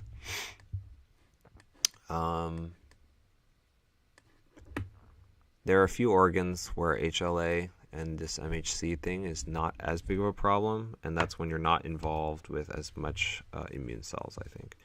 So, pancreas, liver, lung, heart. You can find out there's a transplantation reaction if you do core biopsy. That's like usually the best way to make sure that it's not something else. And you can also check if it's making urine to make sure you don't have a hyperacute. If it's a kidney transplant, sorry. So the heart, you could have acute cellular reaction. But you could also have, so the heart you can't tell sometimes whether it's which kind of cellular. I guess B cell is very easy to tell. You just immediately have a problem, whereas heart, maybe it's harder to tell. And you have vasculopathy because your I think M2s, macrophage 2s, are having some sort of issue there. Special transplant, hematopoietic stem cell, yes. So the thing with these, right, is that, well, this is how you get them. You can use apheresis. You can take blood cells from somebody, filter them out, and then expose them to certain factors. But the thing with stem cell transplant is the patient's almost always ablated, or they're immunocompromised. Then you don't need to ablate maybe as much because their just immune system is shot already, right? And so then what happens when you introduce something? You have graft versus host. Just like the transplantation reaction, you give them white blood cells that do not like them, and those white blood cells will then attack them. Can attack all over, skin and eyes and liver, intestines. Good Lord, right? Oh man. And I guess CD8 is the worst one, right? God, that's horrible. They can attack the marrow too. We didn't talk about that as much here. Whereas normally, if you had an immune system and you got that, you would just have the non-hemolytic response. Okay. The problem with transplantation is that you need to immunosuppress them. And when you immunosuppress somebody, you have a higher risk for infection. You have a higher risk for cancer. So there's a higher risk of these kinds of viruses getting infecting you. But the main ones that we need to worry about are the cancer ones. Epstein-Barr causes PTLD. PTLD is... what is PTLD? That's just general risk of lymphoma, leukemia, which I will cover soon. Squamous cell carcinoma, okay, HPV, and HHV is a big one as well. Isn't this herpes, right? Herpes, yeah. Our worst enemies, right? Herpes, HPV, EBV, these are all big names. Not so much these little guys here. Yeah, so that's transplantation. Okay. All right, so we just covered all of these. We covered transfusion complication, I think. Probably. Yes, we did. We did see all these right here. Non-hemolytic reaction. Perfect. So we have covered most of this now. I'm going to jump over to amyloidosis. And then after that, I'm going to go play volleyball. I'm going to come back and I'm going to finish infection and neoplasm. So let's do amyloidosis. So what is amyloidosis? Amyloidosis is a deposition of complement, pretty much. That's one of the causes, right? But it's a deposition of some protein in your body. The reason we have it here is because immune complement deposition is a big one, right? It's not just a problem for your kidneys, not just a problem for your soft tissues and joints. It's also a big issue in other contexts. So what is amyloidosis? So we got the biggest part of it is glycosaminoglycans. That apparently is the biggest contributor. Or is it? I need to check. Amyloidosis.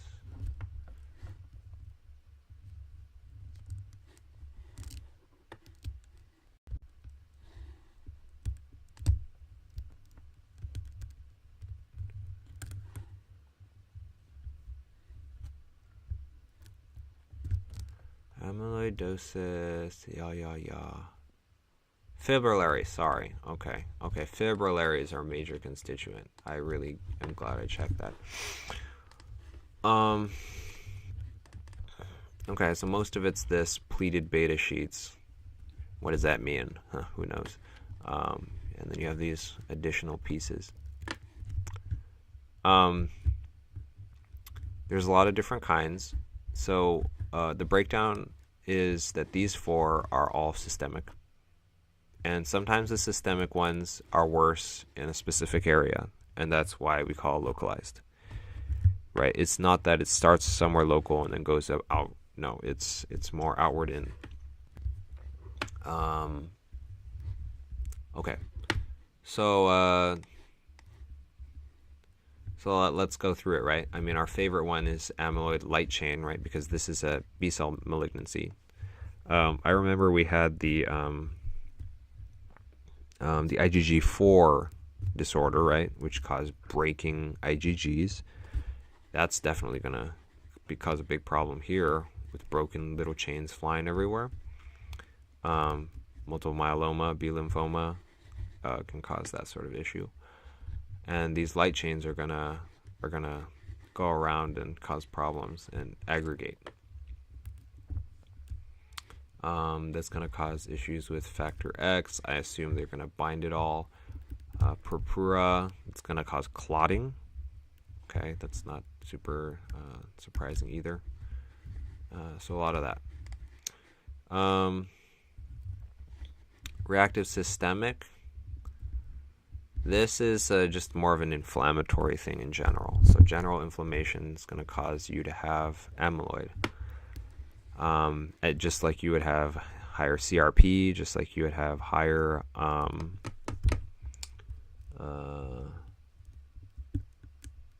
fibrinogen, you would have higher whatchamacallit, the ESR, erythrocyte sedimentation rate. Anyway, you just have more inflammatory markers. It's going to cause some deposition of those. Especially stimulated by 1 and 6, right? These are inflammatory markers, especially 1. Going to cause chronic inflammation is also a cause for this, right? It's pretty obvious. Yeah. So reactive systemic, chronic inflammation, hereditary amyloidosis. That is a weird mutation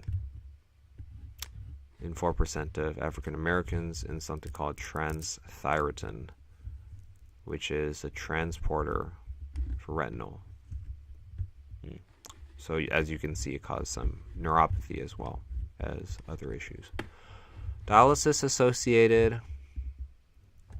Okay, so this one is a problem with the kidney, unable to take up this beta-2 microglobulin and reprocess it. So I think this is sort of similar to when we talk about bilirubin, for example, because it's your liver's job to constantly turn over that bilirubin and bring the iron back to the body. This is a similar sort of a problem where normally you should be cycling this, but you're not doing that here. I think it would be like if you couldn't swallow, your saliva and you just kept making spit, like that's what this is, right? You'd get dehydrated, right? Pretty quick if you kept making it. Localized amyloidosis, you got a lot of different types of proteins. Any of these ones we discussed here. Beta 2, this right here can screw up your heart. Amyloid over here from inflammation can screw up eyelids, your thyroid, your brain. I guess anything soft, right?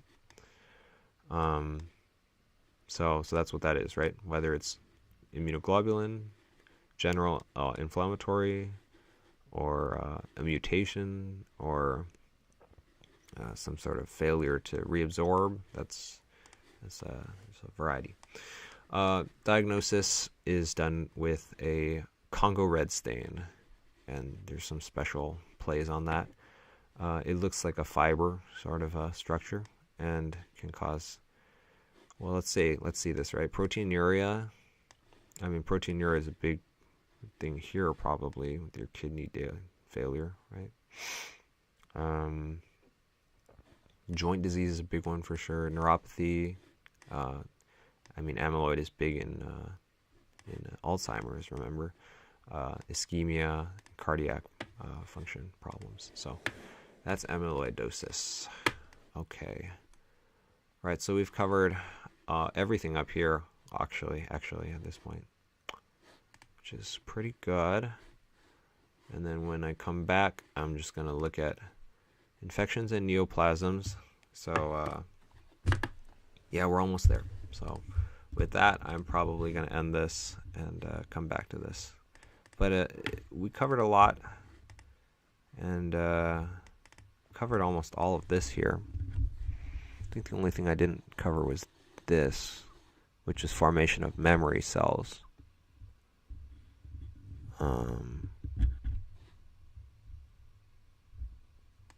But everything else is in here. Everything else we talked about, right? Light zone, dark zone. We didn't talk about this, but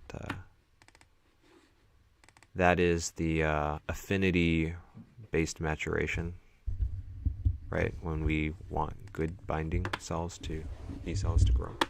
So we covered everything there. Here, I think it's fine that we didn't cover everything because we don't care about dendritic cell types.